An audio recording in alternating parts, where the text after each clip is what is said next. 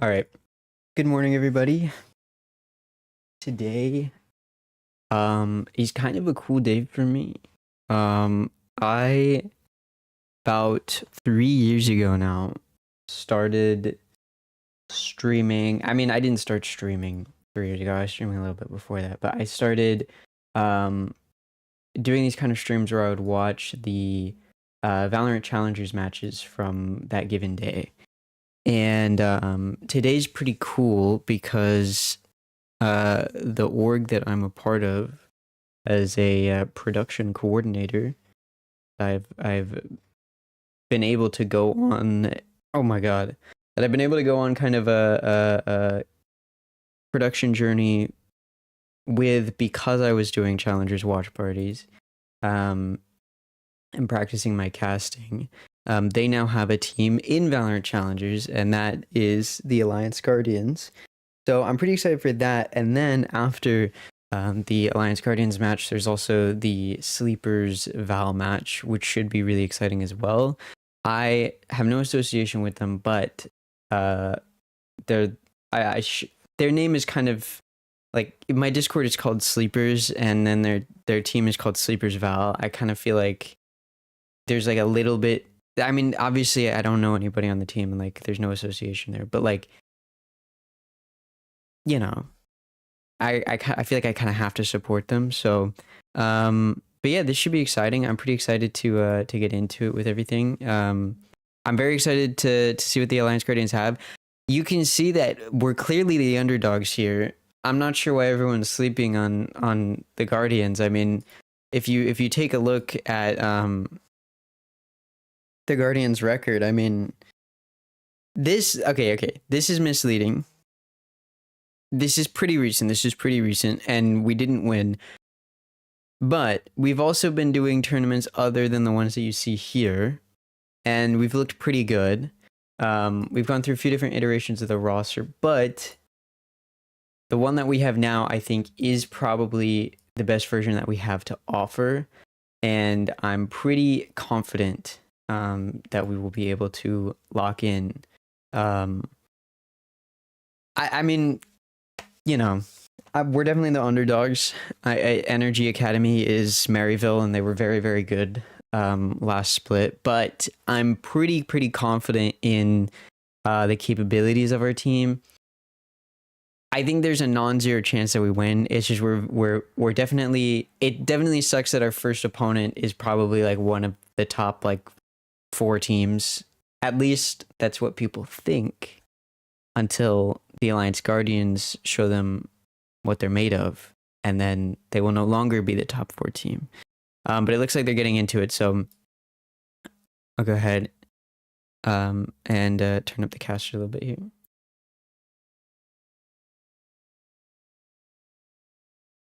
Oh, hold on this map. Bang. I like the fact that Sean is on that role. that. It opens him up on the lurk, something that he's been very good at. So for me, everything here makes sense. Alliance Guardians, this is the composition that they've been running. The double duelists as well. They've been running it in tier 3 recently in some of their matches. Oh, we win? It Yeah. kind of suits their style. Obvious secrecy. I mean, come on. My eyes, guys, what I'm looking for is the setup. I'm not like. I'm not even worried. The double controller setup. How they're going to be slowing down the pace. What's our comp? Okay, we have like a very standard comp. They're running Omen Viper. That's kind of an old comp. That's like we're talking a lot about the Guard 2023. So what Atlas is going to be doing as this new addition for the squad. I mean, minus the fact that they have a Neon instead of a Jet. Like, they're running an old comp. They don't know what they're doing. You know what it is? They're nervous. They're nervous. They're going for these weird comps. They're hoping to catch us off guard. But we're ready.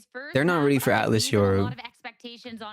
I haven't seen. I'm gonna be honest. I haven't seen any of our gameplay at all. Everything to show up for. Time to get this started. Head over to Haven and to your casters, Shayo and Lemon Kiwi. All right. Thank you so much, Sierra. I mean, this is insane. 16 teams coming in for the year of 2026. 8 of them playing today. 4 on this broadcast. The 2 that I don't think I've heard this caster before. Academy and Alliance Guardians. There's also 2 casters, Shy Wager, Lemon Kiwi. Lemon, how are you doing? What is up? Shy Wager. I don't think I've heard. I'm so excited for this year of challengers because it feels like there are so many. I do know Lemon Kiwi. The talent keeps on leveling up. It sucks that Nerds isn't on the broadcast team this season. was premier team pretty cool here, to hear him Alliance Guardians, casting. which funny enough took out the other premier beloved team of Burger Boys. So what a way to kick off our season. We right? did To take have out an Burger academy team Boys. versus a premier team. We did take out Burger Boys, which a lot of people thought were a good team, and a lot of people said we're gonna beat us. Think about that. And guess who they're saying is gonna beat us today? Energy Academy. We've faced the we've been against the odds before.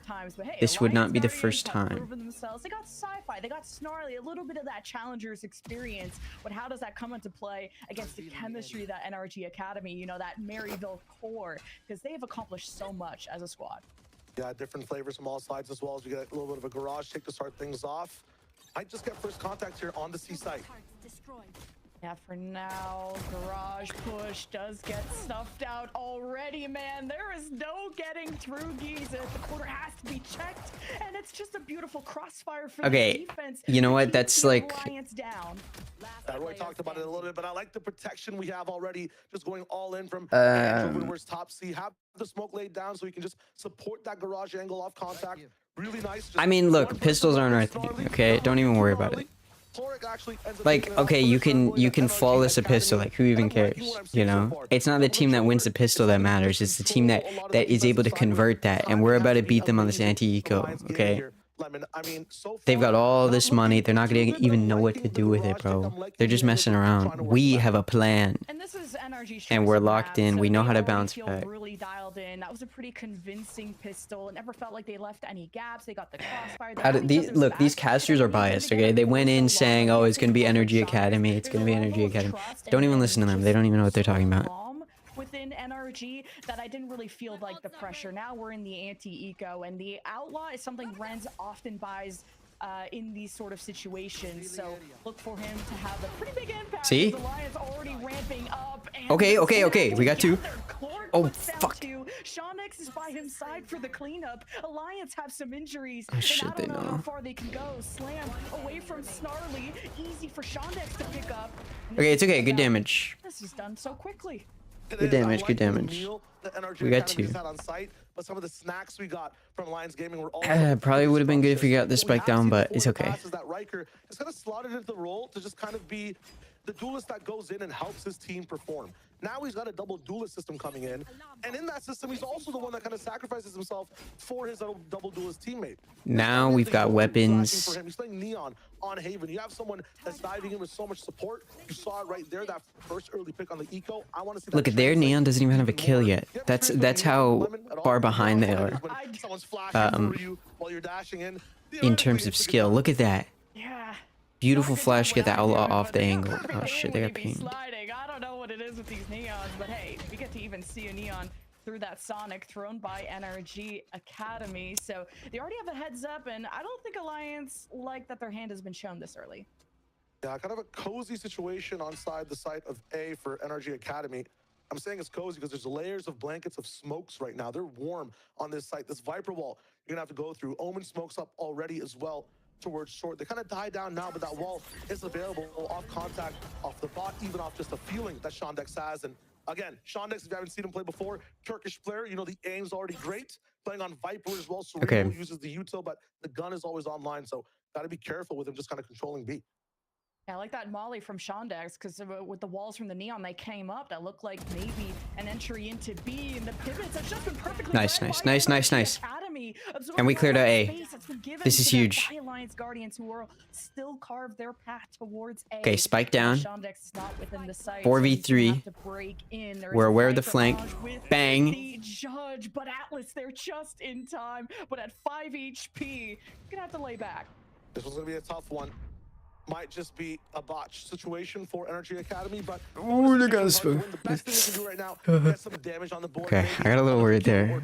Okay. Big shouts out as this round kind of ends right here. Nice. One more. Let's go. Okay, we're in. Pushing down that Viper wall, making sure that You know, Now look, if they some wanna would give us a say chance, we're gonna play around their smokes. that There's no, someone I'm not here. even gonna say what I'll some would knock on say. the door first, so Okay, he gets that pick off deep we've into got the site. casters here to say Besides what an some would amazing say. player, Kiwi, he's been one that just kind of topped the boards and frags for this team, match after match. BO3 after BO3. Looks like he's taking the helm again today. Oh my god, why is the game so loud there? Dedicated player. He has The replay is so loud. scrimming at all levels. Okay, And there's a lot of this is big. collegiate players too on the side of Alliance Guardians, so it's not like they're just a Lock premier team. in. They have kind of that structure, but they don't have as much time together in these off-season tournaments. The roster has been shuffling around, so Shut that's a up! big synergy difference that we could be seeing. What do you mean we don't have as much? We've played so many off-season tournaments. It's not even funny. Alliance Guardians. We're gonna try out Yes, some Striker. C action, teleporting within, Yes. and Yes. put one. The One more, traps down one more. for Backside. Alliance. Yes. From the line, so good. Teleporting up into the site. 3v1. Absolutely crazy with it. Lots of courage for that one. Oh my god, wait, this is big. Come in. There's a distraction. Dart comes in at the same time. They lock down the site, and very quickly, Energy Academy now have to kind of reconsider how to 3v1. play this one. It's wild. Lemon, they actually had the best utility-based agents on that site. You had a Viper, KJ, Omen set up to start things off defensively. They swapped Neon over to B. It still was not enough. Chloric, it's going to be a tough retake here for him. I mean, this looks wrapped up. He's leaving. Just speaking Wait, of Chloric, he's just been such a highly sought is that let's get him on the exit? and I No. think that he'll be able to kind of There's no way. regroup the squad in the further rounds and stabilize them. It was all obviously a great start for NRG Academy in terms of how they approach. I don't even think this greed is worth it, but that's such a huge win to win the first buy from both sides. I'm a little worried. Okay, I'm not worried at all. But let's say I was a worried, nervous person, which I'm not. But Alliance Guardians are really showing up today. I would get a little nervous if Energy call a timeout, just because I feel like for a lot of the like more complete teams, that's when they like lock in. Is they like call a timeout, they're like, okay guys, let's get serious, and then they lock in. But they haven't done that yet. So until they do that, I'm not. And again, I said if I'm a nervous person, which I'm not. So I'm not even worried about that. But like if I was somebody who got worried, that's what I would be worried about. You know what I mean? I just want to give like an example for. Dude, that's such a good flash. Oh my god. Right now, a main control from the side of Alliance. Dude, you're flashed two different angles at once. Really key person from the defensive side is Ange, who's in garage, can hear a lot of what might happen. That's what I'm saying, bro. They're not ready for Atlas on your. But again, Poseidon with that deep embed, they can leave him here, go for other space, or just lock it down. I mean, they're trying to just take A. Here's the drone up. Come on, man. Alliance Guardians getting set up. They're still respecting NRG Academy despite probably sensing that lower buy. There's that stun. Chlor could have a good cutoff opportunity if Alliance, but maybe Alliance Guardians are going to wait for this wall to come down and now engage, but still waiting for that first pick. Oh my god, huge. Oh my god, huge. Oh my god, huge. With the ult, and NRG Wait. Academy nowhere to be found. It's insane. Okay, it's a 4v1. Dude, holy. Oh my god, wait, Riker went crazy. How do you get those two with the Outlaw? That was insane. Those first two kills are crazy. Oh my god, we're winning. Wait, we're winning. This is their map pick. This is Energy's map pick, by the way. Do you like the Gen G style of putting Viper up and playing like short, slow? What is your... Dude, they went, okay, they went Viper Omen. That is defense sided. I like the gotta go fast, but then Granted, you know, it's a I think T-sided map.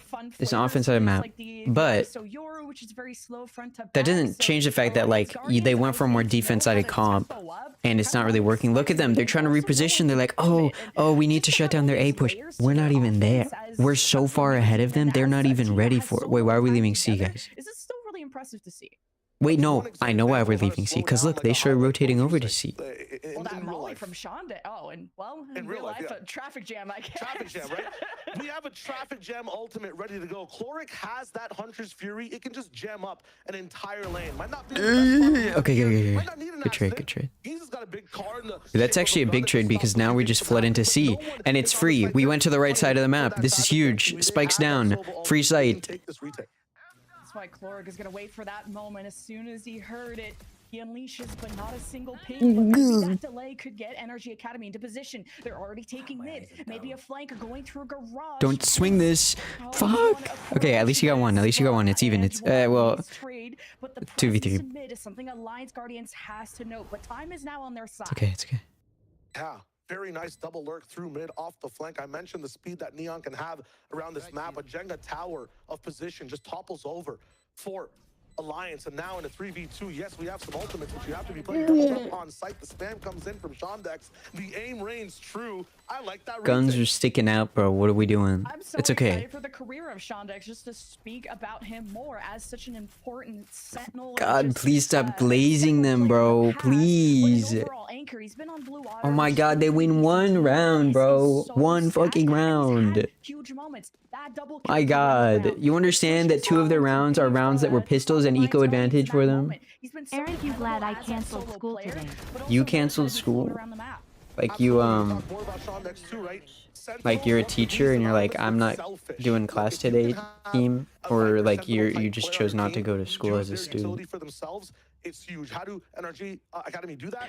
I mean, isn't it like everybody doesn't have school today because it's, you know,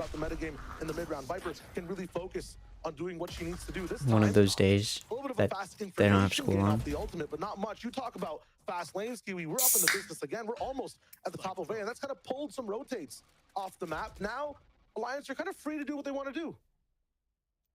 Yeah, not going for the orb there for Poseidon. He's just going to be Made sure they didn't walk back on it. Honestly, to be fair, this day and age, you never know. NRG Academy to the punch, and they know You're here to kind of stop those B pushes. That's where the wall is set up. Your service is. I mean, it didn't impact me. I wasn't gonna have school today either way, but cerebral they have been on their approaches. Your service is appreciated. I think NRG. I talked to them. I kind of mentioned that they were comfortable, that they were the cozy double smokes on site for them. I might actually Spider-Man saw me in the tree. Type situation. Damn. They're Shrek. They're layered. They've got walls, mollies, and 2 people beside those walls as well. Try to check this out. Dash will come in. There's so many people on the site, Kiwi. Round just ends. Yeah. Chloric has been a staple of this A site, and what was that? That corner, that cutoff. But it's not just about that corner; it's who's supporting him in hell, like in the map. It's sending Alliance Guardians straight to hell, and they're trying to break that up. You know, Riker with the highway putting the walls up there. We didn't even. Nothing happened. This is what happened. Look. Like, what even is that? Helping Chloric stay hidden here. What the hell even is that? Yeah, it's a double-edged sword, a double-laned wall, pretty much, as well as what I like to call it. It's tough. You need some just assisted util, or Neon is. It's okay. We still got money. We still got money. Let's just lock in. Let's just lock in, guys. When you go for moments like this, it just honestly, I would have called timeout there if I'm team captain. How Alliance are trying to approach the map and found a timing into the smoke, dodged the dimensional drift. They only know oh shit, we saw Omen. He took a decent amount of damage. That's it. And Alliance is not ready. Or NRG's not ready.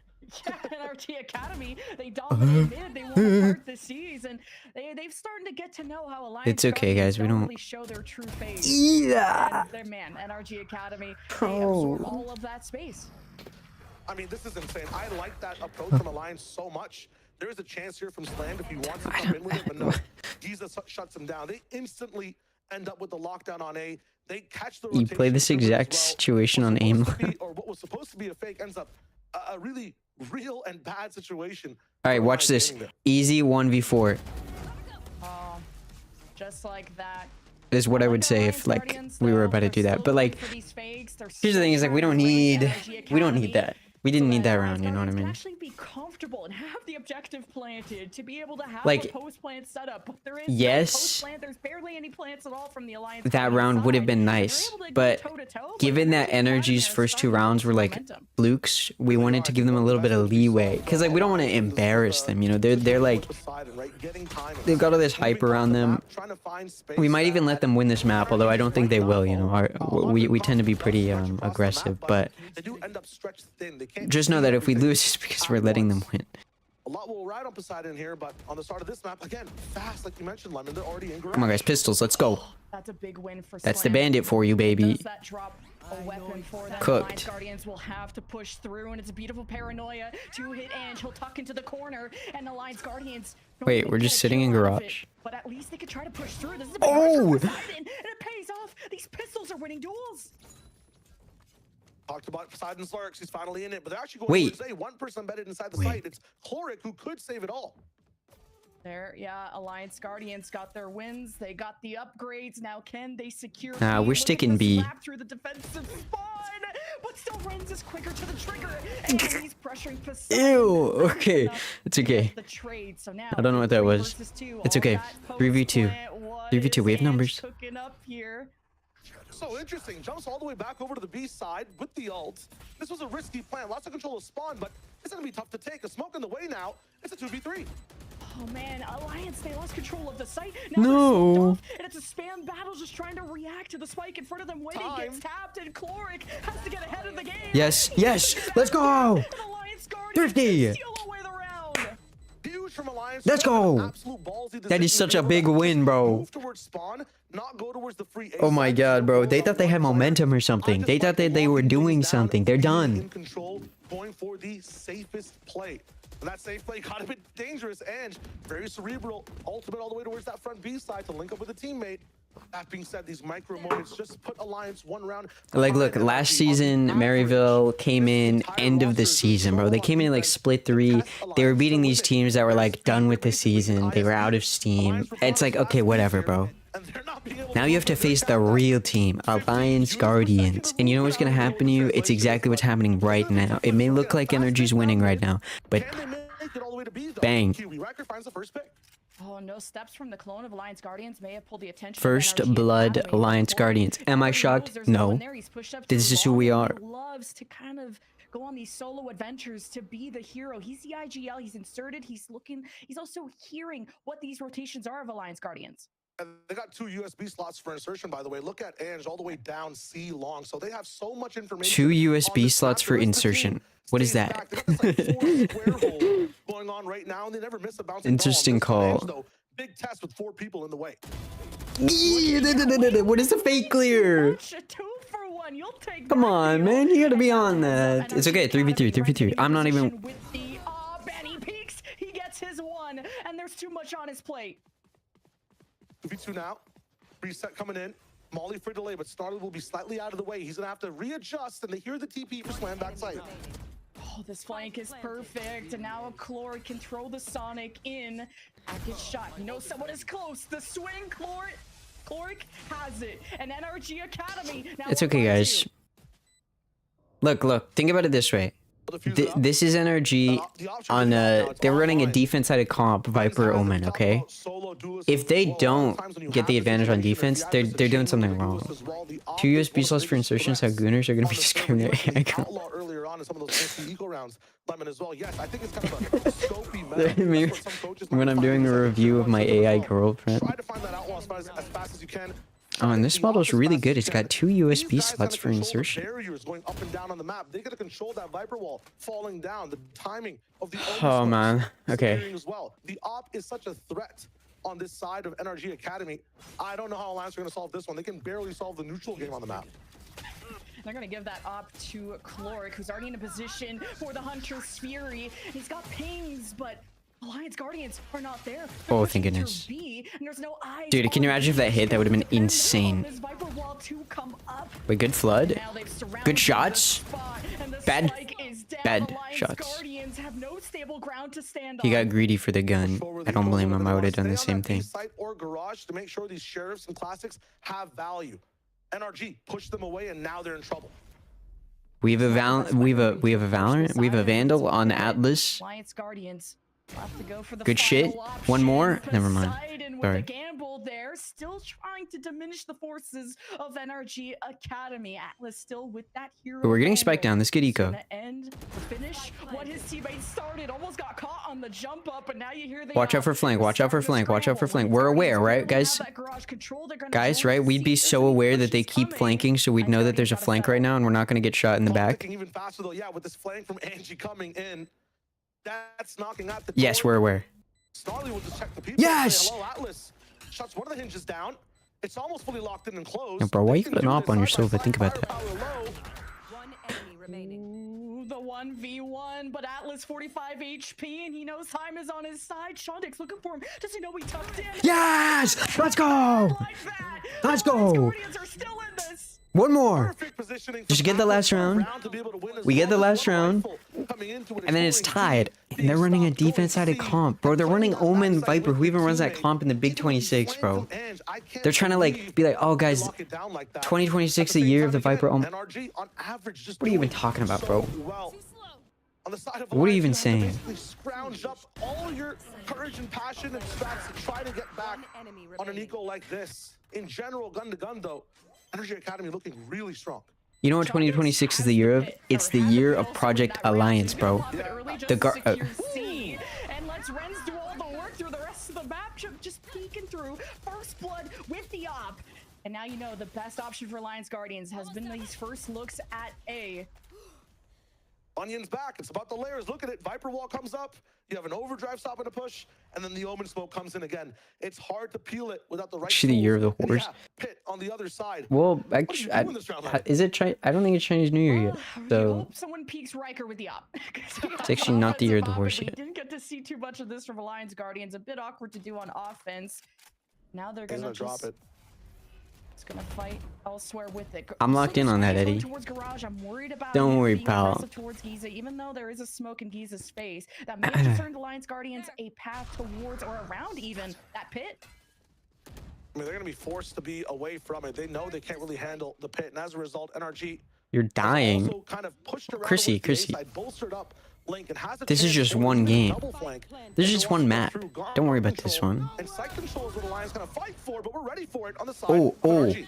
Oh, the preemptive Hunter's Fury just to Guys. keep Ren's pressured. You saw that op towards A. Guys, You're guys, expecting C to be pretty guys, weak, there's a in guy, terms of that fight, which is probably being solo, but guys, there's there's a someone in guy, position guys, to there's a be for guy. Alliance Guardians. Yes! Watching mid, it's up to Snarly.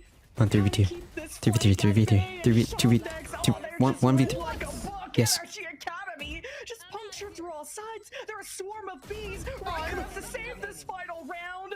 And No! goes in front of him just like that. It's okay, it's okay. It's okay. No, no. That's insane move We from shouldn't even Riker be like looking back. this. No, guys. This is what Energy was supposed to get. In fact, they weren't just supposed to get 7. They were supposed to get more than this. You're running Viper Omen. You got to get like at least 8 on defense. Because like now they're on offense. What do they have? Got a Neon. Okay. They've got a Silver for initiating. And then what? When they actually want to push a site, what are they going to do? They've got some info. And then what? What is Viper going to do? Oh, the Molly? The one singular Molly? That's not going to do anything. I'm not even worried. We'll have such an I am amazing not even time just worried. being supported by so much utility on this side of the map. Just how quickly Alliance Guardians were able to crack the egg. That is NRG Academy. From the pistol, the anti-eco, Alliance Guardians win their first rifle round, get some momentum going, and they're pivoting back and forth. This is looking like such an experienced team despite how little time they've been together, but they've been on the grind when it comes to these off-season tournaments. Now the pistol for NRG Academy starts with the first blood in a short from Charlotte. Okay, these guys are like what? Like pistol merchants? Like, and then what? Almost of some of these rounds, Who cares if you win a pistol? has such high impact when it comes to some of the retakes on defense. First blood already on the attack side as well. Oh my god, bro, the Now, glaze is Giza crazy. realized this double duelist comp Bro, on they'd be defense like, likes oh my to god, aggro. Energy got a kill. And They're that gonna win the whole Alliance might thing. split And it. Alliance Guardians gets Won't one have kill and they're like, average even maybe put up. Alliance Guardians is in Up to this. 5 Like, though. bro. Energy Academy looking so strong and poised in this so far back spawn position.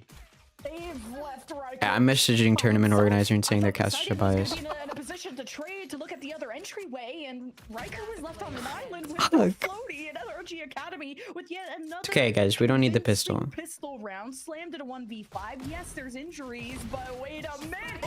Hold on. The Okay. double kill was nice. What is NRG Academy with both pistols this map? I know they end up sinking. Okay. And NRG does Goodbye. not even let My that caster sink just cut in out. ever when it comes to the way they just hold spawn. You can almost feel that NRG were playing defense on that one, Lemon. They weren't done with the first half. Oh my They god, might they're not so be if the smart. first Look at half's them. They're motto sitting was in their we like spawn to not go doing rounds. anything and they're winning the round. That's how Alliance good they are. They don't Guardians even need to like push these this solo side. Shut variety up. plays. That's that type of kind of premier team. My god, we get that you're it. expecting, where they looked so coordinated on defense and then started splitting off just on that pistol, going for almost Oh my. unnecessary risks, I would say, but definitely trying to shake up NRG Academy. And now, are you expecting those types of I bet you if shenanigans Nerds yet was on again? this broadcast, They're this wouldn't be forced to, happening. NRG Academy are sticking towards spawn, and they get yet another first blood from someone. What are you else. laughing at? Trade the drone for space towards A Sorry. as well. It's just so hard for Sorry. any control to come through, even on an eco for Alliance. So you're asking yourself, why not just play bottom short with a shotgun? You can get crept on with that Viper. Don't get wall mad at the for casters, free get from mad the at the side game. of NRG. It is just so pressurizing. You get pushed back into positions like this. I'm sorry, are we gonna peek our own one way? What the fuck are we doing? That's just huge. That wasn't even them doing it. That was them abusing it towards the end of the day, and they actually get access to site lemon. This is God, just what was that? Valorant right now, and a clear tear gap between these two teams. Yeah, the laces were undone. There's a clear tear gap between these two teams. Motherfucker, they're leading by 4 rounds. This shit happens in tier 1 all the time, and then what happens? They come back. What the fuck are you guys talking about? Also, can we call a timeout, please? When conditions go up, when NRG Academy have back-to-back first bloods in this, I get a timeout, please. Alliance Guardians don't have the information to get that kind of heads up. Now let's talk about Alliance and what they're doing well. What I like from them is Oh my God. so much access and fast information in 8 months. Thank you, Kristen.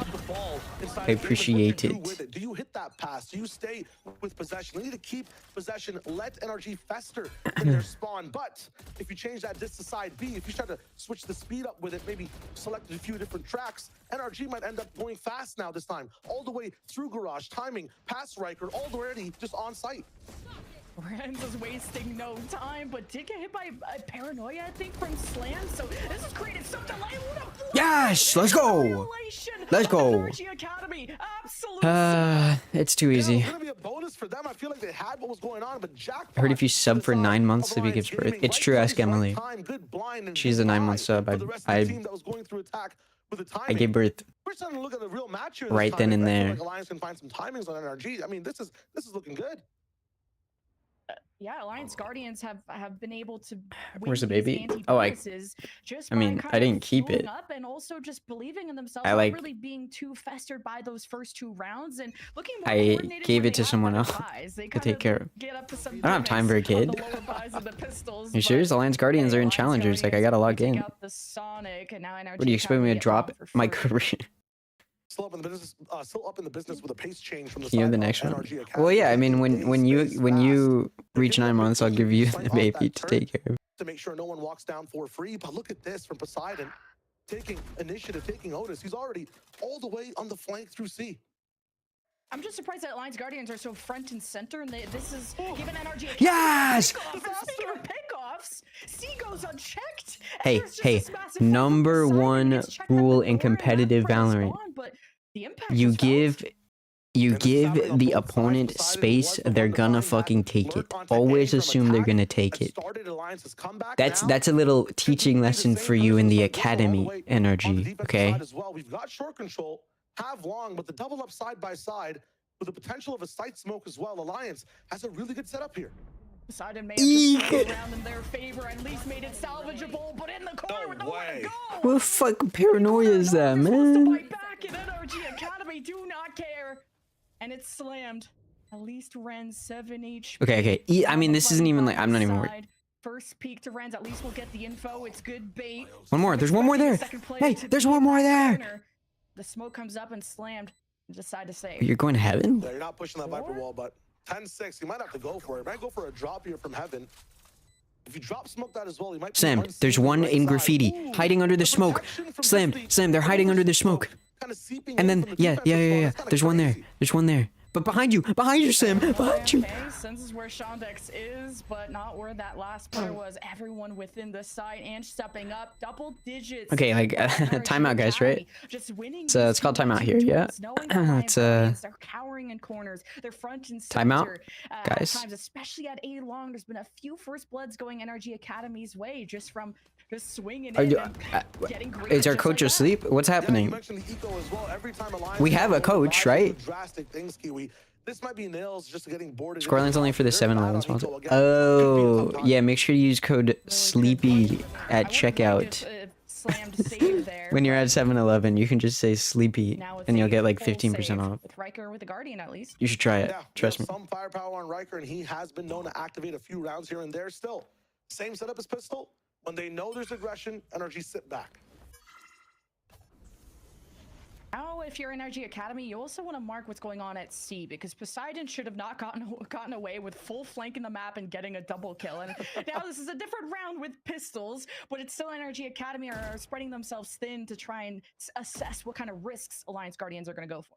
Yeah, that thing Look, is if this getting were thick right VCT, now, the A site, you know what? so No, I no, can no. predict You to know see which where team I Steph really could like be. their timeouts? They have that trip on Alliance top, see, Angels. taken out. If there was alert there, drastic play coming in, Atlas with the bandit. Because Find one, but when Red we're sees even the down by boundary 2 out. rounds, At least timeout. I like the switch of We're the on that Alliance shit. Guardians. The timing was cool to maybe get that surprise, but NRG Academy still have the better firepower. Can you at the overdose on end, and now cough with drops? open sight, I think it depends on Riker the will be type on of his cough way drop, to but do like some normal kind of cough drops, damage, but probably the not. cutoff will be Shondex in B. But Actually, I'm gonna say no. just slipped past And that those is medical defenses, and they advice. still encounter each other. and I'm not a Riker licensed at least physician, though. got a gun upgrade.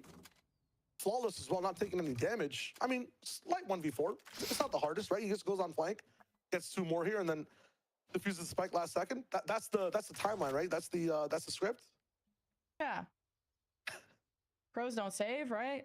Oh, maybe they do No. sometimes. Well, finally, Riker does. And Riker probably watched the Sen game, the Sen Breeze game from yesterday, where 5 in an hour? Okay, I don't know. no, Okay, I see, think it's a that might smart be idea too to many. save here as That well. might The just be like a 11-6 waste of kinda money all at that in. point, to Eco be will honest. good next round 2. They'll tap in, but I mean, cool play in A long, jumping in, trying to get a pick. Bandit got some value.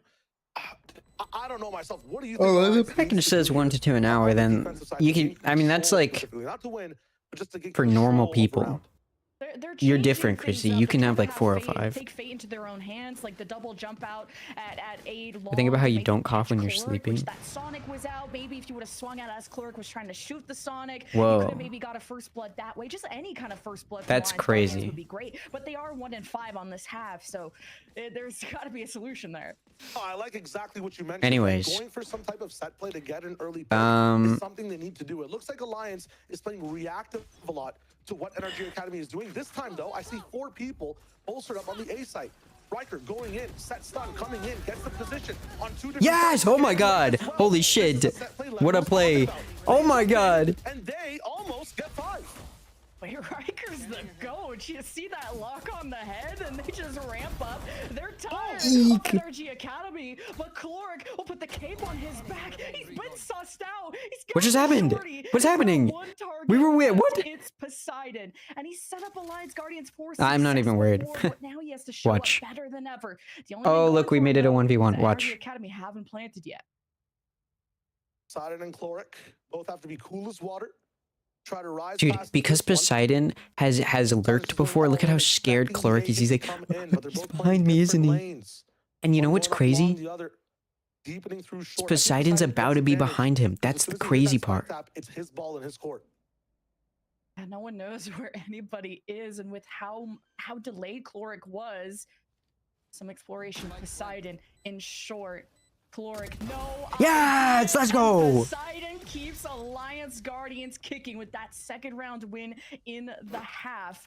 Just gotta grab the op, you know? Well, I guess exploring, looking for a weapon, and Alan manages to grab the op, which is, I think, Hey, something I Riker was is on like that shit. Get me on this broadcast. I actually know what I'm talking about, and I'm not just gonna be biased for Energy Academy. But Alliance Okay. might just be taking this time to Can we talk about this? What to do next? Again, you have to love Poseidon. I'm serious. I'm gonna write a fucking tweet, okay? And it's gonna be a long ass thread about how much I hate the broadcasters, the casters on Valorant Challengers North America. At the start of the game, when it comes to every other game Alliance has been playing, he's always on top of those boards. This set play, though, you called for 11. It happened. It was so good. Stun coming through. Fast lane as well. End up with the Hunter's Fury to supplement it too, so everyone's kind of running around, melt guns in their hands. Who up rensing their Giza till they're such a time, but Hello. ever since that was his wake till up their call, and he's been age turns a top Chloric. fragger for this team and a very consistent anchor in these off-season tournaments. But you got to show up in that first. Someone match, said and that Riker's into like, well, I mainstream. was able to do Damn. damage before doing just this. I'm gonna do it again. Stolly's throwing out an ult. They flush Energy Academy. stream. That's right to the middle of the map, and they're gonna bunker up using the pit. Famous thing we all know, rats can't swim, right? That's a fact. Did you Surely, get flushed away? Surely not. New York would have something to say about that. Riker, though, up in the business, off the flank, the pit, the first problem to deal with, and Dimensional drift inside to show exactly who to hit. Alex has it up, so he's trying to be someone's Yes! up, and now there's Yes! a scuffle Huge kill. in Mid Energy Academy. Well, the fortress comes down brick by brick. What? Alliance Guardians tried to take it down. Slim, where are you hesitated, looking? And it's match point for Energy Academy. That's just so Bro, here's a surprising. I dash thought that coming Yo behind him and he just turns do the other all. way. I thought we were in the right Yo, bro, did dimension you there invert for the your side mouse or of something? Alliance Guardians. Riker had everything set up as well, pacing. Hey, wait. Guys, Unfortunately, too, that was like a that was like a win round for the button. task, Okay, gets Viper's that Pit pick is like a inside free garage, round. Okay, everybody falls whatever. on the side of Alliance after that. I mean, might just be 5 a round timing thing. comeback. Now on 12-7, Even if it doesn't Alliance happen, think about it back this way. against the wall. NRG This is just NRG's wants map to go pick. home. Okay, it's Haven. This is It's a NRG classic. Academy's choice of map, Whatever. so maybe They are Alliance not Guardians ready will for what's gonna happen on be able Split. to Okay, bounce back confidence-wise coming up next. Split is our map. They're spreading Guess heat what? across the map as well right now, Lemon. Look at this. They were going B and A so many times, Garage sometimes, flipping it around for the very last. Someone says Isabron's in their message got deleted. What's going on that? Utah might not have a gun and take complete advantage of it. NRG Academy, we're just warming up in that first half. Alliance Guardians kept it close. They are on a pretty bad buy, but they still want to go out kicking and screaming. And they have kind of a buddy system going Wait, on. guys, Alliance Guardians look, have a lot of crazy hero fans. Do you playing think we could solo anymore. They need to support Riker, who's been their best player. He's in turn that circle into with the money? judge in short, and they're waiting for NRG Academy to put their pawns in position. And this is a lot of info for Energy Academy as well. If no one's jump spotting, if no one's going for info, you might not see an outlaw, or there could be one on an off angle. If no one's jump spotting, So much money with you, you make me sick. No, like, so they're waiting for everyone to come first. I think Use like this opportunity to shotgun those shotgun spots. Everybody gets in for free. Oh, and they're making this defense nervous. Shondex has the cutoff and the double kill. What's happening? One up around the corner. Slant gets a surprise and a much needed upgrade, but the numbers are looking bad and the clock ticks. Academy. Clark knows the flank is a desperate option for Alliance Guardians, and that's all they have to exploit. Riker. I'm not even worried. Watch this. Could not be done, and the lockdown. No, Riker couldn't get it done either. Clark will stick This to is his about to be the position, craziest stick to his clutch guns, in stick to Valorant that Challengers slowly. Doesn't have history. anything but a 1v4, sheriff nothing. against 4 criminals, man. This felt like a crime. NRG Academy 13-7 on their map pick. Okay, this felt like a crime. 13-7's respectable. The fuck are these casters saying? The Alliance Guardians just got shit on. They slept on. They just fucking rolled over and let them fucking kill them. They did nothing. They didn't even try. It's like they didn't even know what they were doing in this match. It's such a clear skill gap. Motherfucker, when this shit goes map 3, I'm gonna laugh so fucking hard.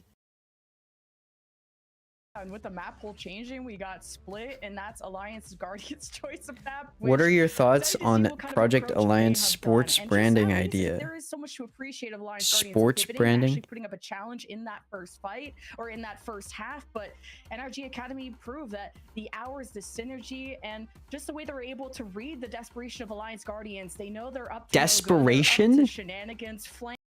Desperation. I feel like the issue with PA Sports is that I think people might think like we're talking about Philadelphia or like Pennsylvania or something. What is PA? Is PA Philadelphia, Pennsylvania? I don't know. It's like a state or city or something. I don't think most people hear PA and go Project Alliance. You know what I mean?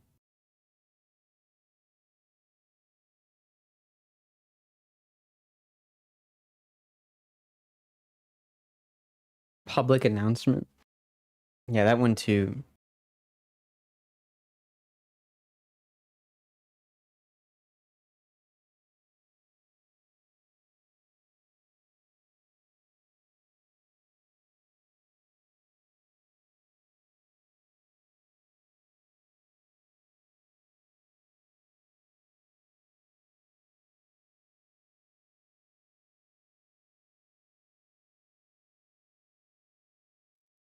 Papa poop ass. Yeah. You know what I miss about, okay, look, I understand what happened with Knights and I don't support the org.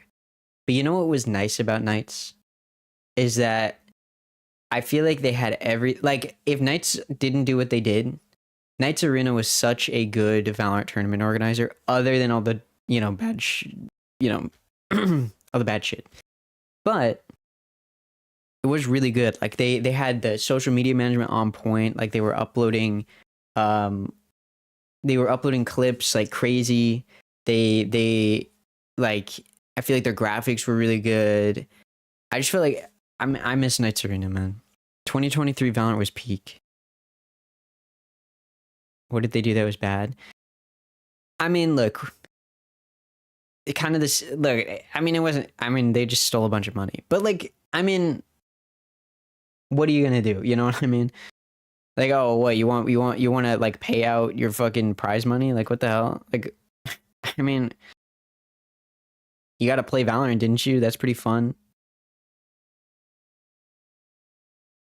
Yeah, it was their lands that were their undoing. If they just stuck to like normal.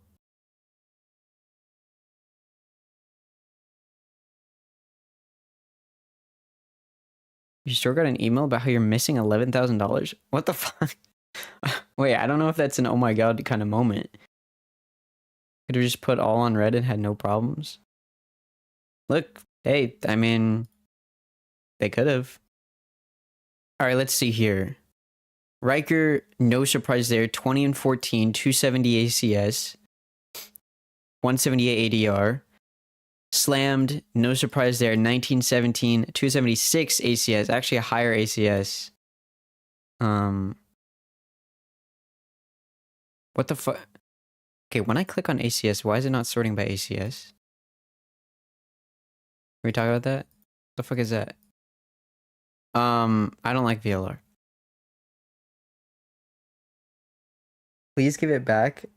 Wait, it's $10,000. Please stop exaggerating my crimes. Oh, what does ACS stand for? The ACS is average combat score, which is calculated through a variety of things. It's ADR, so this number, plus a few other things. So like non-damaging assists count for like 25. So like if I use my Sova recon dart and it scans a player through a smoke and then my teammate kills them, that's a non-damaging assist and that adds to your ACS. That's honestly the main one. There's also like, so like total average damage in the round. Also, which kills you get and when. So like ADR doesn't account for kills. So like I could do 178 damage, but it's spread out across 5 people. I don't get any kills. ACS does. And so that adds weight to each kill. And depending on which type of kill it is, if it's like first blood, it's worth more than if it's like the last kill in a 4v1. Obviously, if you get a clutch, that's worth more than if, you know, you get a random, you know, kill on the 4th guy when your team already has players. So it kind of just adds more weight. And that's also kind of what rating is based on too. I don't fully know what rating is based on. It's like a bunch of like nerd shit that doesn't really matter. But yeah, I'm sad. Look, Poseidon is the GOAT. They know what's coming. Again, that even though they keep that core, can we talk about this biased ass two teams that broadcast? still against each other I'm with the last serious. two pieces, and there were some great signs of life as well. But it seems like Energy Academy, not only with that experience that they have on this map, but also with those little tools of winning the pistols, winning the clutches, and also knowing how to punish and take advantage of the situations. They had everything that they needed to close it out, especially going into that second half. I will say though, within this discovery phase of these teams, as it is early again, even if this defensive half for Alliance didn't quite go their way, I do want to say that a couple of the step-ups, Roy, like Riker was someone you called out early, and right away in that first map, I'm like, okay, we got to keep more of an eye on him, even if this first map wasn't going their way. Yeah, he looked so Dude, good. Even slammed on the Omen. Looked okay, fantastic. They even just... back when I used to do a lot of Valorant Challengers watch partying, and I would like do my own casting, which was like before I started actually casting, is how I would practice. One thing I would talk about a lot, and I still agree with a lot, is like team, like it's good if like one player has a high ACS, high KD, right? But like you want your whole team to be contributing, right? You want the kill consistency to be there across your whole team. That's something I think we lacked versus like something that Energy had, is like all of their players put in a position could get kills. I think we struggled in that area. It was really only Riker and Slammed And so that's why when we switched to defense, we started to really struggle, is because the players that didn't typically get kills needed to start getting kills. I think if we want to lock in and like start winning, that's the way that we do it.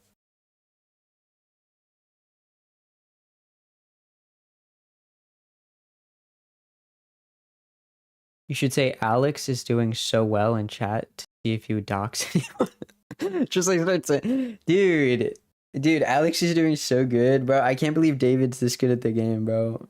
Oh my god. Jeremy? Yo, Jeremy's crazy, bro.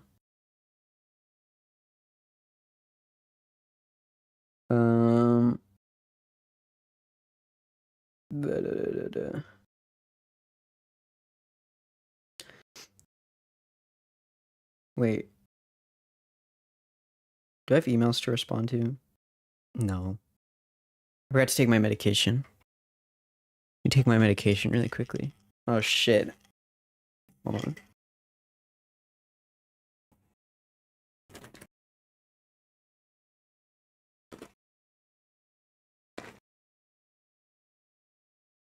Good thing I didn't forget, otherwise I would have gone insane.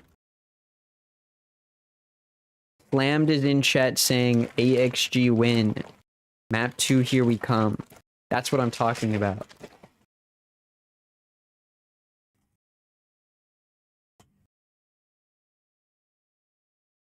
How much shield does this give you?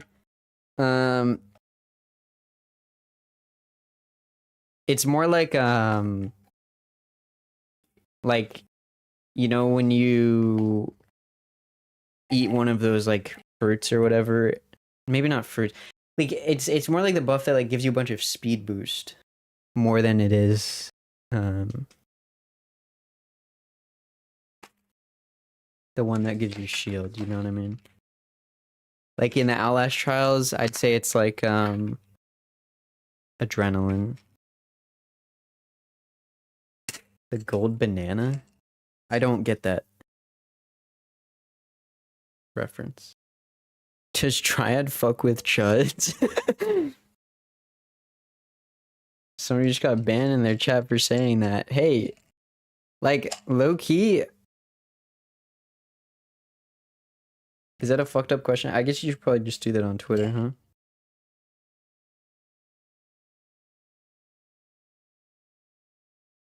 Leave it on Twitter and let's be respectful.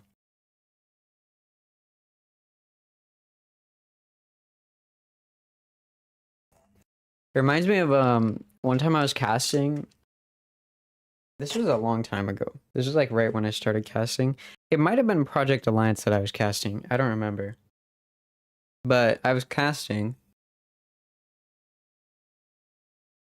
And these people were in chat discussing like, they're like, dude, he would look better if he had like, if he like shaved his mustache. And I was like watching it while I was like, I was like reading chat every now and again while I was casting. I was like, what the fuck are they talking about? What are they doing? Why does it matter? That maybe had a little bit of a slower start to wake up, to warm up, to be ready for this one, to try to push us to the map of mine. I think it's all going to be on the openings, trying to make sure that some of them go a lot more in the way of Alliance Gardens, because if not, I feel like Energy Academy, they just have their number. All right, Roy, win conditions that you're looking for coming out from the underdog within the series to try and take it to bind. I want to know what style NRG's playing before I can honestly formulate like a full-fledged opinion, right? Are they leaning into the double duelist? Are they leaning Why into does it say core versus they're doing initiators? Like what kind of meta are they looking for? Are they going whatever. for the G2 style, or are they going more for the kind of like the double dually, you know, sort of style that we're seeing? I feel like if it's the double dually thing that we're seeing, it's kind of a good matchup for Alliance Guardian. So my eyes are on exactly what Dan was talking about, is those openers. If they can clean those up, I feel like their ability to convert these late rounds have looked good, at least in the first map from what we saw. Dan. So, I mean, I don't think I've ever heard anybody refer to Triad as Dan before, unless they're saying their full name. And just try to convert these rounds like you have been towards the later part of it. And of course, with a bit of a side dish of win one of the pistols, please. All right, so we're looking for a pistol win. We're looking to win some openers. Talking looking about for a the little bit of Guardians. pizzazz. Let's head into the Okay. agents for these teams and figure out what exactly is going to be cooking up. We've talked a lot about kind of Okay, that I'm locked style that in. we are already expecting. Time to get coming out from another Alliance big with this win. double duelist. Riker picking up this waylay, but you're saying that you couldn't really quite pinpoint the win condition until you saw. Oh NRG shit, roll Waylay in. Yoru's crazy. Yo, I'm liking this, guys. I actually like the odds for Alliance Guardians here. The Waylay Yoru into the Waylay Wait, Neon. they're Obviously, actually we saw what Glenn did on the first they're map. He looked great on the actually Neon as not well. being biased. Shondex, though, I think this is Wait, his duelist debut. dude, because we're gonna get in there. These are the analysts. We're gonna get in there, and the casters are gonna be like, "Oh my god, the Alliance Guardians suck so much. I can't believe that they're even facing Energy Academy. Like they shouldn't even be in this tournament. They're so ass." But look at what Roy is saying. That's a real one right there. He knows ball. For success, because you don't want to just send the Waylay in with dry util. You Blake has started playing Waylay. It's kind of a good combo. I hate Waylay. I think Waylay's ass. And I think I hate Waylay meta. That's my take. Anyways, if you'd like me to cash for you, it's gonna be $50 for the day. Pretty cheap compared to some of the other casters out there. And I've got good takes. More importantly, though, I won't be biased. Going to be dealing with the chaos and the nightmare that can be happening on the other side. With such an important attack half ahead of them, it's time to see Okay. if Alliance Guardians have woken up on that very first map All right. and can deliver on their own map in the series. Let's Split lock is in. ready. We're ready, and I certainly Close hope your the casters chat. are. Let's head back over to Shayo and Jen. So much here. I mean, this is very interesting when it comes to agents and the story between these teams. Watch. Neon Sky, two agents that kind of have like an oil and water chemistry sometimes. The girl's faster than the dog, man. Like, it's so tough to be able to initiate Wait. for a Neon. But then you have Wait. layers, right? Giza can get some They're space. pushing down Neon can Energy come Academy's afterwards, comp. and Hold on. You can't forget about the Atlas Riker Wombo combo combination. I mean, you have Neon or you have Waylay and Yoru Wait. entering for each other.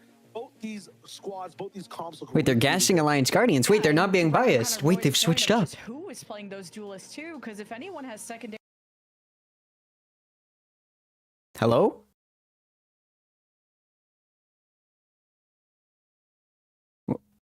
Him slotting in on the duelist. What was but that? Playing the Waylay seems like something you need a lot of hours in to be able to execute well, because you could be that liability who double dashes in, but I believe in Shondex, man. He has leveled up since last season. Yeah, you either spawn in as Timo on Waylay. Or Okay, you never try mind. it once As with soon Max, and as we all soon know that one had as soon as it so- fucking lags out, I come back and they're gassing up Energy instead. Whatever. Whatever, who fucking cares? I don't care what the caster's saying, because I know what I know, and that's that we're going to map 3, baby. Watch this shit. They're gonna go for some beacon shot, Watch always gonna this. get that free orb, and now you can do whatever you want on the map. So have a minute 30 to play how you want to play. The difference in those initiators to get that information, Snarly versus Giza, where Snarly has been, you know, a big vocal player, possibly the IGL for Alliance Guardians, and definitely paid that tax heavily. But now here's the hit: Alliance Guardians tempoing up the immediate recall. Okay, a lot of info. Bearing down some Snarly A lot of damage, util. though. Energy It's okay. Academy, though, aren't giving up this Yes, space wait, despite big that pick. pressure, and now it's an exchange, and Alliance Guardians at least get mid, but not top heaven they were hoping for. Look at Giza. already Wait, made A is so all the way free. to A is position so for free. pacing Oh my shift god, A from is so free. up through sewers, and although might not have the position of staying in main or stopping this vents push coming in towards the top side, has clear info to get this B rotate coming in. A is fast. so free. You gotta expect, if you're Energy Academy, that there's always gonna be a plan B for Alliance Guardians. There is a thicker strat book than you would expect, and even the analysts 30 talked seconds about left. just The fuck does that how mean? fast they were in Yeah, this they're tournament. way Even that smarter than work you'd rate expect, closer considering how to fucking dog shit they everything, are. Something that was ramped up to What are we all saying? Quiet into A. This is looking a little Come on, too free, we're not that Shadow. Yeah, surprising. dangerous punctuation Guys, we're a from real Alliance team. We're Guardians here. There's serious. I'm question marks all serious. across the board, hitting them on every single side. Sharps, where are people? What do we look at? And yeah, NRG, they have the answer. Coming in with Shondex with the first peak.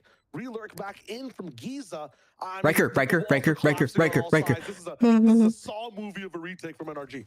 And at least Slam was able to put up a wall, a smoke where those shots were coming from, but beginning to surround, to divide, to conquer is Energy Academy, who even still had leftover util to dog up, to get info. Now they have Heaven, and Slam is about to be sent just there. Let's go up against Ange, but there it is. Another So you guys, pistol CT sided for Energy map. We Academy. weren't gonna win the pistol. It's okay. Energy Academy want to play a game, and that game is winning pistols. Do you think the game things that on Waylay's Alliance hands are had a tough burns? time I don't even know trying what to you're win. talking about. When you start on defense with this type I of don't even know what situation, you're with this much describing, control even what you're on the map, referencing. I know sometimes I overreact and lean into too much of the result of a pistol round, but it seems that Energy Academy are already dipping into some really dope macro pushes, some really dope selfish gains on this side of the map, and there's no one to really keep them in check on Haven. I'm hoping that Alliance keep them in check on this map too. I'm hoping they do as Hey, well. Alliance Guardians, despite losing those pistols before, they're able to win those anti-bonuses later on. So I don't know about NRG going up against the anti-eco there, because Renz has been usually solid on the Wait, we're outlaw, low-key, but like, not forcing into the this. one holding it this And time. it's not low-key, Showman's actually. over We really there, want to but win this this is round. now We're putting a lot of money into this. how Lock in, lock in, lock in, lock in, lock in. hold this flood back, and now can cause the paranoia. He teleports out the recall. Alliance Guardians. Okay, can I talk? This is why I hate Waylay. This is why I hate Waylay. Because it's kind of like Yoru, but a little bit worse. She dashes in and then just leaves the team after they've already entered. Like, that shit pisses me off. Like, Yoru kind of does the same thing, but like Yoru can also just like use the TP to entry as well. Shondex, last person, might just be a savior. Yeah, the bandits have been Dude, really what scary. an- Alliance Guardians. Oh my god, that's so fucking huge. That's insane. What a round.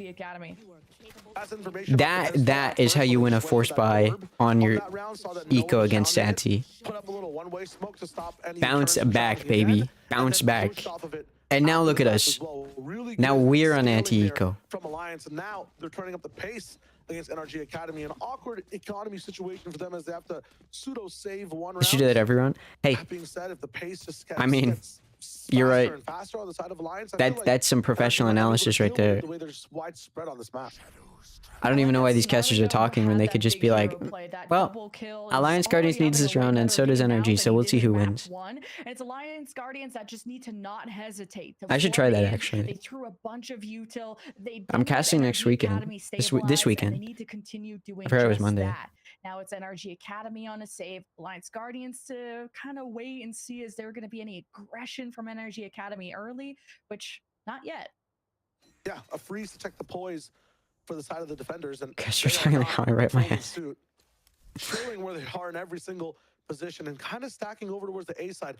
I don't know what this read is from, but it might be the right read. 1 minute for Alliance to change I don't know their what this read is thoughts, from, and but there is a it big might be bubble that correct. pops up. It's Riker, who's moved all the way through B with an outlaw. They're saying whoever wins this round is going to be the winner. And now the rest of the team is gone. They almost ran in. And to a if you win this 5-6, round, but you're the going to game have a does bunch of not money. pay off for NRG Academy. Just have to make sure no one's going to cut them off in mid. All good there. But if like maybe, yeah, Alliance Guardian's going to stick here, and because you're expecting that Vents rotation possibly from NRG Academy to open up some pathways on this retake. Dude, what a heavy commit to A for They NRG. just want to go down with the I ship, kind of and respect here it comes though. the army, It and would have Riker worked if it back weren't for in Riker front with and his the meddling. Already hunting season for him. Renz is the first victim. And the smoke and flame. Yes! That sight line, and well, Alliance Guardians have all their bases covered. I think every map should have like an abyss type situation where you can just opt to jump off. I'm not going to lie, that was kind of a weird angle that Riker was And the holding. map was silent. You don't even want to try. Nice, going for that one more, react. guys. Every single person getting free orbs. Oh my God. Some moves from the side of Riker. What a well-played, patient round from Alliance Guardians. Really just letting Waylay work the map, and with the outlaw, Okay. it's less risk. You have, you know, a guaranteed That's big. double op shot against an eco. And there were no set plays from the side of NRG on any side A of little the map, bonus too, so action. might not be able to get away with that again, but a really good option to start off. How does with. NRG not have money? Alliance Guardians The hell? pushing now. Lyman, How is it's Giza really on good Guardian? That doesn't even make double sense. duelist They just full situation shaved, did they have not? going on, or they just keep things Oh no, they had slow sheriffs. overall all across the map. Never At least mind. NRG Academy should maybe work on an orb or setting up Giza to get those seekers, which is quite early after how pivotal. I think he got like 3 kills in the pistol. Like he was a huge part of getting NRG Academy a solid foundation on split. And speaking of kind of that aggression towards Garage, he pointed out that NRG Academy were more passive there, and they're changing up their approach there. Getting B main means you just control a lot of what can happen in terms of a split on that B side as well. You gain control of almost half the map. If you have someone up top inside Mail 2, which they do, it's Chloric, MVP of map 1, you now have control of like 60% of the map. The only place Alliance can go is this A side. NRG know it. They play it full retake. Yeah, A few people actually just sitting backside. They're electing to fight this one. Shondex up in the business. Yeah, right. Nice. Engagement, but Good take. We recall get spiked down out, here. Trusted his teammates to take over, and they have.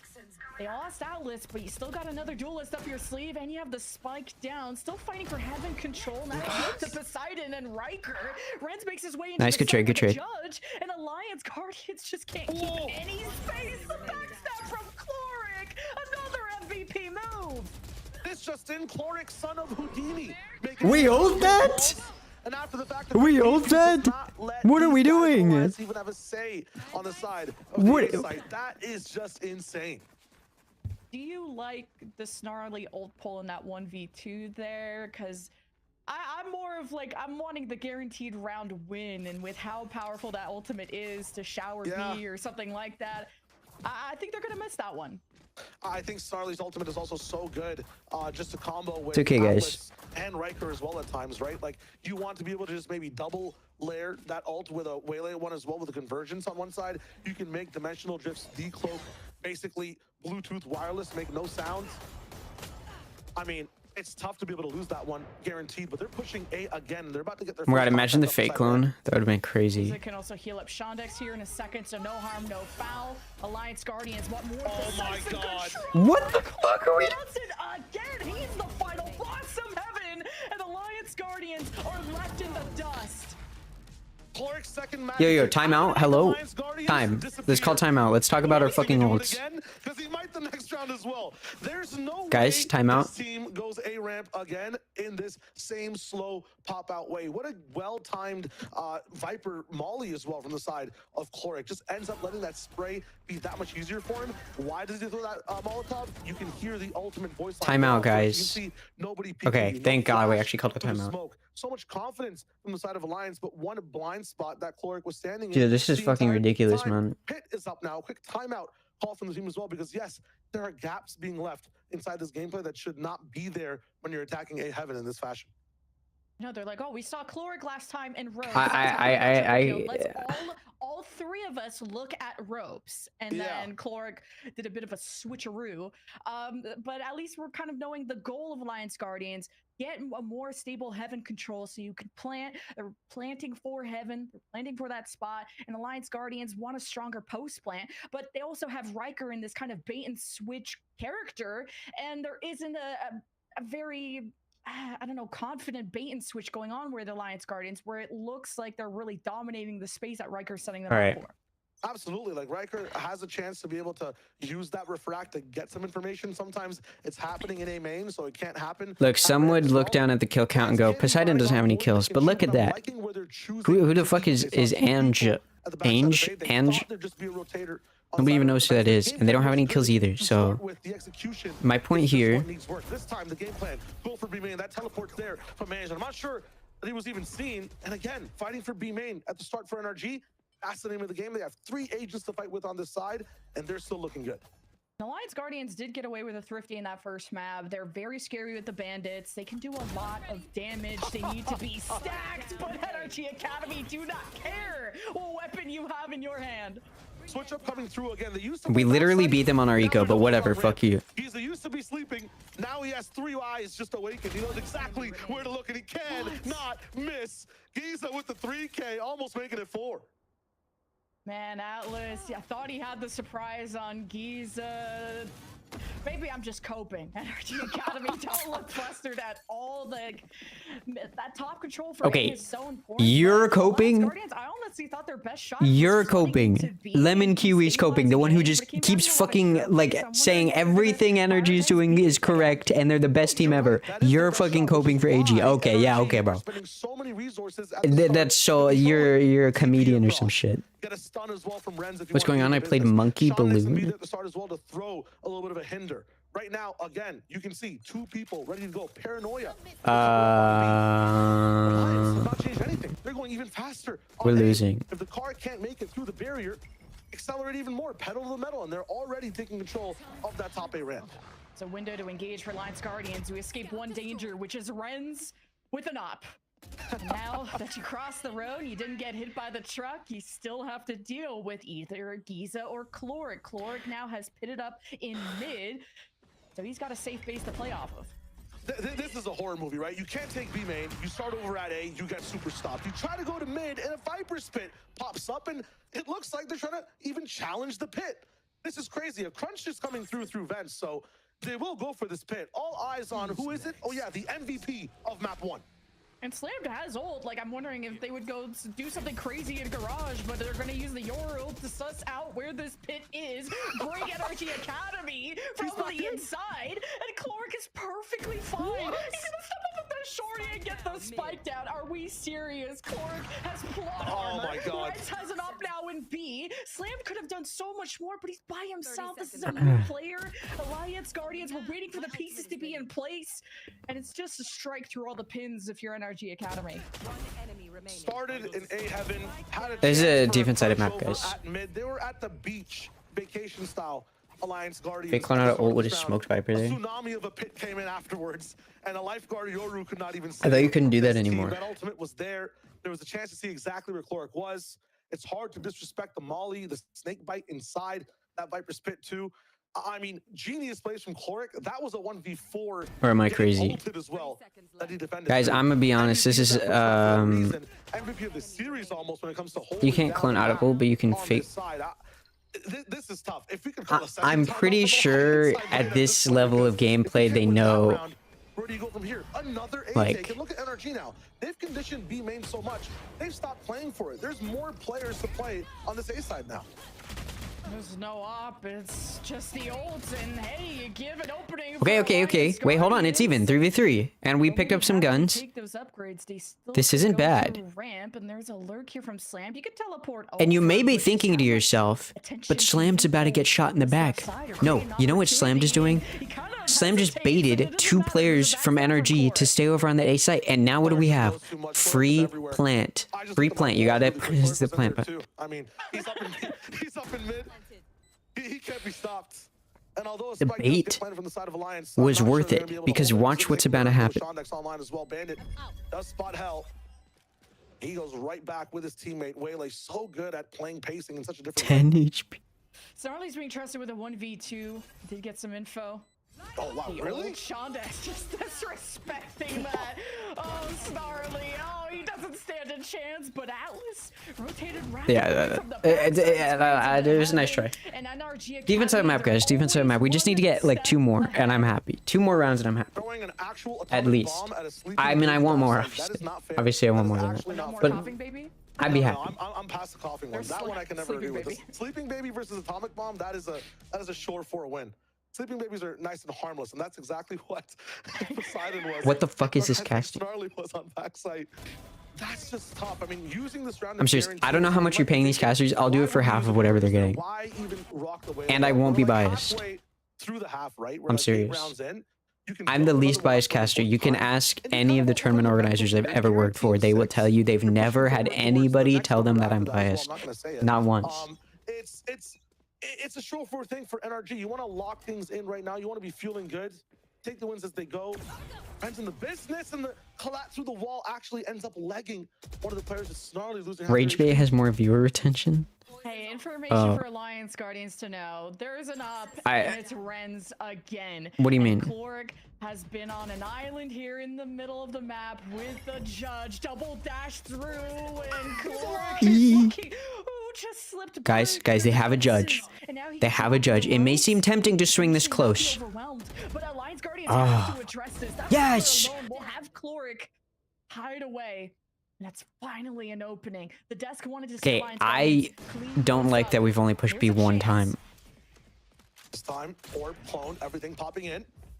Okay, oh, you just saw the shoulder of the Viper. Giza, don't do it again. Oh my God! Got the challengers, Alliance Guardians. What are we guarding, though? Definitely not our backs. That is just so tough. The timing. Fuck taken you. there From Giza. just absolutely Oh my insane. God, I Every hate these single person casters so much. Performing on this NRG roster is just getting 2 kills for their life. Someone kill this guy. Someone get into the server and find Chloric, man. What is this? Still alive. Please, still not bro. taken down. He can work. Sorry, I don't know what that he sound can that came chuck out of my in mouth was. I don't think I've ever through made that fences. noise He's like before a in my rabbit out of life. his Viper gas chamber next. Like, what is this, man? It's insane.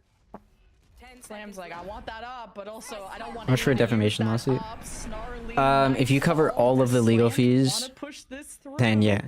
Hey, at least it's to scare NRG Academy into submission. Maybe that's just what you need. It's Chloric lurks. Still. No. Enemy remaining. Oh my god, Alliance Guardians let NRG Academy make the move, and they're making moves. Oh. 1v1. It's Snarly. Gets owned. My God, One bro. of those flashy and crazy rounds we've seen so far. Vent's unstoppable with a 2K almost. After You just that, we get back see in bed and Giza run. popping No, off. Chrissy. No. Unfortunately, Slammed, like, This is a fully deep all inside in map. on the Watch dealer. what's about to Asks him happen when we to switch sit sides, back. okay? You can drop the hell, buddy. It's okay.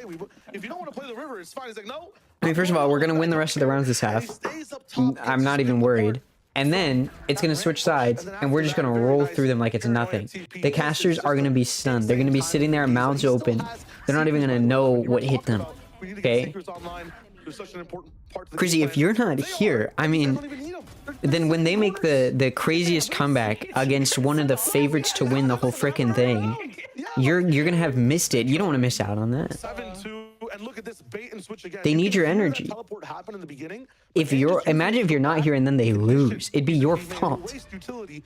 Come I on. still think he's in there though, and they've just fully opted for mid. Finally, Chloric goes down. But look at the Good damage trade, that good he trade. does. Some pot shots on the Atlas, a kill onto Riker, and now Sean Dex is up in the business. They haven't dealt with him in this situation. Riker's like, I got killed. Guys, it's an by eco. a I guess not really a full judge eco, but like, bring a Bucky to the party, and then I don't. Academy These casters are like, oh my God, how is Alliance Guardians losing these fights? They're so fucking ass. It's like, brother, he's a stinger. But if they can get He's a into stinger. What do you want him to position, do? I believe in this Poseidon pit. I do too. Okay, never mind. So you gotta hit Nah, Sight. never mind, actually. Levin, you gotta hit Sight first, though. I believed with you for a nanosecond, you know? A very short amount of time. I like that you mentioned Convergent Path, though. I feel like they might have been relying on it so much on this round. Nice cleanup from Renz. Unfortunately, Riker goes down first. Roy was talking about this before the show started as well, but while everyone else has rifles, Waylay with a shotgun is also a full buy, especially when you have that ultimate coming in as well. So you never know. There's been the util that's not connecting, and it's like the paranoia there from Slam. Didn't It's want okay, guys. anyone. Snarly couldn't make their fight any more advantageous. You blame trying Eddie? To pressure mid more. There's a crossfire. I Male. An Alliance Guardians blame Eddie are as getting well. 2 or 3 Sorry. pieced, whether it's Giza or Chloric, somebody. Alliance Guardians. No, actually, I blame these casters. If these casters weren't like, Could be over very Oh. soon. 2 rounds left in the half. Snarly will open things up. Double dash. doesn't matter. 3v3. Another multi-kill. Just spike down. But the odds are even. 3-3 apiece. Yes. Quadrilateral gaming for NRG Academy. It's all about the corners. Oh, good damage. Another scam push from Sean Dex. He gets so much value. Yeah, they're behind Why you. are we never Yeah, looking at he's our right flank, behind you, bro? isn't he? Type kill happening from Chloric round after round. Yes. A is an One more. absolute massacre, but at the same time, they do switch it up inside the pit. Poseidon ends up getting a pick, and now it's just Chloric who's actually changing. Guys, the remember what I said? We just need entirely 4. pushing spawn. We just need 4. They don't know. And Ange had paranoia and he just walks into the pit. So it's like, I love the confidence of NRG Academy. I look at the scoreline and it makes sense. But Nice. so good, and that May have been was expensive, but it's finishes okay. The job, but it's been such a long. It's okay. Win We win streak those. for We win NRG those. Academy. And we're about to win It's gonna again. end 8-4 if you're Alliance Guardians, but is that We're gonna make it enough to 4 keep rounds on our morale offense. into We're gonna gear switch for sides. Alliance? It's gonna be Or do like you kinda nothing feel bad played around even with from NRG happened. Academy? The thing is, the number one thing I love about Alliance is they actually are picking the best avenues to push these sites. It is a bit of cheese. Guys, you wanna know that's my getting trick to them casting? stopped along the way, right? Some of the corners, I the one tend corner, to be you might not more check the extra favorable in corner. terms You of have to clear this amount of utility. highlighting You have to the look down. When they have achievements of the pits, team that is when they have some losing. other stuff available Because for them to be able to attack with, they are using if you're only highlighting the achievements of the team that's winning, it makes it feel like the people who are rooting for the losing team are up against the wall and there's no chance for them. And you don't want that. You want to feel like you can still be engaged even if you're not on the winning side. Now look, I'm not saying that that's exactly what these casters should be doing, that I'm better than these casters.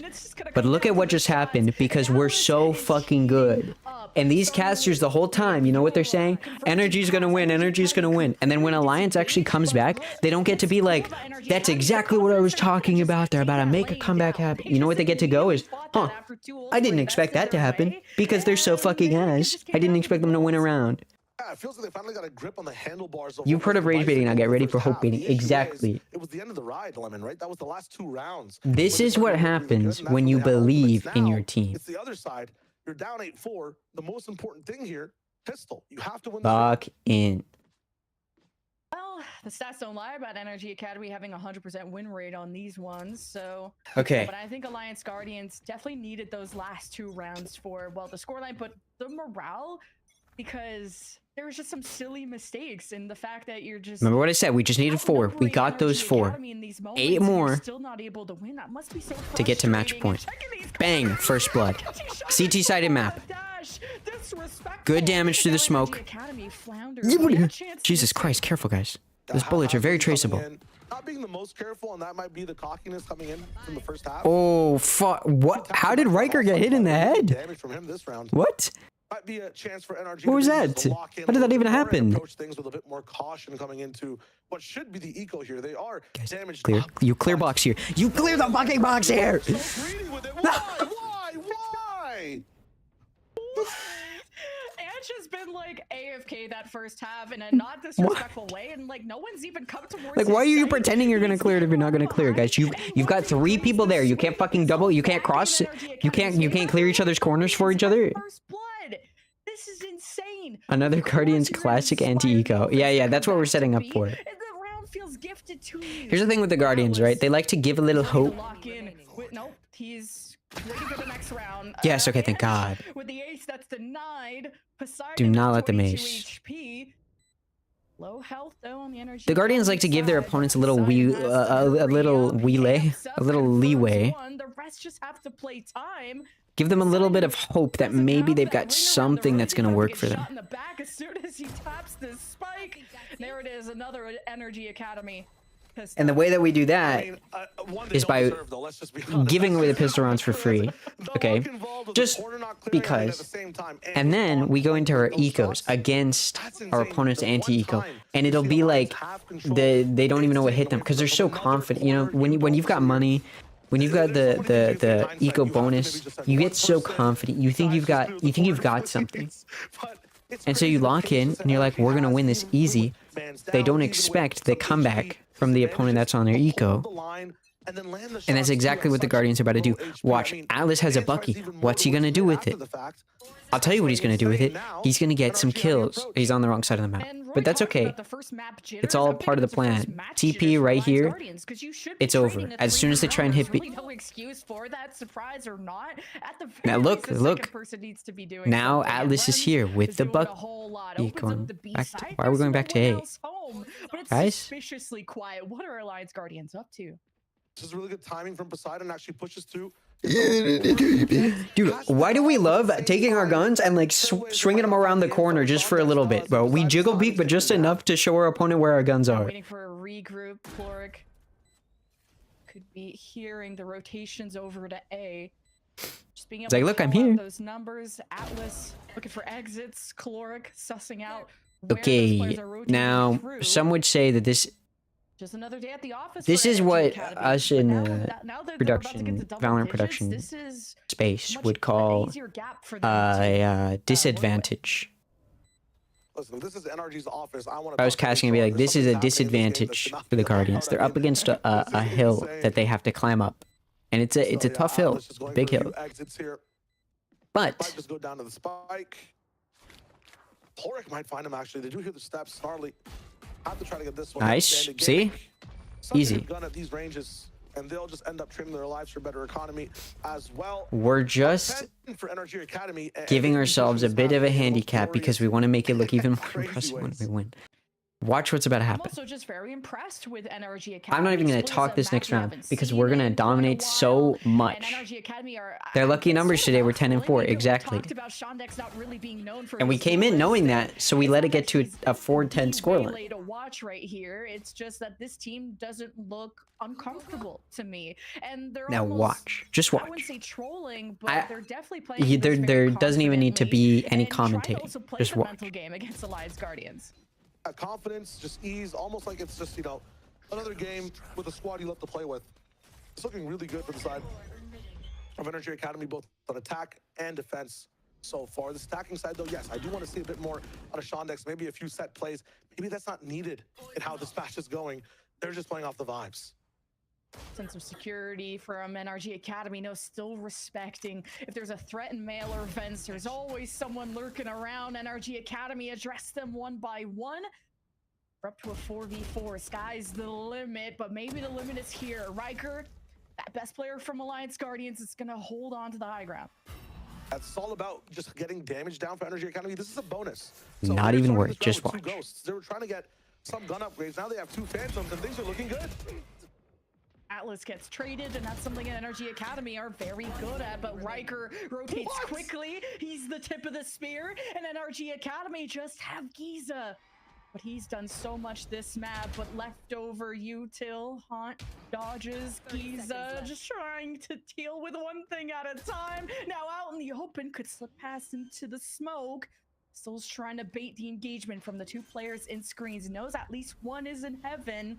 But Giza, so 1 bullet could do him in, and the dash kind of crosses. I told you, I wasn't even worried. Wasn't even worried. This is the game we're playing for. Watch. Now look, did we have a bit of a gun advantage? Just a little bit. Okay, and that may make you think that the Guardians can only win if they have a gun advantage. But 10 is all they get. Exactly. Watch what's about to happen. Might go for a shotgun situation for Riker, give the rifle to someone else. There's definitely not enough money to go across the whole board. Just watch and learn. I'm not going to talk for this next round again because I don't even need to explain what's happening for you to see what's going on. Watch. We're even at a little bit of a disadvantage. Look, Bulldog on Poseidon. Okay, I just... Or just be set up, ready to go, not letting energy overheat. It's important to mention that Alliance Guardians, Slammed, and Atlas are new. They didn't play with those players in the promo relegation tournament, and when you're playing a double duelist, you really got to be synced up on these bait and switches. And I think that last round was a moment of Atlas and Riker having some brilliance there, of really surprising NRG Academy. Sometimes you got to throw the strat book out the window and go for those plays. And this time, Atlas and Riker will be the ones in the driver's seat for the retake. Spike planted. They are going to be the first ones going in. On the high ground, Snarly gonna know one is below them, and okay, Shonix with a big double kill. NRG Academy, they will hold the line. Okay, so I know that. Gonna save.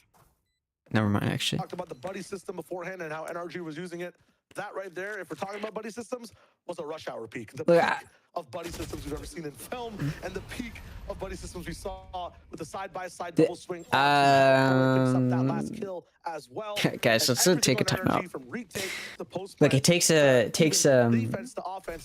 a lot to understand when we're, you know, falling a little bit behind. Maybe we take a quick timeout. We still have one, right? I don't know. They don't display it on the screen. Take a quick timeout. Maybe? No, okay, you know what? No, that's good, actually. We're so confident in our game plan going into every round that we don't even need to take a timeout. That's just not even something that we even think about doing because we're just so good that we don't need to re-strategize. Okay, if it didn't work before, just try again. Guardians after was it Slammed, or they weren't able to save that weapon. They only have 1 hero Vandal and a Bucky. So could be potentially facing match point very soon unless Alliance Guardians get a thrifty out of their hat. But these distance battles are not going to be favoring the weapons that Alliance Guardians have. Yeah, Atlas is kind of between a rock and a hard place here. Everyone kind of has to support Riker from where they're at, but Atlas can only really play Heaven. And one of the best parts about Yoru is being able to go around the map entirely. At penultimate match point almost, right? You want this Yoru to be dynamic. Locked into B Heaven, though, a bird trapped inside the cage.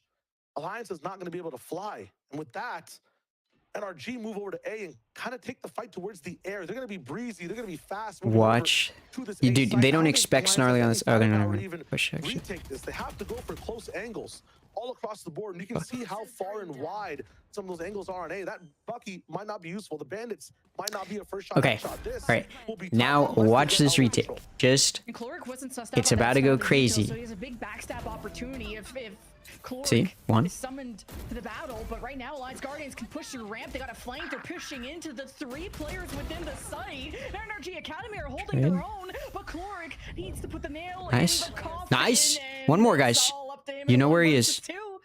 It's a good impact so far. There's the double swing and the double kill for Cloric. Huge from the man from one of the worst positions the team could be. And I talked about not giving up elbow. They use seekers. They use a little bit of paranoia and smokes to try to hold on to it. But no, Alliance come through strong. That being said, never doubt It's okay, guys. Cloric.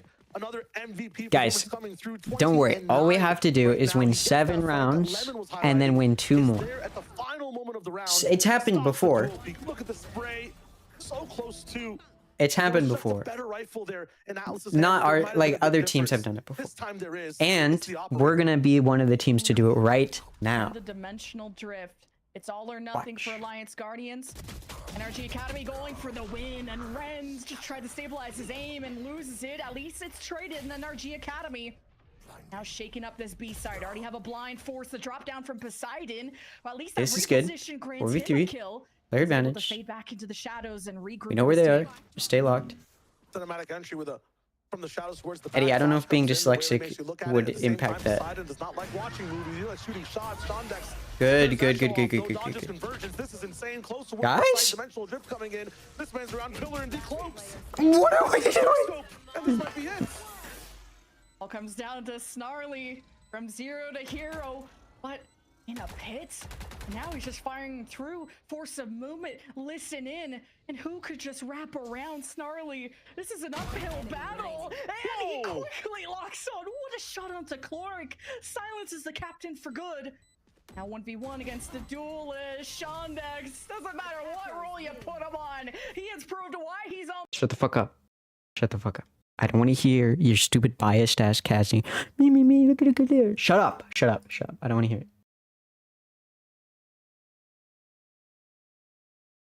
You know why these casters are right? Or so excited? Not right.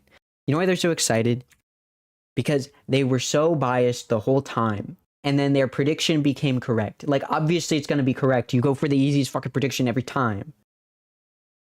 That's why they're so excited. Anyways. Look. Alliance Guardians may have lost their first match, but here's the thing. It's their first match, okay? And they're playing against Energy Academy, right? This is just the first of many. It's like being a Dodgers fan. Okay, sorry. Different, never mind. Okay, it's the first match. We're in a Swiss stage right now. That means that the games get easier from here, right? Alliance Guardians are going to play one of the other teams that lose their first series. And that'll be, does this stand for tie? What does T stand for? Tie? How would it tie?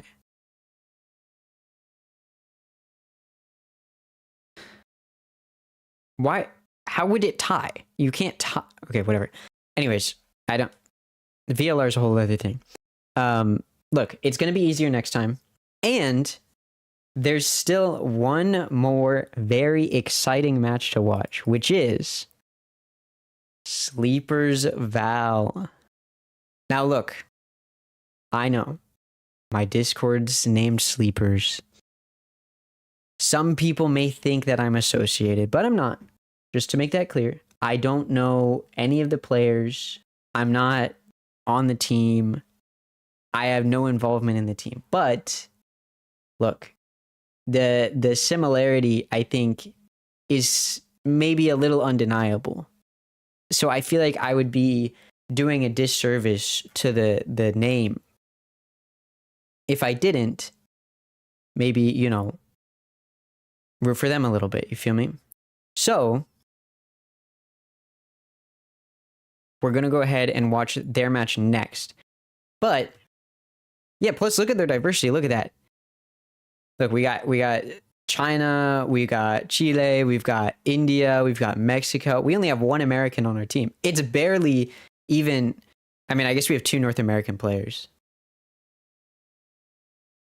We literally have less players that represent North American countries on this team. That's the kind of team that we are. That's the kind of team that we are. And you're about to see a crazy performance. Everybody's like, oh, look, QoR has Moose, Flya. Flya was on, Moist Moguls, which almost made it to Ascension a few years ago. Look. Washed. They're all washed. This young, hip, cool team that just qualified for challengers, they've got momentum. They're showing, what is that? Okay, they've got something nobody's ever seen before, which is the spirit, okay? We're about to see something crazy. I'm gonna look at these players, actually, because I don't know anything about them. Tanza's kind of crazy. Look at the ISO. That is a real sleeper right there. ISO player. And they have a 1.17 KD or rating on ISO. It's their best agent, technically, by rating. That's goat shit right there. So a lot of Clove experience. Maybe a little too much, but that's okay. That's okay. I'm sure that they won't just be playing Clove, right? Sure. Sorex, very good Sentinel potential here. Pretty good numbers across the board. 1.2, 1.19, 1.09. Looking pretty good. Leo, duelist potential here. Another ISO player. 1.24 rating. Eddie, what are you putting in my chat? What am I even looking at? Look, we've got some real ISO players here. That's how you know they're going to represent the sleeper name well. Again, not associated. I don't know these people. Oh, Mexico. Wait, I'm Mexican. It all works out. That's how you know they're going to win. Look, the similarities are undeniable. And if they're anything like me, I mean, look, I don't want to be that guy, but I actually have a VLR, okay? I have a VLR. Some people don't know this. I'm actually, look, sorry, don't look at this. If we go to overview and then we go all, look at this. 217 AC has a 1.08 rating. I'm actually like good. Okay. I'm actually good. Okay. I know it says my team lost, but that's because Josue sabotaged me. Okay. Not my fault. If he had let me play the whole match, we would have won. But I guess I'm just a sub or whatever. You know. Guess what? He's not on any creator teams anymore. I'll tell you that. I mean, I'm not either, but anyways. Look, this match didn't go our way. That's okay. That's okay. We do have a bit of a bit of time before the next match starts because it's going to be on this stream, which is the B stream, which means they don't have a caster, which means I guess I'll have to cast. You know what I mean? I guess. Let me do this really fast.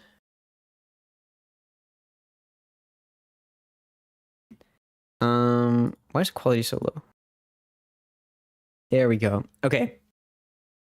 I don't really care about either of these teams, so for now we'll kill some time. I don't know how to kill time. Let me change my title and then we'll get started. Sleepers versus QoR.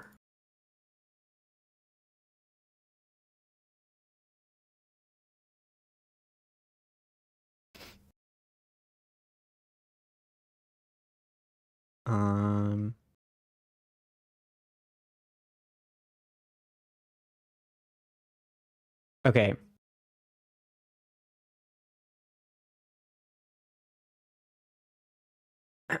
Okay. So I don't fully know what to expect out of sleepers. I do know Duck was on. Duck was actually on Alliance Guardians previously. Not anymore, obviously. But Alliance Guardians are pretty good. And if Duck was on the roster when they qualified, that should tell you everything you need to know about Duck. And if the rest of the team's anything like Duck, which again, looking at their VLRs, they actually look pretty good. I'm actually pretty optimistic. I don't know. I literally know nothing about this team. I'm not gonna lie. I don't know anything about them. Like Alliance Guardians, I know a decent amount about like their off season and the tournaments that they've been playing in, and then all the different iterations of the team. Alliance Guardians have a kind of a B team name that they play under sometimes called the Guardian Alliance when they're like trialing players in tournaments. And so I have a little bit of knowledge on that. So I don't know anything about sleepers. I know nothing about sleepers. They are ranked 20 in North America, according to VLR, which we all know VLR is very, what's the word I'm looking for? Reputable when it comes to these kinds of things. They have a 13-1 record on VLR matches. When's the cooking stream going to be? Well, obviously not right now. Obviously not right now. Later. Okay, the Wellington will be at another time. I'm working on it, okay? There's just a lot of factors to consider.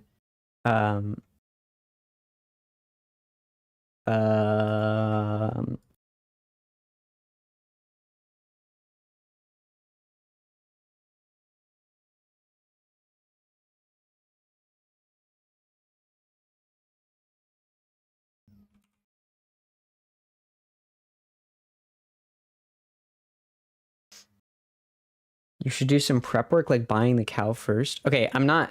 What do you think it's gonna be? I'm not gonna like kill and skin a whole cow. That's not what we're doing. Okay. It's just a normal. I'm buying everything beforehand. It's just gonna be like assembly, like normal cooking. I'll compromise with the calf. No, I'm definitely okay. First of all, I'm not killing a cow. I'm definitely not killing a calf on stream. That seems like really bad optically. I don't even know if you'd be allowed to. I mean, you probably maybe you could with because it's like maybe if it was like educational, but I don't think they would allow that even. Unless I did it on like YouTube, you could probably do it on YouTube.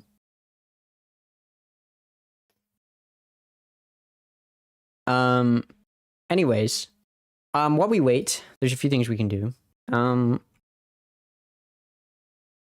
Let's do what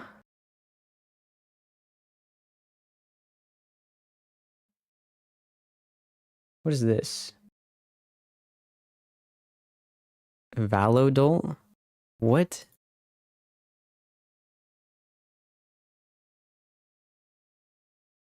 Classic? Yesterday's Valorant agent. Okay. ISO.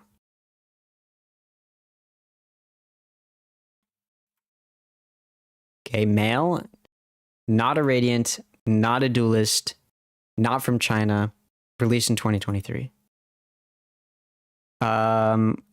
Wait, which agents came out in 2023 that were not Radiants? Let me think.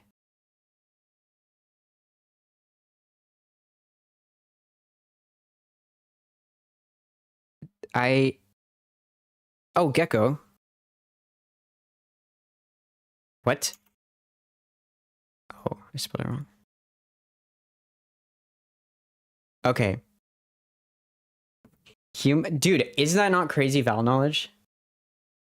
Okay, so it's a human, 2023, male. Which agents even came out in 2023 that are men? Chamber? Chamber came out in 2023? No, you're lying. Chamber was in 2022. Do you not remember Chamber meta? I almost put that in too. You're trying to sabotage me.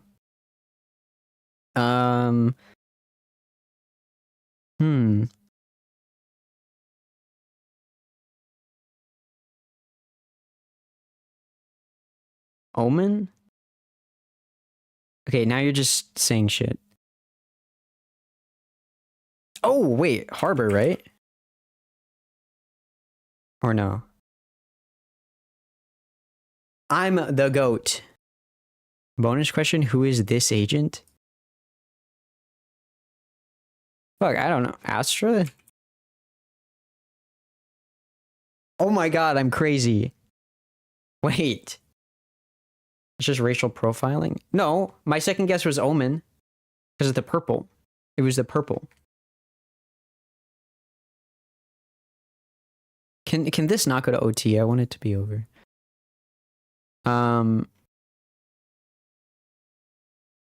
Skin. Oh, I can guess the agent ability. Oh, never mind. This kind of reminds me of like Cosmic Divide. What? Oh, name the agent. Oh, okay. No. Deadlock Net? Oh, okay, it's okay.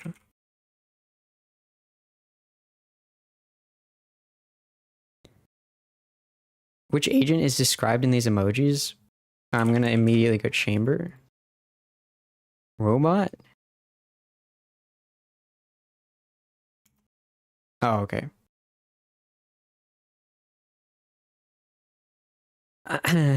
Guess today's map call out.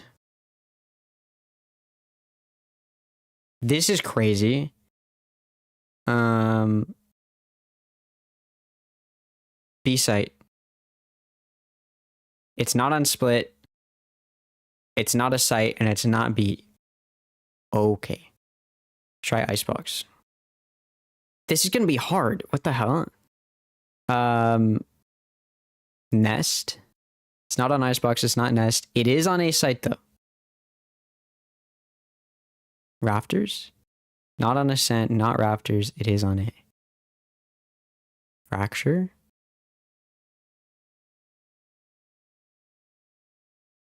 Why would this be called B generator on A site? Think about that. It doesn't matter.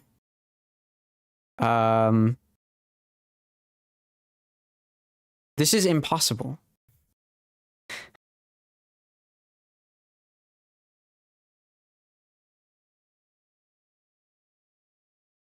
Oh, Pearl on A. Oh, wait, it's the background here. What the fuck? Okay, I didn't realize that. I'm stupid. And that's the game's fault. Let's do skin. Nope, I don't know the name. And I'm not gonna know the name. Never mind. Okay, their game finished. Thank goodness. Now we wait for sleepers to begin. Is there anything else I can do?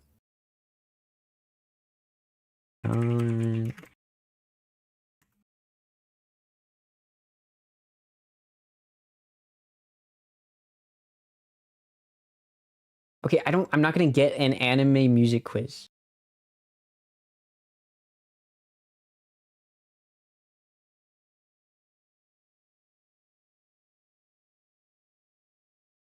Wait, there was a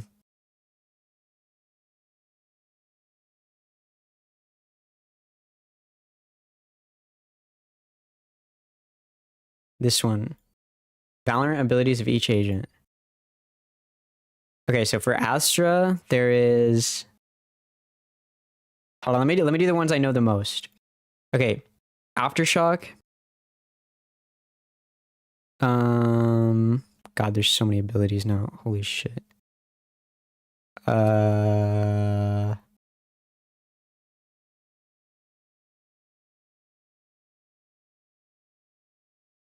look, I know it. Oh, Flashpoint, there you go. And then there's Fault Line. And then Rolling Thunder. Where's Rolling Thunder? Okay. For Brimstone, there is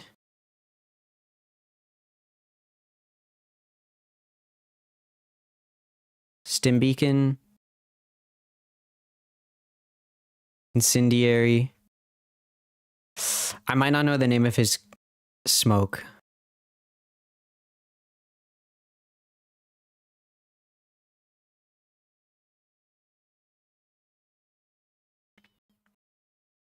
Um.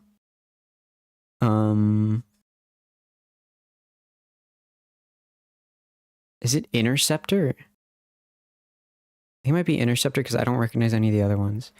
And then Orbital Strike. Fuck. Okay, I'll move on then. Chamber is Rendezvous, Tour de Force, Trademark, and then this one would be Head Hunter, and then Rendezvous, and then Tour de Force. Bang. And then Clove is Pick Me Up, Metal, Pick Me Up, and then fuck, I forgot the name of their smoke is. It is Ruse. There you go. And then I don't remember the name of their ult, but it's something stupid. Resurrection. Oh, that's Sage.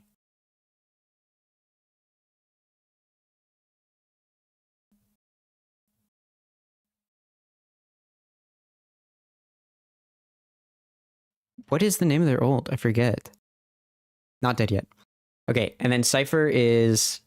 This one's easy. Cyber Cage, Trip, Trapwire, and then Spycam. Oh, Spycam. Oh, Sky Smoke is Brim. I remember now. And then Neural Theft. Bang. Let me do Brim again, because I remember now. Stim Beacon, Incendiary, Sky Smoke, and Orbital Strike. Bang. Deadlock is Barrier Orb, Gravity Well. Whoa, Gravnet, sorry. Whoa. And then this would be their, like, trip, right?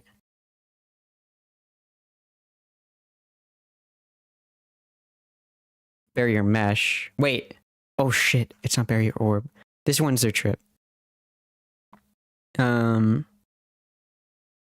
Sonic Sensor. There you go. And then Reckoning. What? Wait. Which one's their old? Oh, Armageddon. You know what's crazy? I'm not the only one who confuses those because I've done casting with people and they've messed them up before and I've been like, I'm so much better than you because I didn't forget that. And then I just forgot it, so. And then Deadlock. What? Wait, did I misclick? Sonic Sensor. Gravnet. Barrier Mesh. And oh, Annihilation. I'm gonna explode. Wait, I accidentally closed the stream. What the freak? Let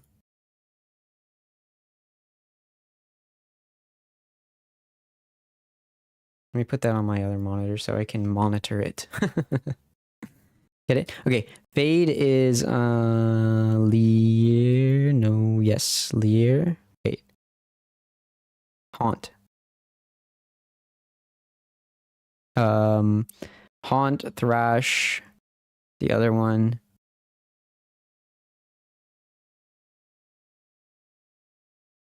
I forget what it is. It's like. Okay, let me get Haunt and Thrash first. Seize. Wait, so then.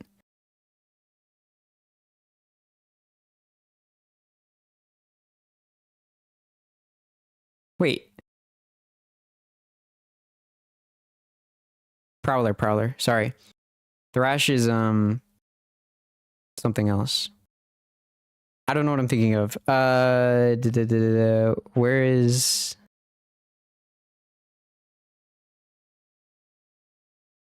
Haunt?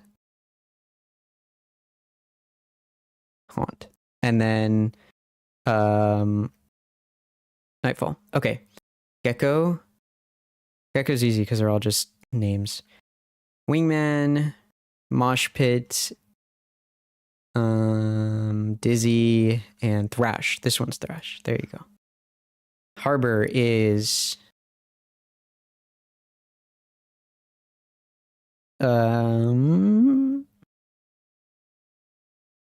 which one's our harbor? Cascade, Cove, High Tide, and Armageddon. High Tide and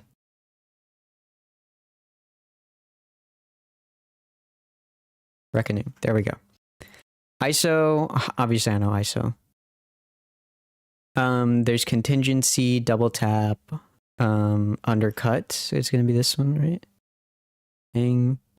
Contingency, Double Tap, and then Kill Contract. Jet is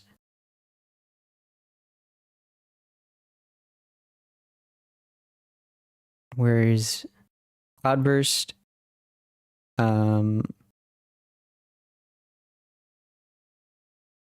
Updraft. I forget what their dash is called. Tailwind. And then the Blade Storm. KO's is easy. It's Flash Drive, Fragment, 0 point, and no command. Dude, there's so many agents, bro. Why did they add so many agents to this game? Killjoy is Nanoswarm, Alarm Bots, and then Nanoswarm. Wait, I already did Nanoswarm. Turret. And then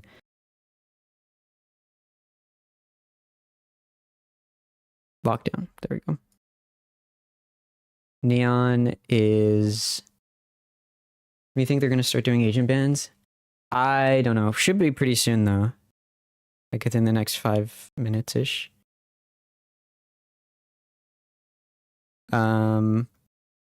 Wait, which one's Neon?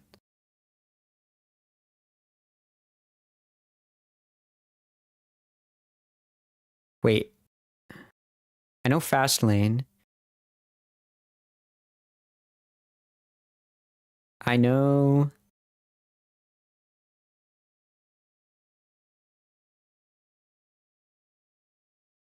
High Gear. And this one's gonna be the like stun. Here, Blaze Boombot. I don't actually know. Cause here's the thing, like when you're casting, okay, it might be Crosscut and then Overdrive. Fuck. I'll go back to that one. Like when you're casting and there's like a stun or something, you just say stun. It's way easier, and then I don't have to remember all the names. For Omen, it's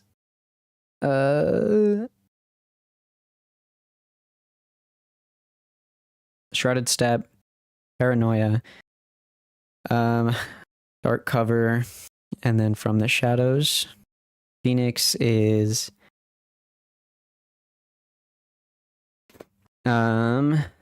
what is Phoenix? I don't know Special Delivery. That one I'm not familiar with. Blaze, Curveball, Hot Hands, Running Back. Raise is gonna be Boombot, Blast Pack, Paint Shells, and wait, where's it? Showstopper. There you go. Reyna is Lear. Why do people call it the satchel? Because it's like a satchel. It looks like a satchel, I think. There's Dismiss, and then there's Heal. I don't remember the name of... what? Yeah, what is the heal name? Devour. Devour, Dismiss, and Empress. Sage, Barrier Orb, Slow Orb, Healing Orb, and Resurrection. Dude, the Sage, whoever designed the names, the Sage abilities and gave them names was cooking, bro. Barrier Orb, Slow Orb, Healing Orb. Holy, bro. Chills. I've never heard better names in my life. Sky is gonna be Regrowth.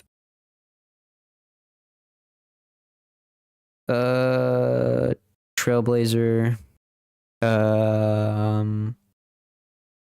Arc Rose. Seekers. What? Wait, Trailblazer, Regrowth. Oh, it's not Arc Rose. It's it's the bird. What's the bird? Guiding Light. Whoops. Oh, I forgot to click Sky. I was like, wait, what? Okay, Sova's easy. Owl Drone, Shock Dart, Shock Bolt, sorry, Recon Bolt, and Hunter's Fury. Looks more like a calculator than a satchel. Her bomb?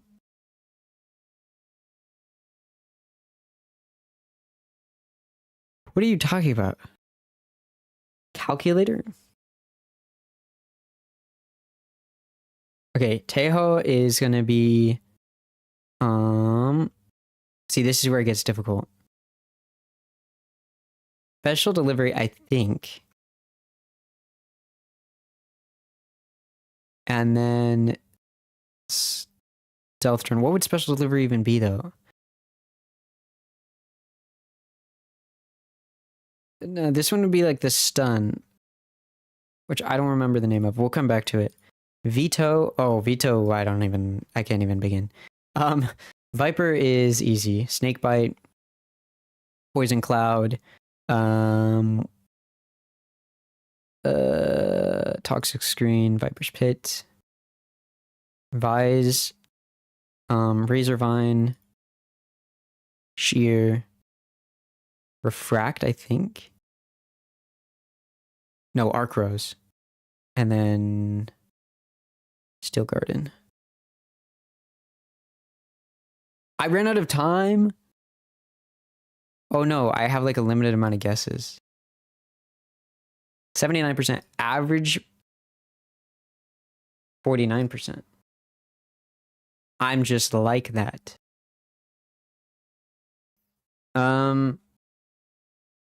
Okay, the match still has not started. Unfortunately.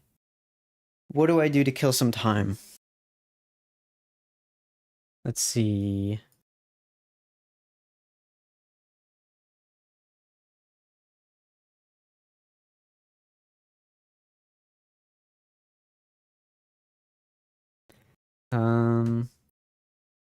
Mahjong, that might take a while.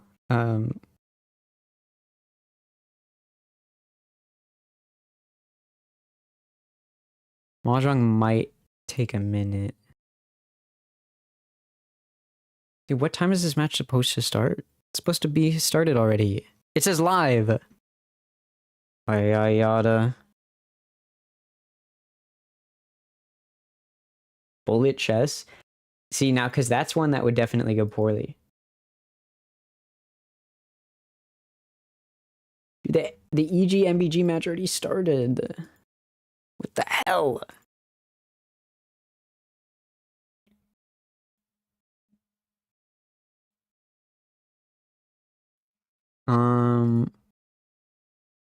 Chess. Thought.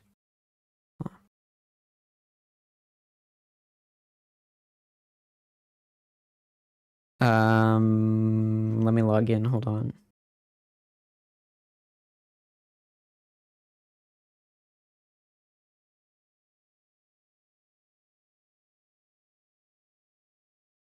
You'll get into your skill level if you keep losing. Well, if you say so. Play online bullet.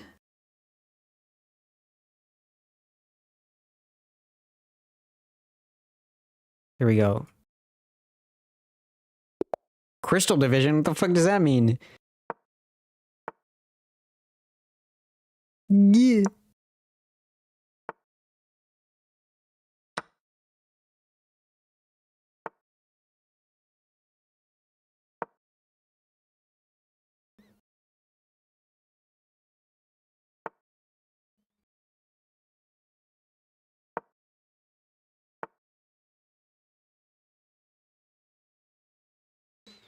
Okay.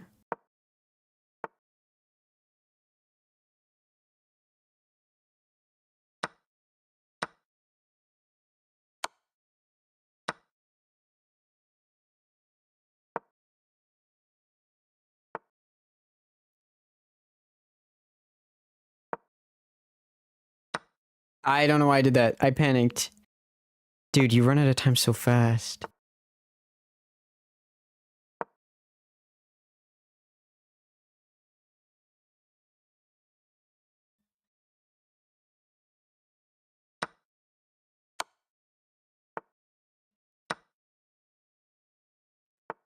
Dude, was that not like low-key a crazy move? Am I not like low-key insane?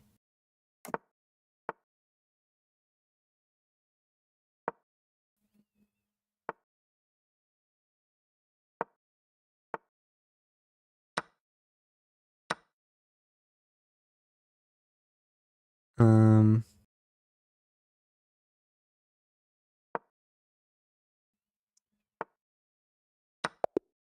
Fuck.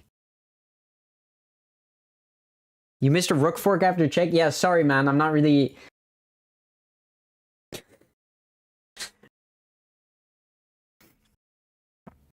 Alright, I got it this time.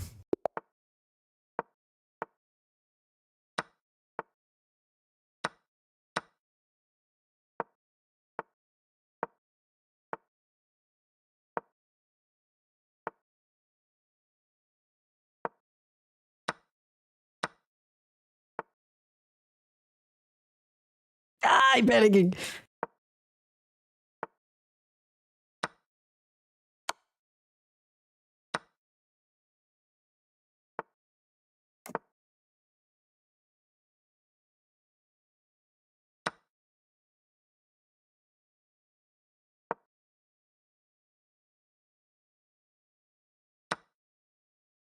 Fuck.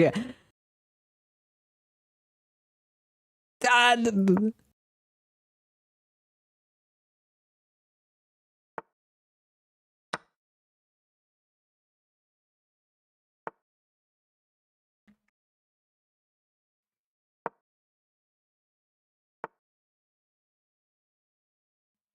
um...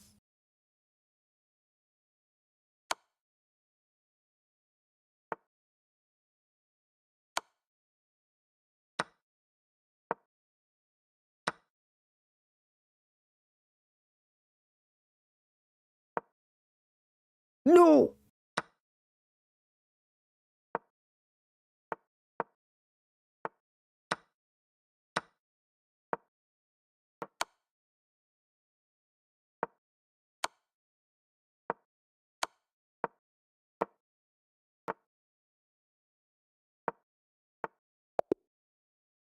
This game's stupid. What the...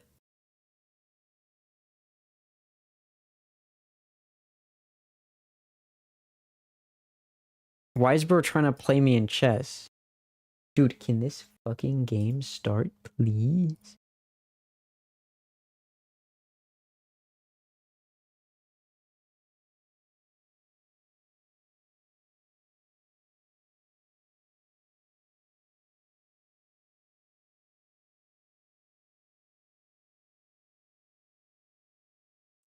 Tough battle against Energy Academy. We fall short today, but the run isn't over. Learn, reset, and come back stronger. So true. So true. Um...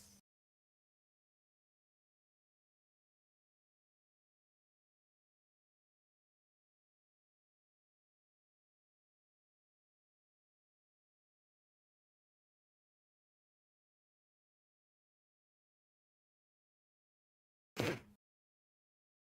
thought maybe there'd be something cool on their Twitter. There wasn't. Can't believe I had the defeat thing ready. Well, actually, it was Nano, probably. So, you know, dude, what do I even do, bro? What do I even do right now? Dude, look at their freaking location. Sleepy. Like, it's so clear. No, actually, no, there's no connection, no association. You.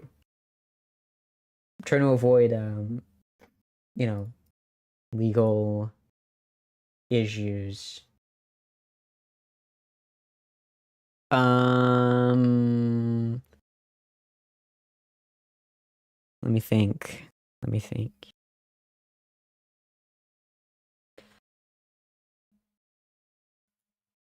It's only 3 o'clock too. I can't even like.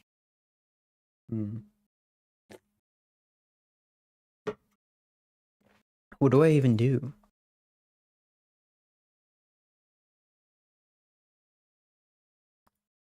What if I did a quick Swift play?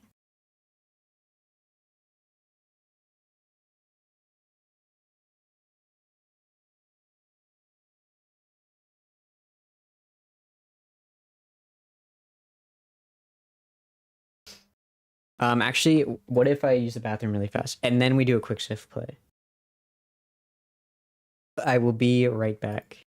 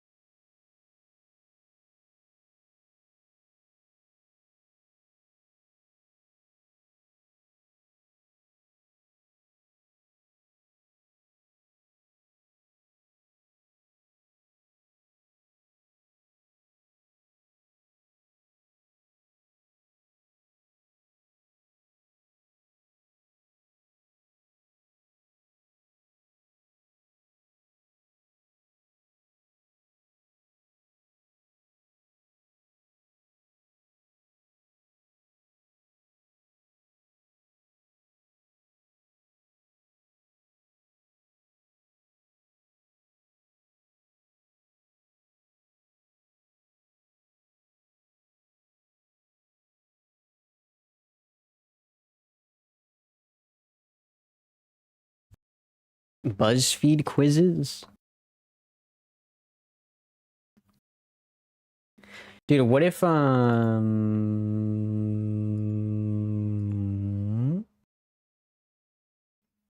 if I jumped up and down out of happiness?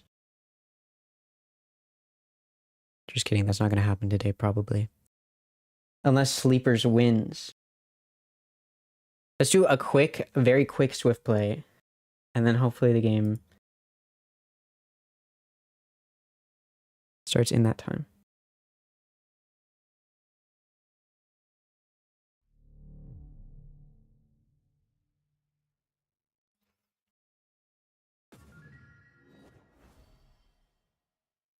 What? I have a plat gun buddy? Wait, I thought they only give these out for the episodes. Did they change it?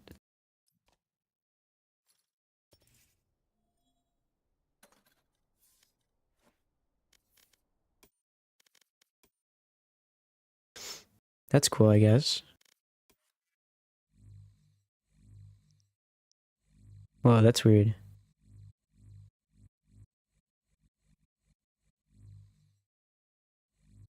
Okay. Swift play. All random one site, plant/diffuse mode, one site random agents free loadout, way more ultimates. First to 5 wins. I've never seen this before in my life.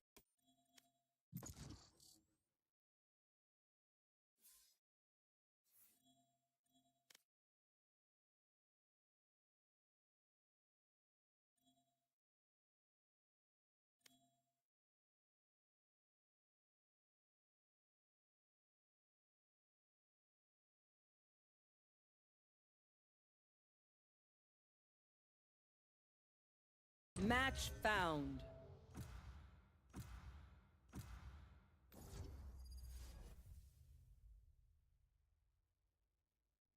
Okay. Oh shit, the game started. No, no, it's starting. Omen, I wonder, how quickly can we unravel? Is it going to be really fucked up if I leave the game? Because that's exactly what I'm going to do. Sorry, team. I've got more important things going on.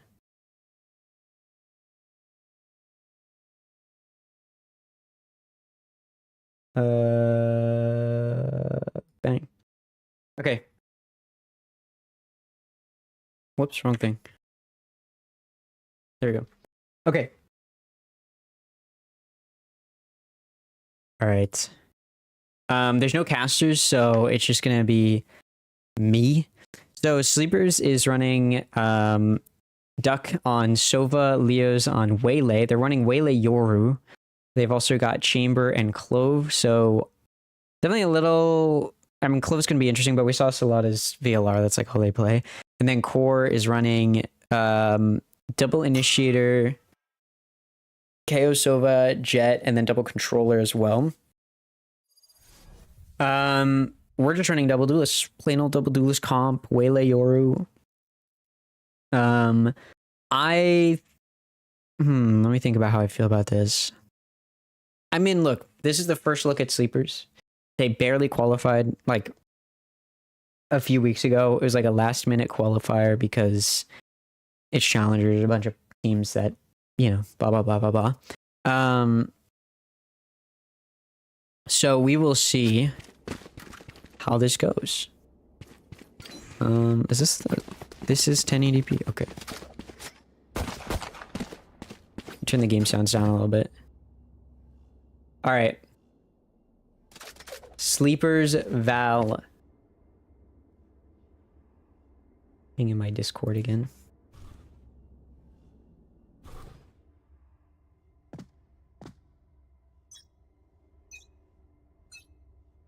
Cover going out. Okay. Here we go. Core starting on offense.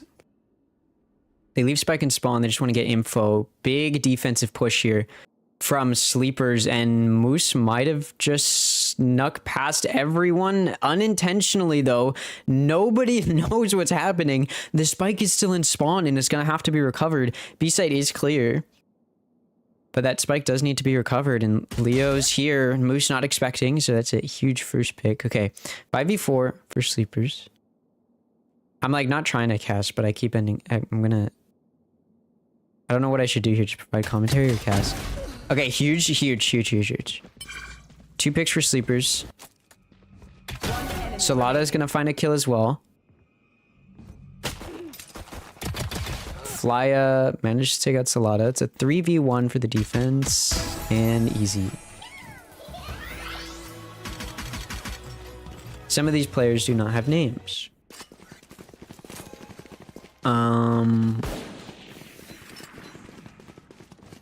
Let me try to pull up and remember.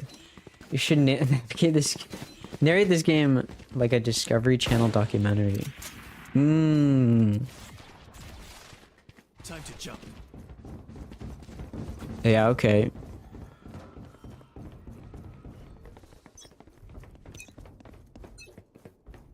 See QoR getting set up to push A. Sleepers is ready to defend though. And Leo's gonna find the kill onto Flya. And then another one onto Noted. Leo's gonna find another one onto Kumi. That's 2 for Leo. I don't know how to narrate it like a Discovery Channel documentary. Leo takes out Moose. Ooh. That's a lot of there for the flank to finish it off. I need to figure out who's who. They do not have the agent picks on VLR yet, so that's unfortunate. Okay, Solada is Killjoy. Duck is Sova. Leo's your... What the fuck is happening?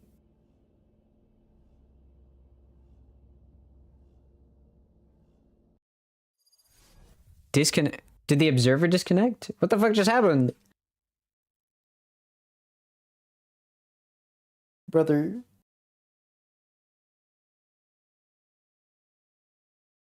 Yo, get me in there, bro.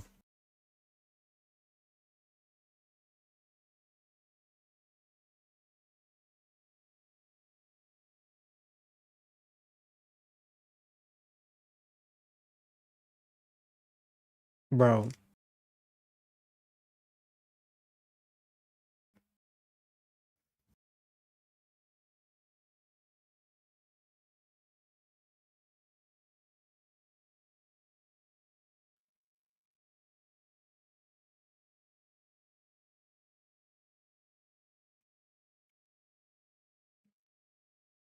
Wait, VLR isn't updated with current rounds. Wait, this is sad.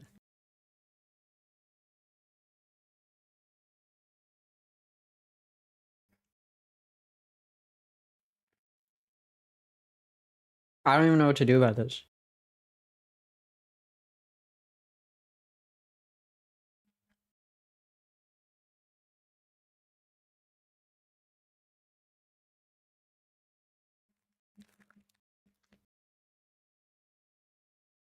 Like, maybe I should have just played out that Val game.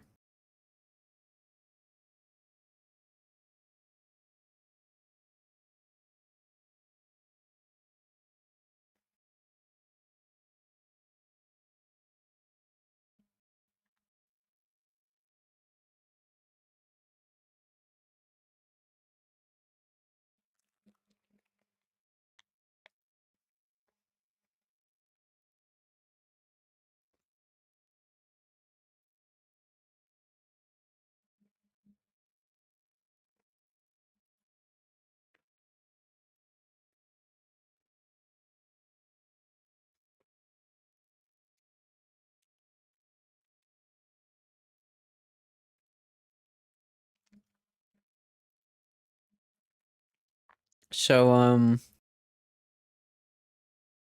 how's it going? Dude, I don't... This is so sad. VLR only shows the first 2 rounds, which is all that was played on stream.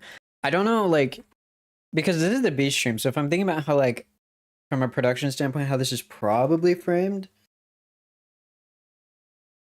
like, it's just like an observer probably streaming from their end. Like, I doubt that there's an observer and a producer. So it's probably like the same person who's streaming it is also the person who's in game with them. Which is like fine. I think the issue is that, like, obviously either the observer disconnected or the server did. Wouldn't really make sense if the server did. That doesn't really happen. So I'm guessing that the observer disconnected. And if that is the case, either they're able to relaunch the game and get back in the game, or they're not going to be able to get back into the game, at which point there just wouldn't be a stream. Because I doubt that they're going to pause the game, have everyone leave, and then rejoin the lobby, and then redo the first 2 rounds for a B stream. So I'm not really sure what to do about this, and I have no info.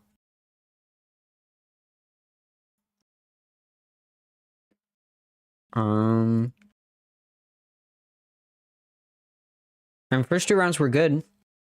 Sleepers won the first 2. That's what we want. I don't really... Let me see if there's anything... Let me see.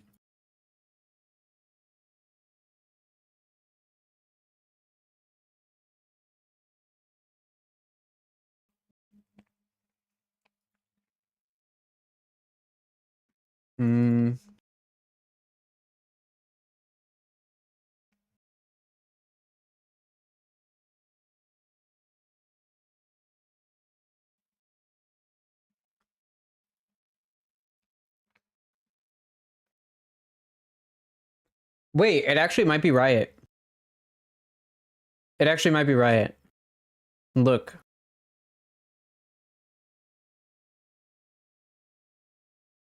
They're in attack pause too.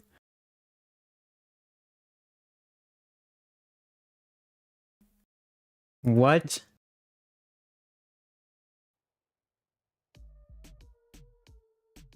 What the hell happened? What? Wait, okay, so this means that it's the servers. What?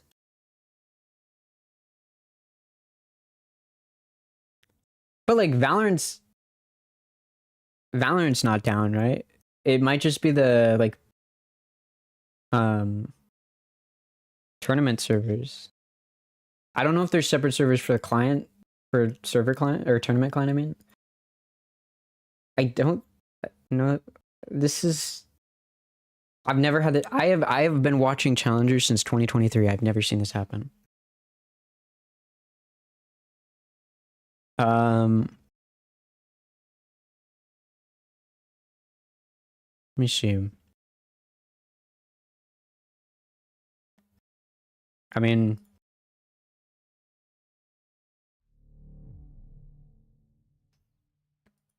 yeah, it's not Valorant. It's not Valorant. I don't even know what to do about this.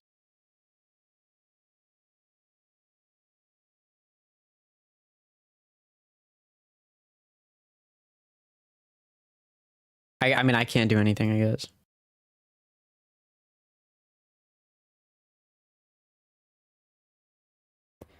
I'm looking at mainstream, they're not saying anything. Like there's nothing in chat or anything. It's just there's no Valorant happening. Dude, I waited all that time for Sleeper's match to start, and then it just, the servers just crash. What do I even do about this?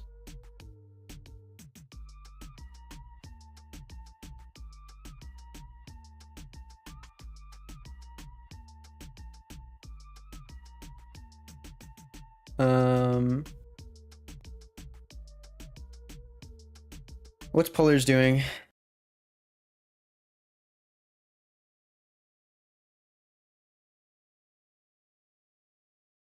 Alliance Guardians, Watch Party, Goat. Wait, there was one more that I'm missing. Oh my gosh. Wait, I had 6. Oh wait, I do have 6. Wait, okay. He's doing The cloud? I already got find the cloud. differences spotted. Oh wait! Never mind. Good comms, good comms. Yeah, I'm a chud. On YouTube Okay. Games? Bang. Bang. Okay. Bang. Wait, what? Is it the same amount of dots? Are we sure? I won't question it.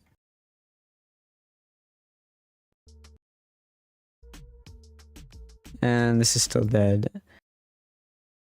Oh, brother. A few more minutes, they said. What could it, like, I don't understand what the issue is. Did the servers go down? I mean, that's probably like the only, like realistically.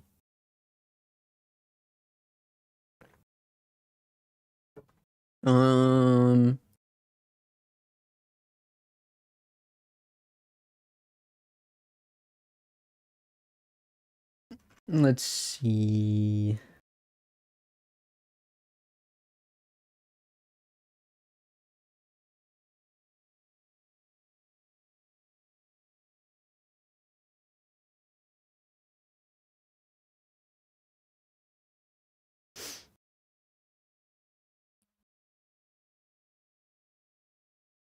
Is there any other Valorant happening? Like, is there any other tournament happening right now that I could just watch? There literally isn't. There's nothing happening. Not even, there's nothing. I mean, I guess, like, in a way, it's a good thing, you know, you want all your viewership in Valorant to be in one.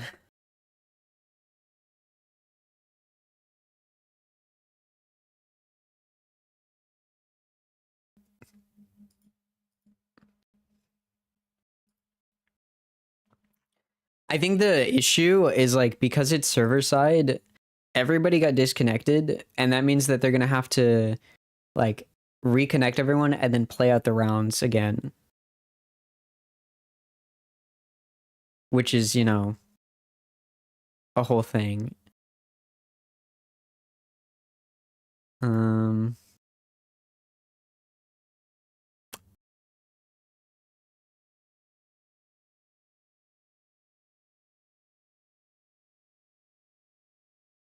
I've never seen this happen before, man.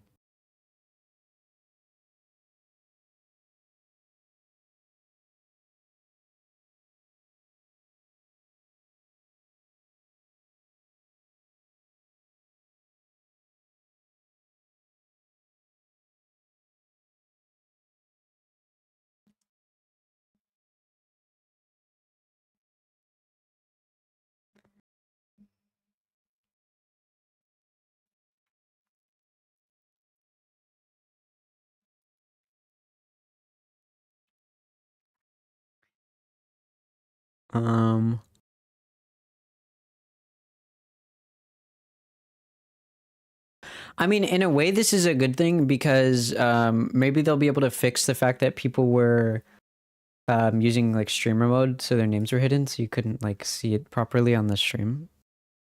So maybe this is actually all a part of the plan.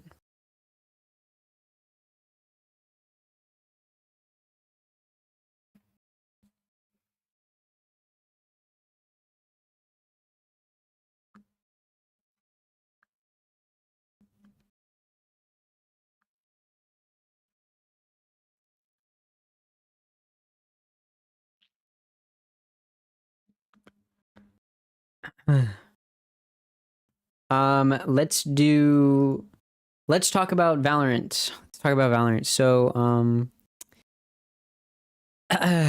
Americas. I did not do pick'ems. I also don't really watch Americas that often. So far, I'd say the only thing that I'm like shocked about is probably Furia beating Sentinels. I would have expected Sentinels to win, and they got 2-0'd, and it wasn't really close on Sentinels map pick, which is kind of sad. Let me see this. I mean, they did drop Zelsis. I don't know what they're expecting. I also don't know why they're using Tejo in the big 26. That's probably part of the issue. I think he's not good, is my take.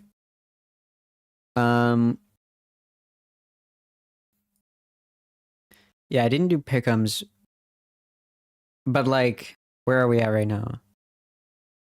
So C9, MV, Furia, 100 Thieves, and oh, I can't. I thought I could like do a hypothetical. I guess I can't. I think from here, I'd probably expect Energy to beat MIBR, with where they were at last year, and then probably G2 to beat Furia. In the middle brackets, I think it's probably. I mean, what does Loud's roster look like now? I'd probably give it 100 Thieves. 100 Thieves, and then Sentinels here, and then Envy here, and then. I'd give it to Leviathan here, I think. Well, no, I give it Cloud9. For Pacific, though, I did do pick'ems. I have Team Secret beating NSR. Or sorry, is it NRF? I don't know, Nongshim Red Force. I have Team Secret beating them. And then Full Sense. Full Sense is just talent, but like redone. Like it's Killua, it's Dai, Primi, Jitboy. The only thing that's different. No, actually, this is literally the same roster. This is just talent, actually. I just realized. The only thing that's different, actually, they did change something. They did change one thing, which is coach. Cruz is coach now. They got rid of Frost, which I'm a little sad about. I like Frost, but he's also, you know, I think he's a little controversial.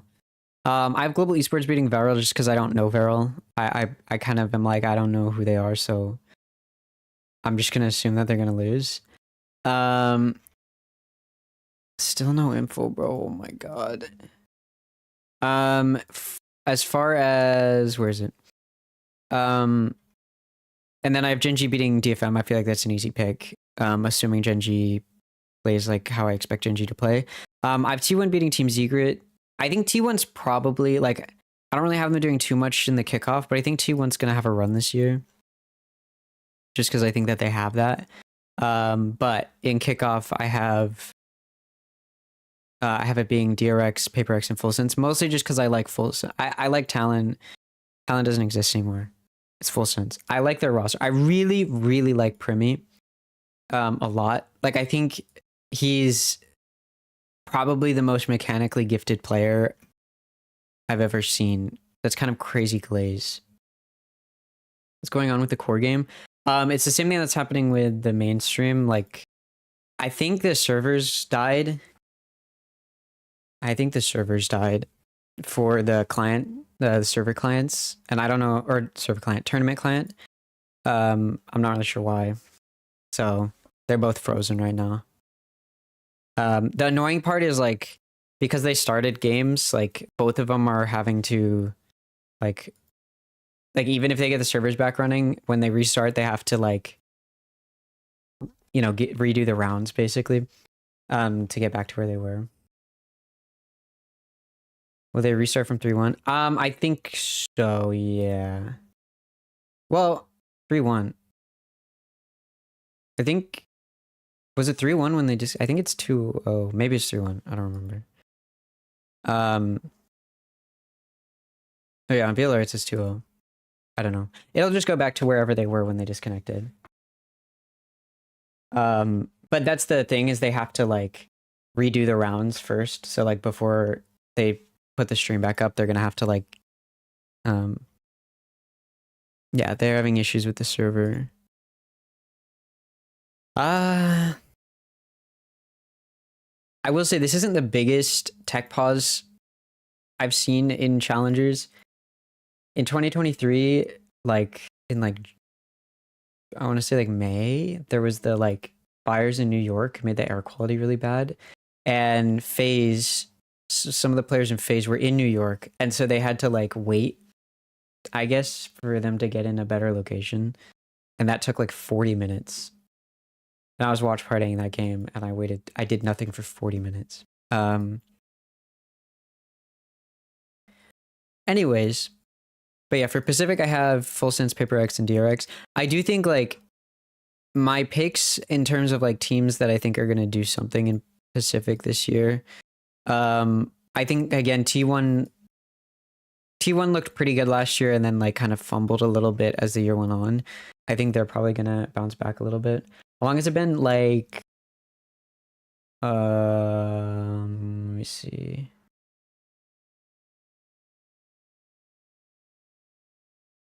$20 minutes-ish? Yeah, I think 20-ish minutes. It's been a minute.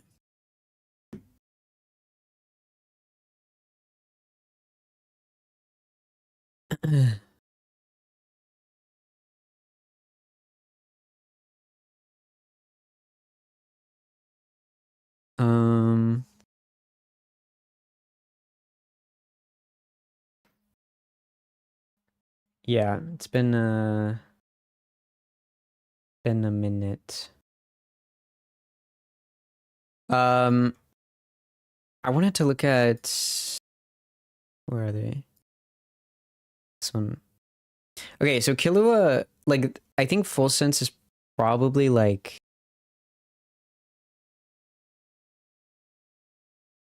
I think Full Sense is the team I would expect to have the best like underdog potential wherever they end up, in my eyes. Because I just think this whole team is really talented.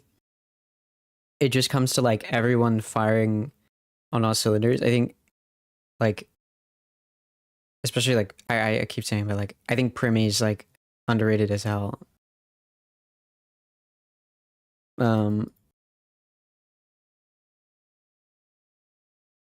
I think people are sleeping on him.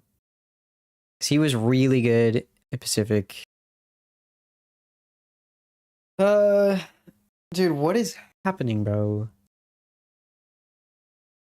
Like,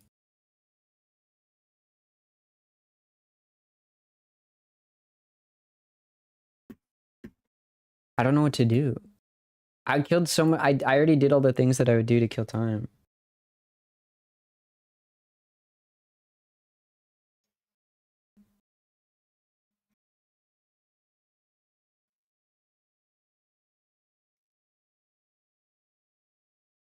Who picked map 1? Good question. I believe it was Sleepers. Let me check, actually. I can check this. Can I check this? Oh, no, I can't. I don't know. I would expect, like, if we look at previous match history. They've only played on Abyss once, so it's probably QoR.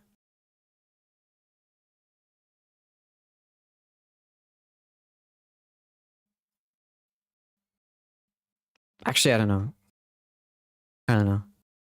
It could be actually because their most recent match, QoR did lose on Abyss to Furia. So, dude, this is actually crazy that QoR was playing against like tier 1 teams and just got destroyed. That's kind of funny.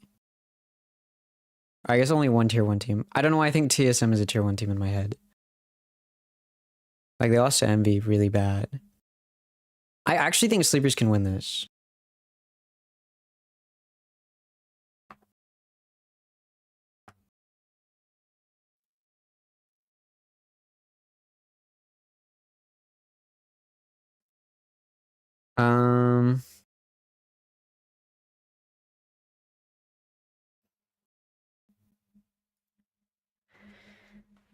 I feel like QoR kind of reminds me of what's the team I'm thinking of? Shopify, not current Shopify Rebellion, but Shopify. Wait, Shopify. Does Shopify Rebellion even are they even in this tournament? They are, right? I don't even. Yeah. Not current Shopify Rebellion, but Shopify in like 2023. So like because Shopify and Moist Esports like merged. I feel like QoR reminds me a lot of Shopify pre-merge, where it was like, okay, this is like a pretty decent team, but like, I feel like they're not quite there. I think that's what, I mean, I'm also saying that partially because they have some of the players that were on that team. Or like Fly was on Moist back then. Dude, I'm actually so sad about that roster. I think like if there's like one roster I'm really sad about when it comes to challengers, Moist Mogul's 2023 roster could have made Ascension, and they kind of just fumbled in the tournament in the final playoffs. And then they just destroyed the roster in between seasons. And I don't know why they did that. They're like, let's merge with Shopify. And there was no reason to do that. It made me really sad. Like, I really thought that team was like gonna actually do something. I was mostly excited because I was like, oh, like a content creator org can actually like, or an org run by a content creator can actually like do something. But then they just destroyed the roster. I really think that if they had just given that roster time, they would have done something. I don't know. Maybe like some of the players were going, because I know like I think Sim was leaving, and Sim was a really good duelist. I'm not sure though. I'm not sure. I'm also very sad about DSG. I think NADSG was probably the saddest team I've ever seen. Especially because they were actually getting paid. Like, they were actually getting paid to play the game. Like, that was an actual roster that was doing stuff. And, like, the owners seemed to really care. And then the players just didn't at all. It made me really sad. Let me look at Sleeper's previous matches, and we'll look at QoR's most recent matches. Obviously QoR has been in challengers for a while, so they're gonna have more experience, and then they've also played in For Those Who Dare, which most challengers teams did not. Most challengers teams did not get the opportunity to do. They actually had Sim play for them there. I think probably. Let me think.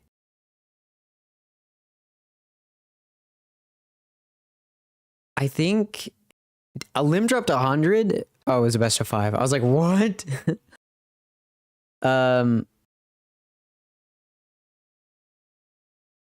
Wait. A limb. Wait. Oh, a limb got picked up by Fury after this. Oh, I didn't realize that. I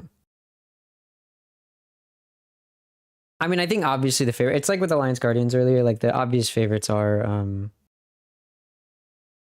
gonna be QoR. They just have more experience. It's a more professional roster.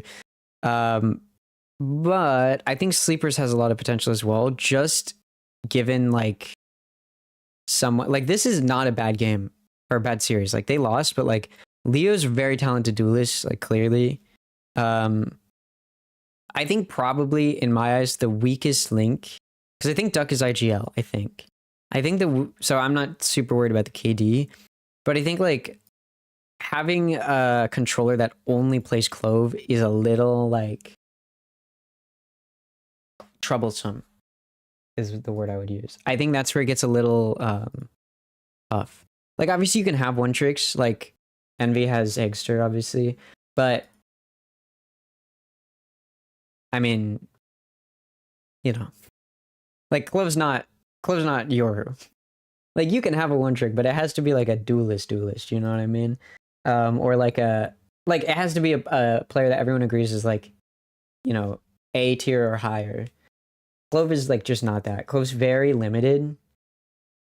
For a few reasons. But mostly just like the smokes don't last long at all. It forces you to play aggressive and quick. If you're gonna use Clove effectively. Otherwise you do kind of need double controller. And they obviously don't run double controller a whole lot. They do sometimes. They did it here on Bind. And on Split and on Corrode actually. Maybe I guess maybe they do it sometimes. But even then it's Clove Viper, which is like still kind of limiting. Like I think I would want like a Clove Omen maybe? I don't even know what I would want to pair Clove with. Clove is such like a singular agent. I don't even really like double controller comps with Clove. I just don't like Clove. I remember when Clove first came out, I thought Clove was going to be like busted because they can just entry. And then if they die, you still have smokes. So you can just play really aggressive with them. But it's very limiting in that way. Like even if you tried to do that, like then you have to push that site or else you don't have smokes anyway. So then it was like a waste. And the ult's just not that good anymore. I think limiting the amount of time that you have.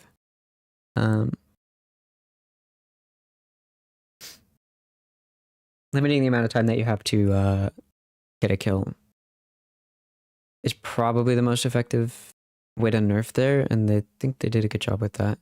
But it's going to be interesting to see how Sleepers plays with it, because I haven't seen any of this. I don't even think Funhaver was streaming this. I don't even think Funhaver really streams their tournaments anymore, unless I'm wrong about that.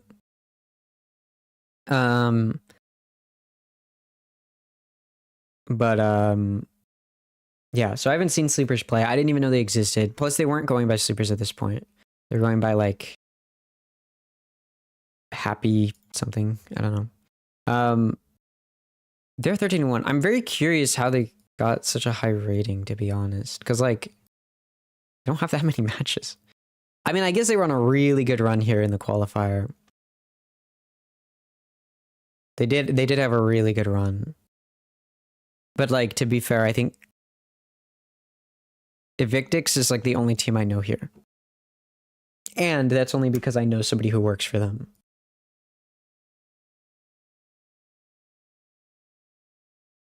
Wait, about to start up the cast again?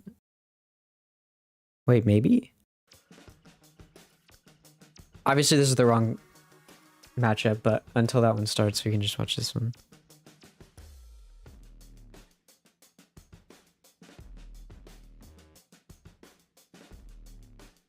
I have that one on the other monitor. I'm watching it very closely.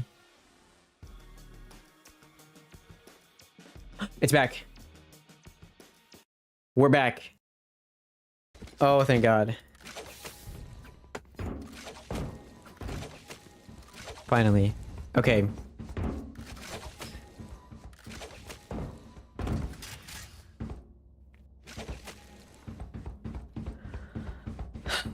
They got to 8-1? What the fuck? Okay, wait, this is huge. What the fuck? Okay. Wait, is this... Oh my God. Okay.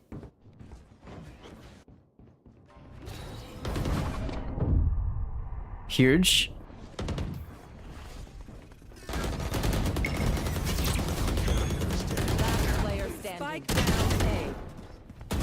I don't know who KO is. I think that's Flya, probably.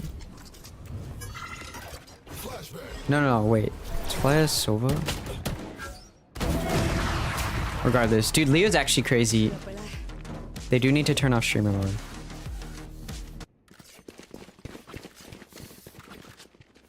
That's the only issue. Dude, what's happening to QoR?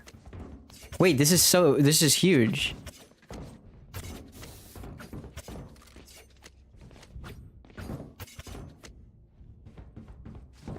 Looks like QoR's gonna default here a little bit. Salada's probably actually not gonna take this fight. Just use a quick 0 point. Get some info. They didn't get anything, so there's that. QoR's pushing a mid.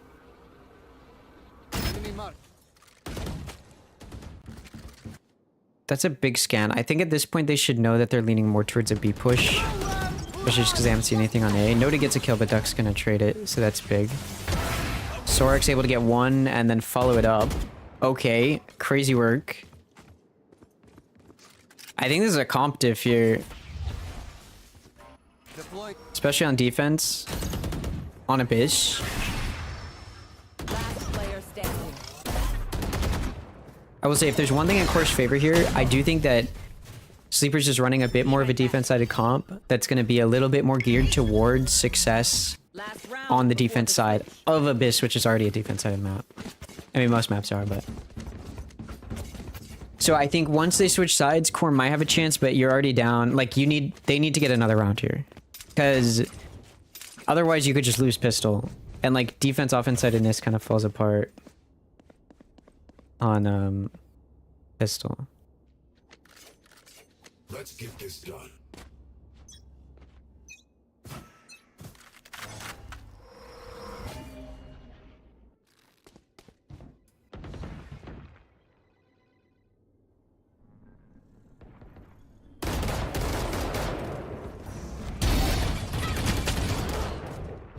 Okay, 3v3. This is good for QoR with the null command. Kind of late on the spray. Oh, but where are you looking, bro? Where are you looking, bro? Oh, where are you looking? Okay. Doesn't matter. Shut down. Standing ahead. Switching sides. They demand a fight. Who are we to disobey?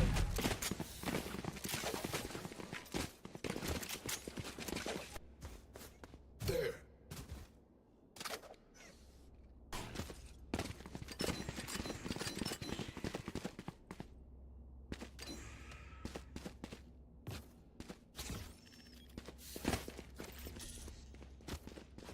All right.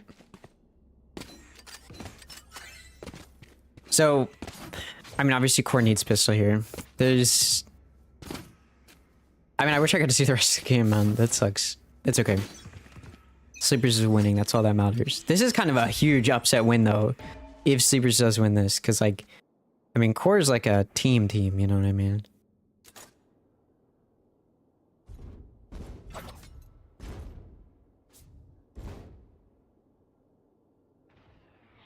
Oh. Okay, spotted. Sleepers are entering. Fly is able to take out Leo, who's pushing into heaven. So that's a big pick. Spike's attempting to get planted, but health is very, very low there. Salada is able to take out Kumi and gonna spray moves through the smoke. Okay, make it look easy. Looking for more, a little too greedy. That's kind of how you need to play as Clove, though, being a little bit more aggressive. And it does work out. 4v3 for the offense. Health is low, though.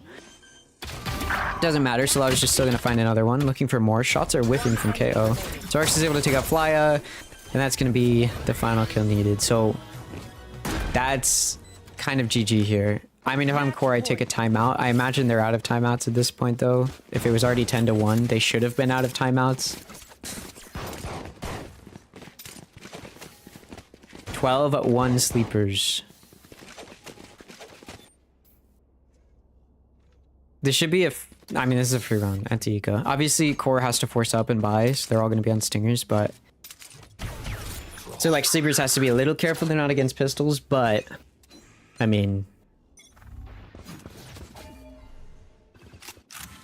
You know. Here. Okay. Okay, sleepers managed to take a lot of space. Made huge flash though. Does allow for a kill. Somehow Clove hasn't been taken out yet. There you go. Now Flya finishes it off, but yours managed to get away with 2 kills already. Leo is able to swing out. Nice pick onto Flya, and that's going to make it a 4v2. You're going to whiff a few shots there. Kumi is a little bit low though, and Leo's just gonna take him out as they peek out. It's just down to Moose to keep Core alive. It's a 1v4, and Sleepers is just gonna go ahead and take site on B. Oh, yours still here. Whiffs the shot. Their position is known. Moose has an opportunity to get a kill here to get back in it, and they do. Finish them off with a classic. Looking for more. It's long range though. Leo has a Guardian. 3 kills for Leo, and that's gonna finish it up. 13-1. 13-1 for Sleepers. Huge, I think, upset win there if you're Core. I mean, that's a game you really want. That's a map you really, really want to win. That's insane. I'm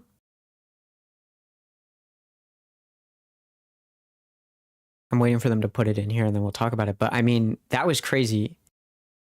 Salada's 19-10, 343 ACS. I was literally just talking about how I was a little worried about the Clove, but I mean, clearly not an issue, which is crazy. I mean, this is not expected. If you just like look at their previous match history, like if we look at Sleepers here, like Salada, actually no, Salada is leading in kills there. Okay, never mind. Yeah, Salada was doing damage. I think like in my head, like here, not as much, right? Like in some of their losses is when Salada's not performing. But I guess as long as Salada's locked in, I mean, that was kind of a crazy, unexpected win there. 13-1. They destroyed them. I'm gonna guess then that was Sleeper's pick. Also, that kind of makes sense because Core's most recent series that they played, which was like a month ago, so you know there's an asterisk on it, but they did lose on Abyss 6-13, so it could have been kind of a counter pick there potentially. But I mean, 343 from Salada is kind of insane. 1.62 rating, 19-10, a 100% cast. I mean, Duck's like just below in rating, which is also kind of crazy. But if we just sort it by ACS, I mean, like these top 3 are insane. Tonza went crazy as well on the Yor, getting this last few kills, and but I mean, like entirely just for Duck and Salada, there's a reason that their ratings are both so high. Like if you sort by rating, is because it gives a lot of weight to things like cast, which is kill assist and trade, which is kill assist, trade, and then survive, which is basically just your ability to like if you're going into an engagement, are you getting a kill, and if so, how does that kill matter? Like, are you getting a kill that matters? If you die, are you getting traded off? If your teammate dies, are you trading them off? Like, that's the kind of stuff that matters. And I mean, 100% here. Duck had 3 first kills on Sova, which is kind of crazy. 0 first deaths. I mean, this is probably the least NA team in North American Challengers in terms of like countries represented by their players. And yet, they're dominating. this is a huge opening match though, because I think like obviously Core is probably not expected to be like super dominant. Core is probably not a team that you have, you know, top 5 in terms of challengers. But like, I mean, maybe I won't say they're definitely not top 4, but like top 6, top 7 is definitely like a potential. So to like not have them there is kind of crazy. You know, to have it very much so looking like they're not going to come away with a win here, is pretty insane. You know, I think in terms of teams you expect in the top 8, coming off of the first split here, like you're definitely expecting to have Energy up there. M80 has been in challengers for a really long time, a very, you know, kind of a staple of it. So you definitely expect M80 up there. You expect SAD probably. You expect Energy. You probably expect YFP, maybe Blue Otter, maybe Shopify, like maybe EG. There's a lot of maybes here. You definitely, like, if there's teams you Winthrop probably in top 8 as well. If there's teams you don't expect, it's teams like Alliance Guardian, Evictex, you know, Pigeon, Sleepers. These like names that are like clearly kind of like puggy type rosters. Obviously it's challengers, like they're organized teams.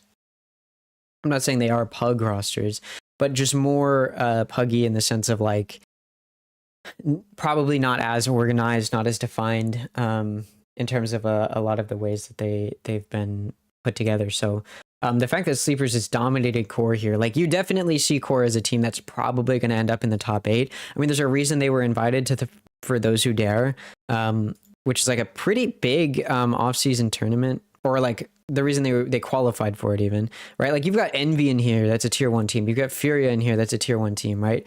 Envy won it, right? Like the fact that Core is here in the first place. I mean, there's also like We Almost Did It, which, you know, is like not an organized team. It's, you know, more of a pug team, but it's a pug team filled with like, you know, pro players and stuff. Like the fact that Core is in this tournament, my point being, the fact that Core is in this little bracket here kind of just shows you how powerful people assume that they are or think that they are.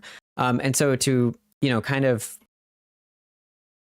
you know, flop out the way that they did just now is insane. I mean, they took 2 maps off of TSM in the lower bracket finals of VCL 25 at stage 3, right? Like that's a team that was like very, very close to maybe even going to Ascension, is what we're talking about with Core there, right? Like that is not a team you expect to get decimated by a random tier 3 team, you know, that's borderline, sorry, a random tier 2 team that's borderline tier 3. That's just not where you expect this to go. And that's the direction that it is going in, which is really surprising. That's big for Sleepers. It's also big for me because I was a little worried that the 2 teams I was going to want to do well in Challengers in Alliance Guardians and Sleepers were both not going to do well. But Sleepers taking a map 13-1 against Core. Like that's insane. I mean, this is a crazy good team. I mean, they've got Flya, they've got Moose. If Alexis is a sub for you, you know you're a good team. You know what I mean? Like, if Alexis is coming into sub for you guys, you know you've got a pretty decent roster. I know Kumi's pretty good as well. I saw them a while ago. Like, Flya and Moose especially are like veterans in the scene. Like, they've got a lot of experience. Noted, I imagine, is very talented as well. Like, these are talented players. Noted is more of like a collegiate, looks like. But like, regardless, like, these are still very talented players. You know, Smoke was on YFP. They got picked up from Evictex, which is in Challengers now. These are talented players. This is a talented team. Again, like this is a team that is going up against tier 1 teams or teams that are borderline tier 1 and then the best of the best in Challengers and is like holding their own. And so to not be able to do that now is very shocking against what is effectively, again, like a borderline tier 3 team that's coming into Challengers in terms of a lot of the ways that people are seeing them. I've seen multiple like rankings of was it just pure miscommunication? I don't know. I mean, obviously I didn't get to watch much of it because there's a big issue with production, but I do think that a lot of it was probably they're just not prepared to play against the comp, I would imagine. I mean, like, this is, you know, this is not a typical comp, right? Waylay, Clove, Yoru, Chamber, and Sova. Like, solo Initiator being Sova on Abyss, I don't think is super common anymore. And I say anymore, not like it was ever, but like solo Initiator Sova is not like a bad move necessarily. But like, I mean, it's definitely not a comp you expect to play against. And I think it was a defense-sided comp that was taking advantage of the fact that they were starting on defense on Abyss, which is a defense-sided map. I think they were able to take massive advantage of that, and it definitely probably had a big impact on their ability to succeed there. I do wish I got to see more of it. That would have been nice. But when we go into map 2, which we don't know what it is yet, I imagine Abyss was Sleeper's map pick, just given their preparedness. It may not have been. I'm not entirely sure on that. Plus, QoR did play on Abyss recently, and they did lose. Although, actually, we could probably check. No, it doesn't say here. Oh, it does say. No. So, QoR didn't pick Abyss the last time they played on it either. So, I would imagine it was Sleepers picking it here, knowing kind of, you know, they had VOD footage on how QoR likes to play Abyss. So, I would not be surprised if that's the direction that they took it. So, QoR probably has more of a chance going into map 2. But, I mean, like, losing 1-13 is more than just miscommunication. It's going to be more than just like getting, I mean, that's like a skill gap at a certain point, right? Like 13-1 is almost a 13-0. Like that's like, that should not be happening for QoR. Like from a team that is, I mean, you've got Alexis, you've got Flyer, you've got Moose. Like these are 3 like veteran Valorant players, right? Like Alexis is one of the best GC players, plays for one of the best GC teams in Valorant. Flyer and Moose, as I mentioned before, are both veteran players. They were both a part of the Moist Moguls roster that was probably like 3rd overall in 2023 challengers. Like this was a very good team coming into today. The fact that they did not succeed is very surprising. This is a team that probably, I mean, look, Sleepers is really good. I'm not trying to like completely outplay them. They obviously played much better than you would expect them to. I don't want to like put them down, but it's just not a team you would have expected to do what they did against QoR. This is clearly a very well coordinated team. Yeah, I mean, it is worth noting QoR has a sub, right? Alexis is a sub for them. But also their sub did get the most kills on their team. So, you know, there's you can't like say that it's a sub too much. It's a sub issue too much.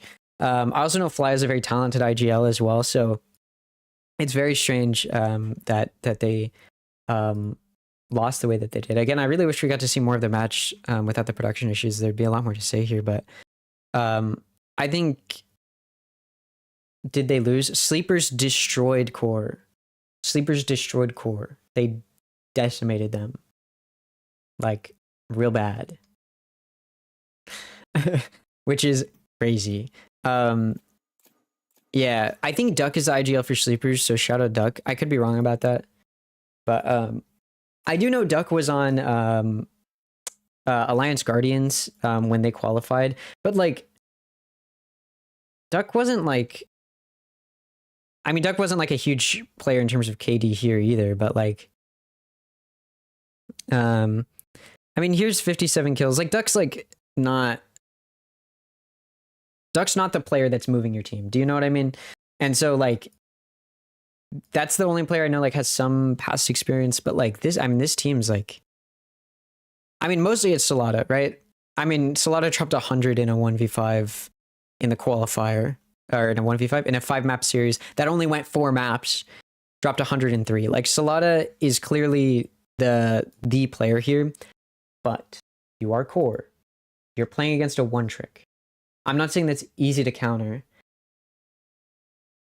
but, like, it's a one-trick. Like, you can figure that out, right? You can probably figure that out if you are QoR here. You should be able to, right? Again, said it before, they've got a lot of veteran players. Flya is a very talented IGL. He's been in this game for a really long time. He's been a part of some really strong rosters. Alexis is on one of the best game changer teams of all time, if not the best game changer team of all time.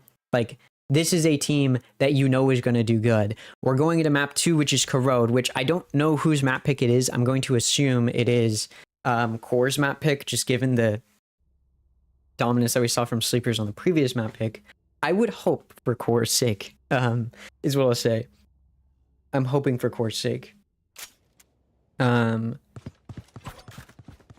But Sleepers are starting on offense. Corrode, like most other two-site maps in competitive play, is a defense-sided map. So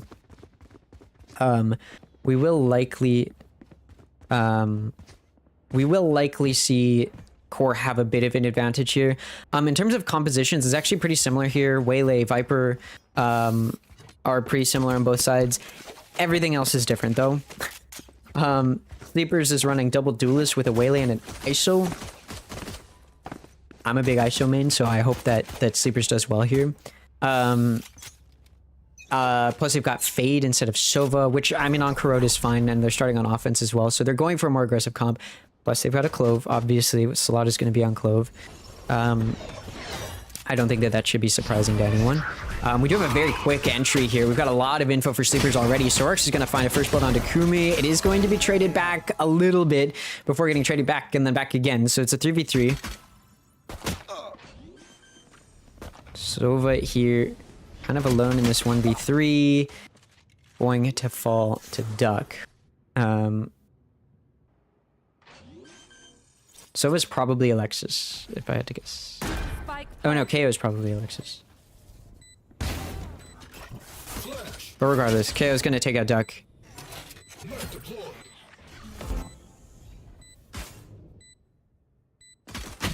Moose is oh no, Moose is going to get taken out. And now it's just down to KO. Smoke's in play. That's the good thing about Clove. You may lose your entry Clove, but you still have the smokes. Spike's going to get tapped here. Gets it to half. Gets off. Players see that they're off. They tap again, and ooh, Sorax whiffs the shots, so positions are known, but they've got a cross set up, and Sorax going to be able to take out Alexis. And that's going to finish round 1, and Sleepers takes it. So they continue their dominance from map 1, in which they won the first 2 rounds, lost the 3rd round, which they had the gun disadvantage there. It would have been bonus, so you kind of expect that to happen there if you are core to win that one. But then QoR and Sleepers then won the rest of the rounds. So Sleepers won 11 rounds in a row after losing round 3 on Abyss. So they are currently on a 12-round win streak coming into this after winning this pistol on map 2. QoR does have to figure something out. They're playing very aggressive here. Try to get an eco round win if they can, but oh, it's going to be an outlaw. And I mean, immediately Salat is going to be doing damage. Leo's dashing in as well. I mean, Tanza and Leo on the double duelist are going to be doing damage. Duck does plant the spike. Sorax is holding the flank here because they do not have trips on a sentinel, and Sorax is going to find the kill. So it's a 2v5 here. Waylay. I believe Waylay is Leo, and then Ice is probably Tanza. Leo's coming out here. Gonna meet who I think is Alexis. Ooh, Alexis is able to get the kill.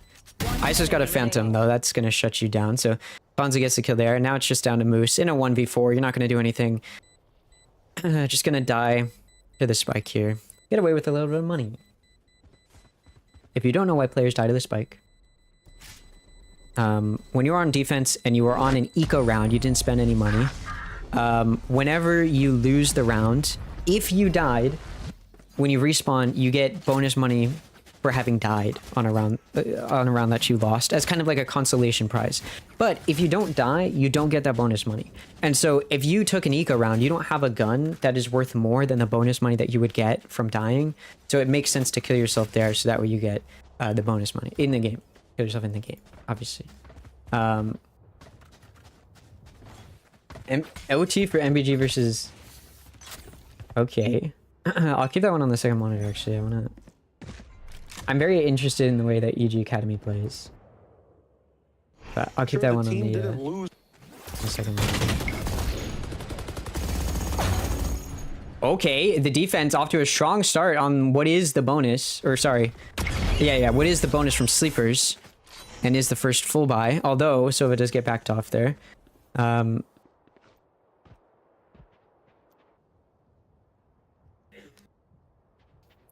And off of losing 2 players, Sleeper's kind of stuck here. Plus, not to mention, Leo's very low on HP as well. Weapon here. Did you have their spike on Waylay? Maybe to try and dash in and get the spike down, but there's so much damage done to the side of Sleepers. Sorex does have some health to work with. And a Guardian pushing up here. Spike did get transferred over to the Fade for Sleepers. It looks like they're going to want to encroach upon B here. That is, I guess, if there's a wrong site to push, it's probably B with 3 defenders there. It's also just harder to get into if you're the offense. There's a lot of choke points to get through, but we'll see. Okay, Alexis flashes out. Timing nearly perfect, but gets spotted by the Haunt and decides, let's back up here a little bit. Waylay's going to double dash out. Can Leo find any contact? No, but Sorex is able to trade it off. Duck finds a trade and then sprays it to heaven to take out the Sova. Huge kill there. Now it's a 2v2. Face your fear. Omen, who I assume is noted. The player, not like noted in terms of like knowing where they are. Joined by Kumi as they go to attempt this retake, but it is a 2v2, and if you are core, I mean, this is really, really bad. You cannot lose this here if you're core. Given... Oh, Sorex is able to clear out.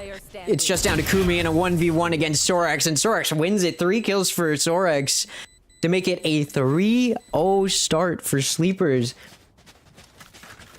I mean, this isn't just like upsetting if you're core. This is like detrimental. I don't know if this is Sleepers or if this is core. Do you know what I mean? I don't know if this is a core issue or if this is a Sleepers showing a display of dominance no one was expecting. To be fair, you do have to understand, like, if you are core, you're not expecting this comp, right? You're probably not expecting a Clove 1 trick to be your opponent, and there's also not a lot of VOD footage on Sleepers, where Sleepers does have a lot of VOD footage. Leo gets the opening pick here, where Sleepers does have a lot of VOD footage on core, so there is a little bit more counterplaying that Sleepers can do. But I mean, like, every team in Tier 2, Tier 1 deals with counterplaying. This does not explain counterplay. You know what I mean? Like, there's no response here from core. This is now 14 rounds in a row going back to map 1 that Sleepers have won. And I mean, losing your bye against bonus is just so bad. Moose, oh, with a bandit, able to get a kill there. Could try to change the tide. It's not going to be enough to even out the player count, though, as they will be taken out. As Salada just continues to dominate as well. Tanza is going to be the first to make contact here through mid. Is able to find a pick onto Noted. Sorex is also going to take out Alexis, and then Kumi will fall to the hands of Tanza once more. And that is going to make it 4-0 for the Sleepers. I am kind of in shock. Okay, the reason I'm watching this game at all, okay, because I don't watch party a lot of Challengers games. I'm not even that interested in Challengers that much anymore. I used to be super into it. It's because their name is Sleepers, right? Sleepy Boy 10. I named my Discord servers Sleepers to, like, call my community members, right? I was not expecting this. Okay? I mean, I saw people ranking this team like 15th out of the 16 teams in Challengers. You know what I mean? Like, I was not expecting this. I will say, though, Core able to open up with 2 kills coming into this round. Now 3, and all that Sleepers has found is 1. And it was Tanza who found it, who did end up falling, trying to even it out a little bit more. Got too greedy. It's a 2v4. These two players very separated. Toxins going up. Sorex and Duck very separated from one another right now. Although Duck is going to be rejoining with the spike. A site is open to an extent. There is some presence in towards CT for Core.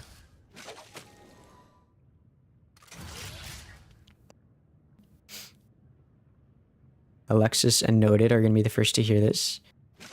As Duck does go to plant the spike, it's a little open. A good swing here from Core. Could be well timed, but it doesn't come. Haunt's going to come out. That's going to get shot down. Okay, they heard 2 shots go out. That could have just been 1 gun. I don't think they heard the Phantom there, so They're not aware of how many players are in CT, but they do know that there is positioning in CT. They actually want to take this fight in towards a link. Nobody's here. All of QoR is going to be coming in through CT. Null command comes out from Alexis, getting ready to entry. 0 point comes out, finds nobody in elbow. Okay, elbow's clear. You can do a little bit of damage. Spike is getting tapped. They need to get vision on it, and they can't. Nobody is in position here. Sorix is going to get flashed by Alexis, and that Spike's just going to be held. So finally, after 15 rounds in a row, won by Sleepers, QoR responds, getting a round win. They finally put a stop to the dominance that Sleepers has had going back to that first map. But keep in mind, they get around here. This is 2 out of, what is it? 2 out of 17 rounds? 2 out of 19, sorry, total rounds that they've played. It's currently 2-17 in terms of round count for either team. So it is very clearly, very dominantly going in favor of Sleepers right now. NBG beat EG Academy. Okay. Keep my eye on that game.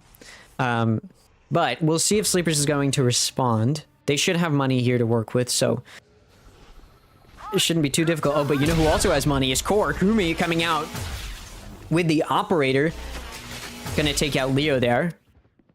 Punish Fury also does some damage. So these past 2 rounds, QoR has managed to effectively utilize their ultimates to try and get back in this. So Salada continuing to do what Salada does. Gonna find a pick there. Traded back, but Sorix will trade that one back to make it a 3v3. Alexis finds one. Gonna take out the Duelist and Tanza before falling to Duck to get traded back once more. So it's a 2v2. Big flank coming through from Moose. The players are aware, though, Duck's going to find a kill, and that's essentially a free kill for them because now 2v1. Health is low for Duck, but player advantage and a free sight over on B. You can see QoR is very, very aware. They're sending Kumi over. I sneezed. I apologize. My ult is ready. Still waiting. The ultimate's going to be expended. Nightfall comes out. Oh, and the Viper's Pit. So QoR has utilized 2 ults in the past 2 rounds to try and get back in this, and they did successfully win the previous round, but Sleepers responding with the ultimates that they've gained of their own. Kumi able to get a shot right into the back of the head of Duck there. Able to find the kill onto Sorix as well, and it's going to be a 1v2 clutch for Kumi to keep QoR in this. So they respond. QoR does. After losing 15 rounds in a row, going back to map 1, QoR does manage to respond with a 2-round win streak. Kumi does need to clutch to keep it in their favor there in round 6 here, but they do get it. Massive way to respond, okay? Let it be known that you can't take 16 rounds in a row for QoR, exactly. So QoR's back in this to an extent. The main thing that they've done here is Sleepers' economy is going to be a little bit shot here. Plus, they did end up getting 2 of those ultimates out. Sleepers used 2 of those ultimates in a 2v1, mind you. They used 2 ultimates and didn't win it. Massive waste there. ISO gonna come out using the kill contract. Doesn't find anyone. Definitely wanted to grab the Odin there. Kumi's able to swing out and take out Salada. Huge pick there. And now it's going to be a 4v5 for Sleepers. They are going to have to be a little bit more patient here.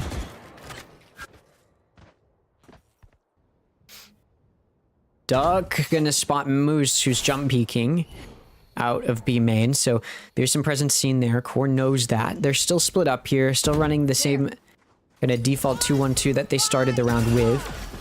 Going to see the ultimate come out, expended by the Waylay, and that's going to allow an entry to come through. 2 kills are found, but they're both traded back. So it's a 3v2 still. QoR has that player advantage, and off of not really being able to make much entryway there and expending the Waylay ult, Sleepers backs out. They've used every single ult I think that they had at their disposal going into the past 2 rounds. They've used them, and so far not too much use. They wasted their kill contract, didn't end up picking anyone up. They used the Viper's Pit and the Nightfall in the previous round and in a 2v1 and then lost it. And then of course the Waylay ult was expended there, so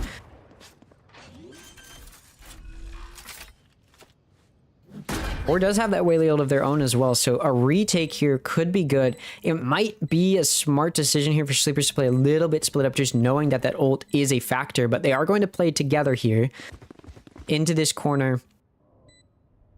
I don't even know what this is called. Boxes? Towards that entrance into elbow. All of core is coming through CT. They've made it clear that this is how they want to play retake, is just coming through CT. They do split up now, which again, I said might be good to avoid the ult. Nobody gets hit by it anyway. Ooh, the smoke did not go down yet, and the spike is tapped. Sorix is able to take them out. Moose is going to take out one. It's just down to Sorix in a 1v1. Spike's being held. There's no time. They got off to try and take out Sorix, and it was a pivotal mistake. Moose is going to die, and although all players die for both teams, it's Sleepers who comes out with a win, and that is a 5th round they've won now, and their dominance over core continues. I will say, core has already doubled the amount of rounds that they won on their previous map, so that's pretty good. But, you know, you're not trying to win... You're not trying to make up for what you did on the previous map. You're trying to get the win on this map. And so far, they're not looking too good in that regard. Salada does have the ultimate for Clove. So that could mean that we see a little bit of aggression from the Clove. Which, I mean, it's Salada. We know what Salada's going to do at this point, but... Big entry here. Waylay has made it in with a judge to do some work in terms of helping entry here. And Salada's going to find one. Tanza finds one. That's 2 players down for the side of core. And that's now a 5v3. Core did find themselves on an eco after losing the previous round. As although they had won the round before it on a clutch, it was expensive as they lost all but one of their players. So they had to spend a lot of money in the previous round and then they lost it. So they don't get to keep any of those guns. Whereas, of course, Sleepers, who got the win, is going to have money to work with, even though they all lost their guns as well. Oh my god, wait, a flank coming through. It's unexpected, and Moose is going to find 2. It's a 2v3 right now for Sleepers. Oh my god, and they all line up for Salada. What was that? I mean, that was 2 shots killed all 3 of them. I have never seen a collateral kill like that before. In Core Falls, I think that about says what's been happening. I think that end to that round was probably a good metaphor for what this series has looked like. Sleepers just dominating core here.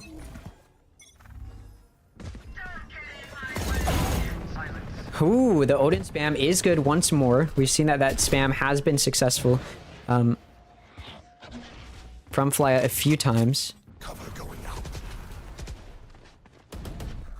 Blinding. Paranoia is going to come out to try and stop this take of A, but the site has been secured. Doesn't matter. Ooh, we do see good damage done by Omen. Noted is able to get 3 on the round, and it's just down to Waylay. And Leo can't finish it off. So 4 kills for Noted. And that's going to make it 3-6. So Core bounces back. Noted makes it a very dominant bounce back.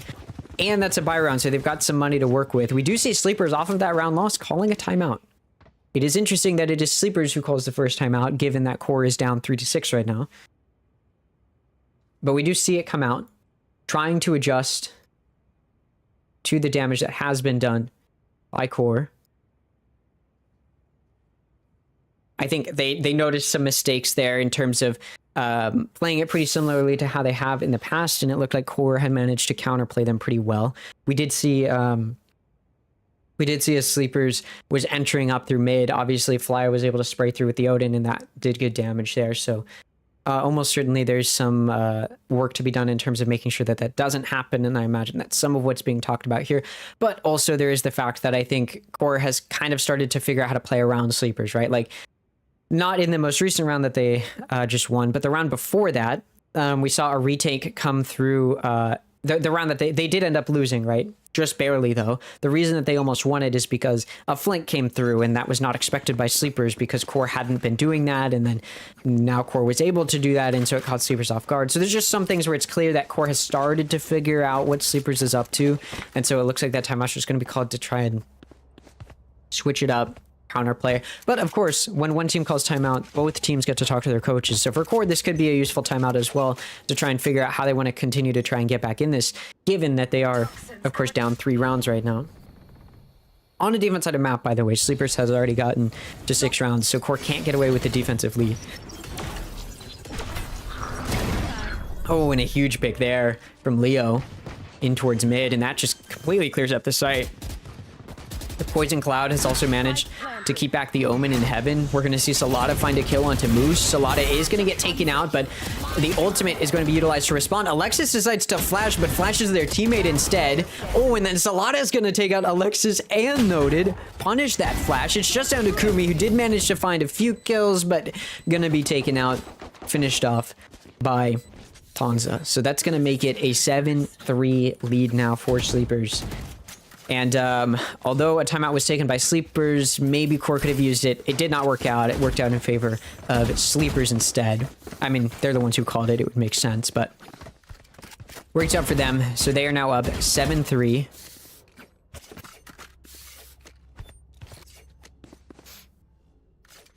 Make me proud. And we do see QoR forcing up a little bit here. It's going to be a bit of an awkward buy. They do want to be able to buy next round as well, so we do see a Sheriff on their side. But here, holding A, we've got guns. Kill contract is in the hands of Tanza. You saw them getting ready to use it, but they choose not to. There's two players here on site. Oh, a nice headshot there from Leo is going to open it up. Kumi is able to respond with a kill of their own, but Tanza trades that one back. Tanza's going to find another one as well before dying to the Sheriff of Alexis. Oh, but that Waylay ult's going to be detrimental. Alexis ults to keep themselves alive, but somebody's going to have to resurrect them, and it's just down to Moose. Of course, resurrection's very loud. It is faster than it used to be, though, so maybe Alexis could get up, but you don't got a smoke to work with. It's probably not really worth it, and Alexis is just going to fall. Down to Moose now, who's turning their back towards Elbow and is able to find a kill in the process, but then just going to get shot in the back by Leo. So that's 3 kills for Leo, as Sleepers is now 5 rounds away from winning this map, 1 round away from the end of this half, and up 8-3. They've got 2 ults to work with as well. They've got Nightfall and Kill Contract available. I mean, I'm kind of in awe here.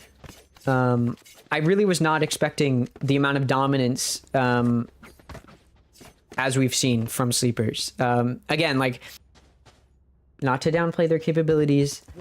I think a lot of people did not have these kinds of expectations. And like, again, QoR is not, you know, top 4. You know what I mean? I don't think anybody's expecting QoR to be top 4, but they're definitely top 8. They're definitely a top 8 team, and they're not going to be in the top 8 after they lose this to Sleepers, assuming that that's what's going to happen, which it looks like it is. So for Sleepers, this is a massive debut match in Challengers after fighting their way pretty dominantly. I will say they did dominate their way through the qualifiers to get here. But again, you don't really expect such dominance to continue once you get to the real deal, and yet it has. Bit of info tries to be found on B by Alexis with the 0 point. It is not found. Moose manages to hide behind their own smoke. Really good pocket found there, but Salada is just going to jump in with the shorty and find the trade. So it's going to be a 4v4. Site's been opened up, although the Snakebite did do a good job of stalling the entry. Duck's going to use an Odin of their own to take out Flya, who tried to kill them with an Odin. Not going to work out. Okay, Divergent Path going to be utilized by Kumi. And it does open up a kill as Omen comes in with the flank, able to find one. Noted does. Although Leo is still going to be dominant, taking out Alexis here. Salada, though, going to take out Kumi, who's trying to entry in from mid. And now it's just down to Noted, who's in a 1v3. Not a whole lot you can do here. Leo in Heaven, too much damage taken. And then you're going to get the swing from the Salada to finish you off. So very, very dominant start. Again, from Sleepers, they take the first half 9-3 as we switch sides. Now, I will say, they went into the second half up 11-1 in the previous map, okay? Is that good? Probably not. But I will say, to their credit, this is probably a better situation to be in than being down 1-11 going into the second half, right? 9-3 could be the 9-3 curse if they could get some, you know, some movement here. But for the side of Sleepers, this is, I mean, this is completely unexpected, I think. Again, I keep saying that, but I'm kind of in shock over how successful they are right now. We're going to see QoR try to take it towards B. That is the weaker side in terms of defense for Sleepers, although they do have 2 watching mid who, of course, can rotate fairly quickly over to B. 0 point does manage to find those 2 players that are up in top mid. So Alexis gets good value there with the 0 point.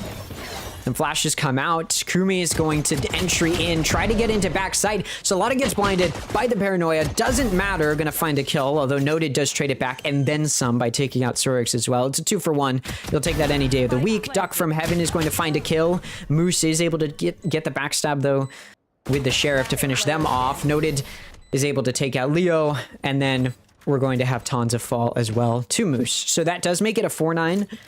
And a pistol round win for QoR, so that's going to be a bit of some momentum that they can get moving in their favor. I said it's potential. There's some work to be done, but they may be able to get there.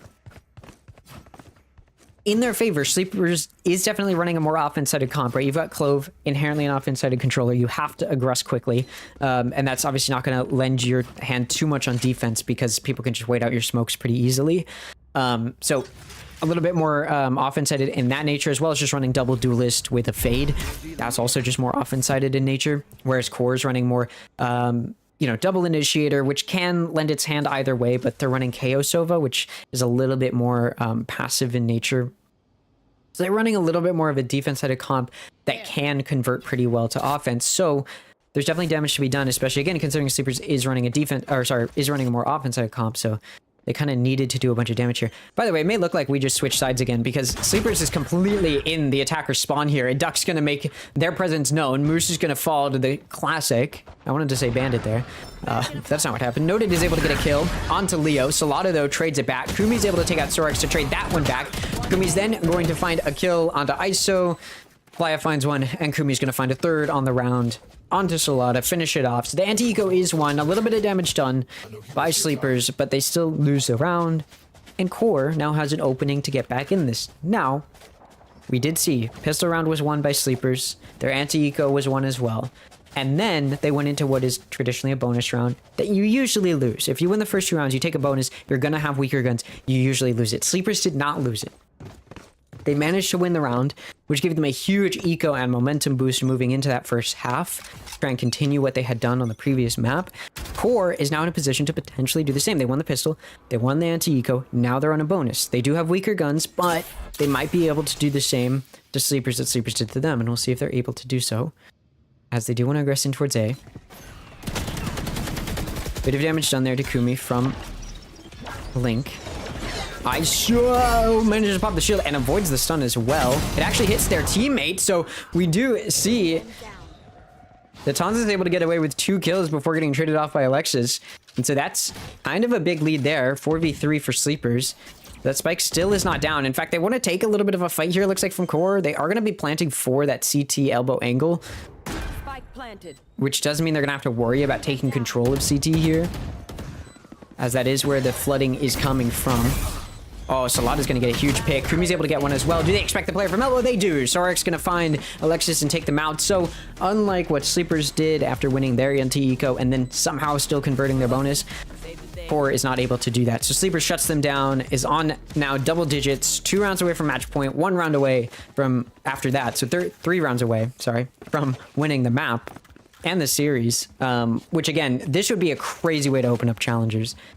To dominate QoR the way they did on Abyss, 13-1, to then come into map 2, dominating the way that they did in that first half. They can convert this map into a win. This will probably be one of the more dominant debuts you've seen from kind of a qualifier team like we saw now. I mean, you know, QoR's an invited team, right? They're coming from the previous season as well. They've got challengers experience, and Sleepers is just decimating them. We'll see, though. QoR does have an opportunity to respond. They've got guns now. Before, they were working with a little bit of a half buy, weaker buy, seeing as it was a bonus. Noda is able to find 1, but Leo is going to find 2. 2-for-1 special does leave QoR down a player. Sleepers will be up in a 4v3, able to kind of play defensively however they want. They leave 2 on A. They've got 1 in top mid, and they've got 1 playing very far back on B, very ready to rotate if needed. But it looks like QoR, who's pushing up mid, may end up aggressing towards B. Alexis does have the spike, backed up by Noted, is going to start making their way in that direction. We do see this entry starting to come through here. Spike will get to go down, most likely. Moose is now in main as well, so they're definitely waiting for that player to get into main. They do see Sorix in towards CT. The snakebite is expended before the 0 point gets to go off. And now, of course, as much of Sleepers was over near A, the retake is going to come a little slower here as they wait for team to regroup. They are now all together though, so the retake can start. Alexis flashes mid, nobody's there. They're all coming from CT in heaven. And so Duck with the Odin's gonna have to rain down fire from above. Good Snakebite does a good job of stalling, but we do see Sorix able to find a nice kill. That player in heaven's still there. Alexis is aware. Moose is as well from main. Gonna find the kill there. Alexis is able to take out one, and then the swing comes through in towards mid to try and find another. It's just down to Sorix in a 1v2. Time ticking though, and Sorix would rather live with the gun, and that's exactly what's going to happen as the spike deploys. So QoR does bounce back. They may have lost their bonus, but they had the gun disadvantage, and now that they have the gun advantage, they make it look good. They are able to get in it, take out Sleepers, and they're up. Well, they're still down. They're not down as much as they were. They're now 6-10. Again, they only got one round on Abyss, so really anything that is more than that is what they're looking for. And we're going to see QoR work their way, I believe, over towards A. Although they are definitely defaulting here. Got two in towards B main. They heard a shot from a Sheriff over near A. This is an eco from Sleepers, so big gun advantage here for QoR. Actually, yeah, they're going to aggress over towards B now. They don't even really work up mid very much after smoke kind of wards them back. They decide, all right, let's just entry in through B main. They've got nobody ready to push up through mid, so this execute is all going to come from B main. Already pretty decent. Sorix does take a hit from an Outlaw, down to just 10 HP. Decides to switch guns there, given that they had a Vandal, and Salada had a Bucky. May as well trade them off, given the lower health, so I'm not entirely sure what QoR's waiting for, and they aren't either, so they start to execute. Salada, who is given that Vandal, immediately finds value, able to find one. Gonna go ahead and ults, and makes the mistake of just swinging into Alexis. Gonna find themselves dead, so it's a 4v4 now. Moose, oh, very late lurk in mid, is able to find a kill. The Bucky, though, is good from Sorix, and they're able to pick up a Vandal. Still, though, Fly was able to find a kill with the Outlaw. Finds another with the Classic. Traded back by Duck, though, but swinging around that hut is Alexis, who will find the final kill onto Duck, and that does make it 10-7 now for Sleepers. Pretty decent, dominant comeback we're starting to see here from QoR. We saw Sleepers take a timeout in that first half, despite being up 6-3. I would not be surprised if they end up taking another timeout here, despite being up 3 rounds as well, although they're not doing it this round. I imagine if they lose another, that's when they get a little worried. This past round was an eco round, so you weren't expecting them to be too dominant. And now they are going ahead with a bit of a bye. If they lose this, of course, that's when the timeout will come out most likely. We're going to see aggression in towards A, maybe just looking for the orb. Somehow, Leo does get away with a kill before falling there. It looks like they got killed instantly, but they do get a kill first. Kumi's going to find a kill. Salada was trying to play a little bit of trigger discipline, hiding behind their own smoke, gets punished. Duck is going to take out Kumi, but it might be too little too late. It's a 3v2 for the offense here. QoR's rushing in. Alexis coming around from elbow, is able to do some really good damage, not quite find a kill yet. The Odin in the hands of Duck is good for 1, and then 2. They know where the final player is. Duck on 3 kills and full HP. The spike is not planted, so it's down, waiting to be picked up. Sorix does swing around a little bit from Link, trying to maybe find something. Doesn't, though. 10 HP for Sorix. If Alexis can take out the Vandal, or sorry, the Odin here in Duck's hands, that could be really good. Sorix is very low, and Sorix is going to swing. Damage not going to be done. 50 HP for Alexis. It's not going to matter, though. It's a headshot from Sorix to finish them off, and it's 11-7 now for Sleepers. A massive, massive advantage right now for the side of Sleepers. I mean, if you're QoR, this is starting to look a little worrying. That was a round you really wanted to win, to really solidify yourself. That was when Sleepers were back on a bye. Did they figure you out? You don't know.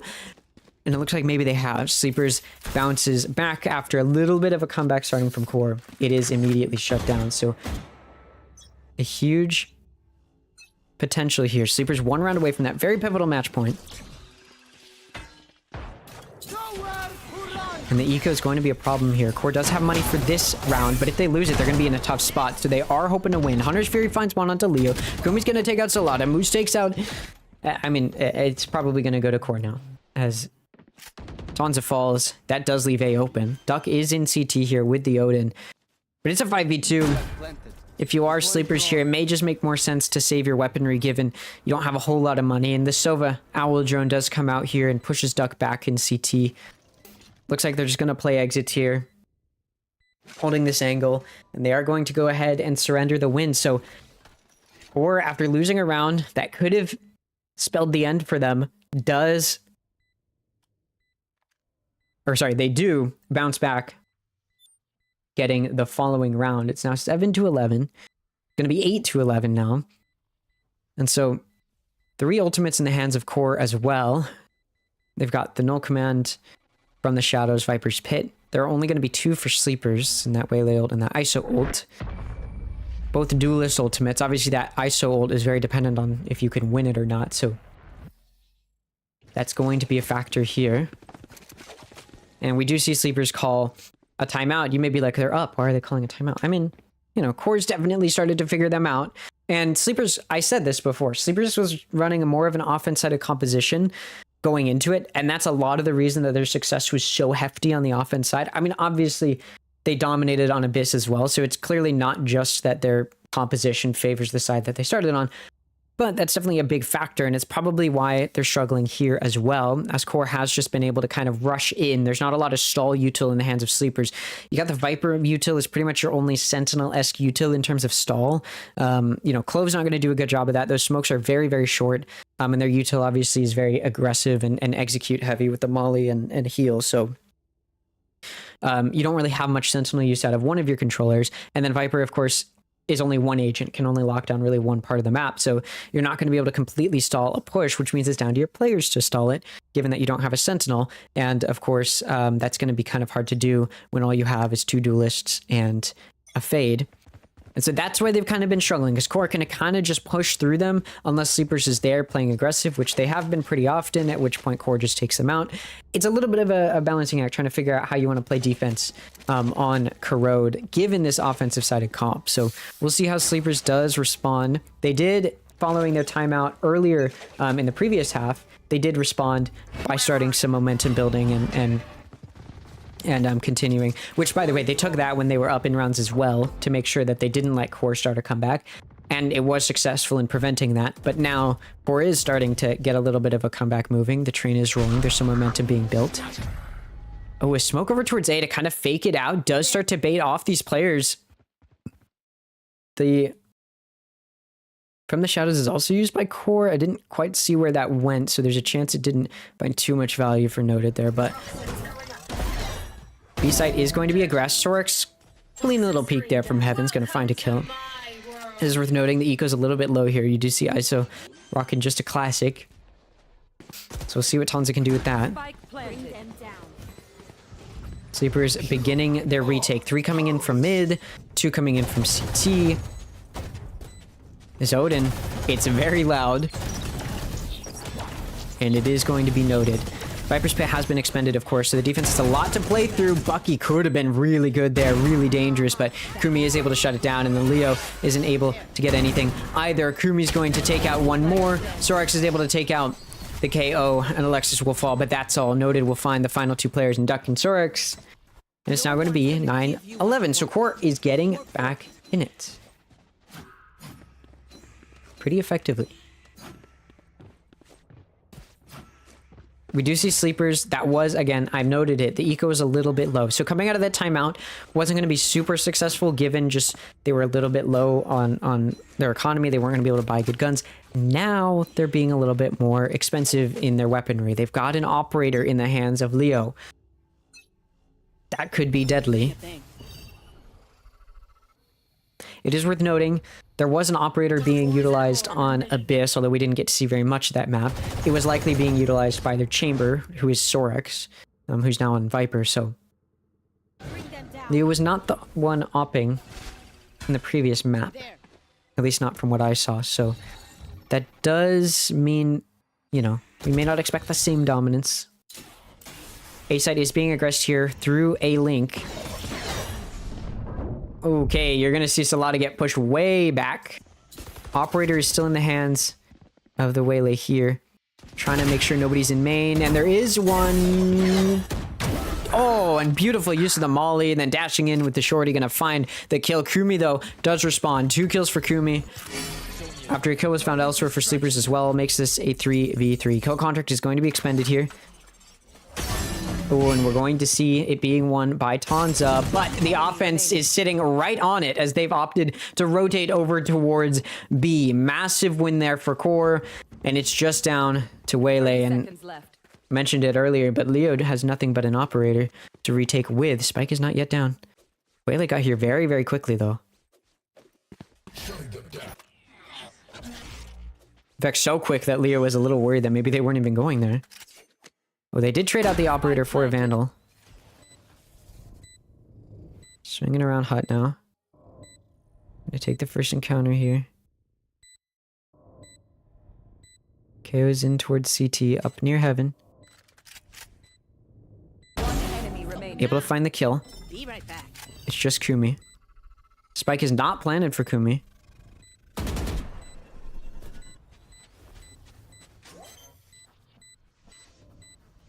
Able to get it to half. Then they step off. Oh, but they're not looking the right way. They're expecting it from main, and Kumi comes around, swinging around hut. To be fair, there was quite the ring around the rosy there that happened for both teams there, and it obviously created a bit of confusion there, and Kumi does get away with the win. QoR is now 1 round away from tying it up. 9-3 curse could be in play. They came into this map, or sorry, they came into this half down 3-9. It's now 10-11. Definitely closing it up. The big question is mostly just, how does this continue? Sleepers did take that timeout, and that round was the round where they could have proved that it was effective, but they didn't win it. And now their eco is low once more. They're on a very weak buy. Sleepers does keep going for these aggressive plays out of mid and then not finding much. They give up a lot of space. And I said, they don't have a lot of stall util. They don't have a lot of Sentinel-esque stall util because, first of all, they don't have a Sentinel. But second of all, the only player that they do who has some kind of, who has some kind of stall util is their Viper, who's obviously playing over on B. There's only one of them. Can only do so much. The Bucky on Salada isn't going to find anything. Oh, the dash out from Waylay is actually going to find something. Leo's able to get a kill with the Bucky. Although 2 kills were found by Flya, so it doesn't make much difference. Kumi and Moose each find 1. It's just down to Sorex coming from CT with a Sheriff. Or smartly going to play a little bit further back. They don't want to give up a gun. Maybe that gets picked up or anything like that. Now they're going to push. There's more of them, and Sorex is able to get a shot, but not going to be enough. So it's 11-11. Tied game. QoR 1 round away from going to match point here. So is Sleepers, though. They have been for a while, however. They do have money now. If Sleepers loses this, they're not going to have money next round. If QoR loses this, they will have money next round. So this is definitely a bit more of a detrimental round for Sleepers, given that if they don't take this round, not only will their opponent be on match point, but they also won't have money to try and respond with. So it's very important for Sleepers that they win this. For QoR, obviously, if they lose this round, that sucks their opponent's on match point, but they have money with which to work with to try and take it to overtime. At which point, of course, you know, money and momentum and stuff won't matter as much. Unless you want to buy an operator or something. QoR is going to aggress up towards mid to start it off. Sleepers is not fighting here. Viper's Pit has been expended over in B main by Sorex. And it actually looks like that's where QoR wants to head, weirdly. They do have 2 players going in towards B main. Sorex, you can see just on the minimap, is getting a little bit paranoid, but it's QoR who should be paranoid as a flank comes up through mid. It's going to find 3 and then a 4th. 4 kills. All given to the hands of Tanza. Sorex is able to find the 1 player who decided to go towards B as well. I mean, that was a very quick end to that round, and Sleepers takes it. It's a round they needed to take. As I talked about, it was much more detrimental of a round for them, and they take it. QoR can still buy. They still have money to work with. Sleepers, of course, is going to be able to buy as well. They carry some guns through from the previous round, and we're now essentially in overtime mode. Both teams trying to win as best as they can. QoR, of course, wants to take this to overtime.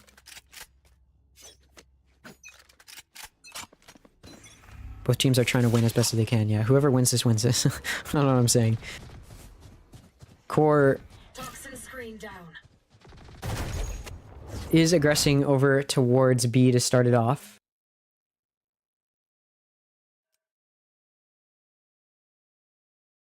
Again, a very pivotal round.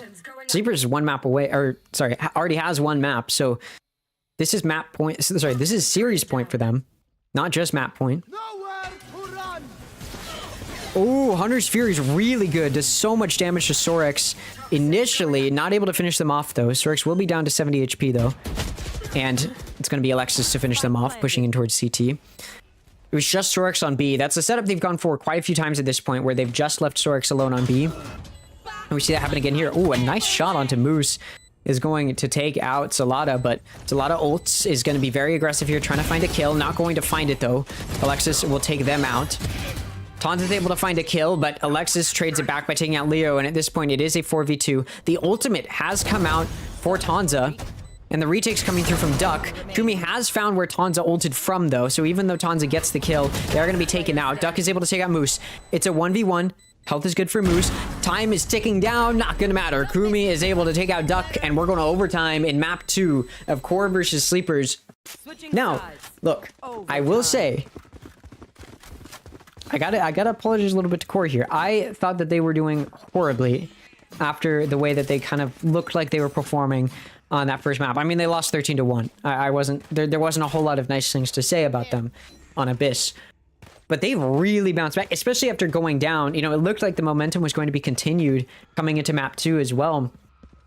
But they've really looked solid here, especially as they've come back from that 9-3. Both teams had a much better offense than defense. So it's going to come down to whichever team can win that defensive round.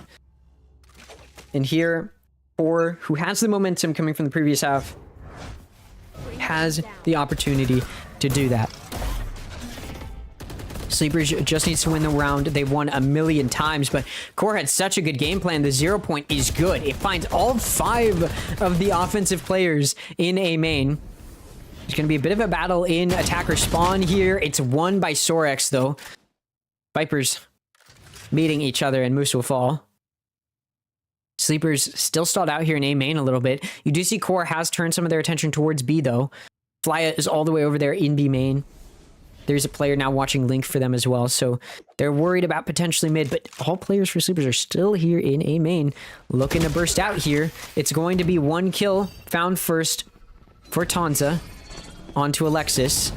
Ooh, really good vulnerable there. The undercut suppresses as well, and it does a really good job of preventing the paranoia from coming out. Salado is able to punish, and then Sorex going to take out Kumi, who managed to find one before falling, but it's going to be a 3v1, and 3 orbs have been picked up by Sorex, and that means the Viper's Pit gets to come out in overtime.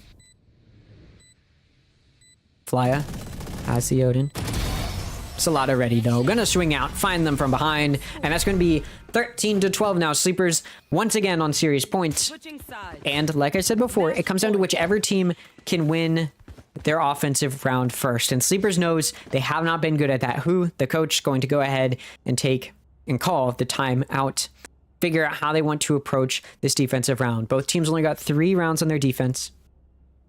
And for Sleepers, for QoR, all 3 of those defensive rounds were actually won after the pistol and eco and bonus rounds had taken place. Those first 3 rounds that are typically pretty pivotal, or even first 4 rounds. All 3 of their round wins were found after that fact. So they had managed to put up a solid defensive round when they had a bye against a full bye from their opponent. Sleepers, however, only 2 of their wins are from after those first 3 rounds. QoR won the pistol. QoR then won their anti-eco. Sleepers had the gun advantage on round 3 in that second half, on round 3 of the second half, and was able to take it, likely because of that gun advantage, right? They were only able to take 2 defensive rounds pre overtime. They were only able to take 2 defensive rounds for the rest of that half. So for the side of Sleepers, they do need to figure it out a little bit. They did, of course, take a defensive round, round 23 on their defense. So that was right before overtime. So they definitely have a little bit of an inkling of what to do, but obviously this is going to be a bit tough. They're still opting to only leave Viper on B, but they're going to have 2 run it down from mid, not going to find anything. And as Tanza does push out of A main, sees the players there, is going to be here with Leo to play defense. Leo's been smoked off. The defense, though, is able to find a kill. 1 each. 1 down bottom mid, and then 1 pushing into the site. Another one is found by Leo. It's a 5v1 now as Salada finds the final 2 kills. It's 3 for Salada on the round, and that is going to be a 14-12 overtime victory for Sleepers following the timeout. And that means that Sleepers, after dominating a core on Abyss 13-1, it's much closer on Corrode, but they still win 14-12, and what is probably a massive upset, Sleepers dominate and destroy their opponent. I mean, I'm kind of dumbfounded. As a new Sleeper fan, just found them very recently, really only supporting them because of the similarities in name. I'm a little surprised by the amount of success that they just had. I don't think anybody could have predicted that. I mean, on this series, you've got Salada going 42 and 31, 42 and 32. Pretty dominant. One thing I talk about a little bit when I haven't done one of these in a minute where I just watch Party Challengers games, but something I used to talk about a lot is kill consistency. Sometimes I talk about it when I'm casting as well. Kill consistency is pretty important, right? You want all of your players to be able to hold their own when given the opportunity to do so. And you can see on the side of Sleepers, they're pretty effectively able to do that. Obviously, there's, you've got the top 3 in Leo, Tanza, and Salada, which we knew were going to be the 3 that were going to be dominant, especially highlighting Salada here. It seems to be able to play Clove very, very effectively, which I was questioning it coming into the series. Turns out I had no reason to question it. But Sorex and Duck are 2 players that you don't necessarily need to be fragging super highly. Obviously, on Abyss, you would want, Sorex to frag a little higher given the fact that they were in Chamber, but the rest of the team really made up for it. And I mean, given it was only a 14-round game, there's not a whole lot else you can ask for there. Kill consistency is pretty good for the players you want to be able to get kills. And then Duck and Sorex weren't bad either. They were able to get kills where they need to. These are 2 players that are playing the less aggressive roles. You really, if you're going to have a Clove 1 trick, you need them to be fragging. You need them to be, a playmaker. And that's exactly what Salada was for the team. Over on the side of Core, I mean, there's also pretty decent kill consistency, but it's really Kumi and Alexis that were dominating. The other 3 were kind of, Noted's kind of close to Alexis. It's just not quite, you're seeing like a 4 kill gap in between these 2. You see a 3 kill gap in between these 2. You see a 3 kill gap in between Noda and Flya. And then it's another 3 kill gap. None of the, they're all staying pretty consistent in terms of being kind of near each other, but none of them are consistently good, dominating. Kumi was really, really good, able to take a lot of those engagements. Alexis also, showed through, especially on Abyss. Alexis was the only one who's really doing damage. Alexis is a sub. Alexis is not one of the main players, and Alexis was one of the best players on the team. That should kind of show you where Core is at right now. There's definitely a little bit to be worried about if you are Core in terms of navigating this, bouncing back. But I'm very happy. I'm very impressed by Sleepers. I'm definitely going to be rooting for Sleepers moving forward. Shout out to the Guardians as well. They definitely tried their best, but they did lose. So given the fact that Sleepers appears to be better, this is my team now, I will say. That's the approach I'm going to take. But with that being done, I don't really have anything else to say. So thank you guys for watching. I do plan on watch partying as many of these as I can. The season will run into when I start school most likely. So I probably won't be able to at that point. But for now, I'm pretty free, so I'll be able to watch party Guardians games and Sleepers games is my goal. We don't have the next games lined up yet because I don't know why I pulled up America's. We don't have the next games lined up yet because it is a Swiss stage. And so that means that Sleepers is going to play one of the 8 that win their first series, which could be Energy Academy, SAD. Over on the other side, to give you an update, currently, EG Academy is leading NBG on map 2, 9-6. After losing map 1. So that match is pretty close still. So not entirely sure who's going to win between Nightblood Gaming and EG Academy, but whichever team wins has a chance to face Sleepers. Right now, though, Sleepers is actually kind of in the lead by round differential. So that's kind of impressive. I mean, given the fact that they 13-1 core, I don't think that's surprising, but yeah. I'm honestly very impressed with Sleepers. So they're definitely a team to keep your eye on. I mean, they don't even have like a logo on VLR. That's not a team you expect to be doing what they just did to Core. So I'm very impressed. I'm definitely looking forward to seeing them play. And that's gonna be it for me, though.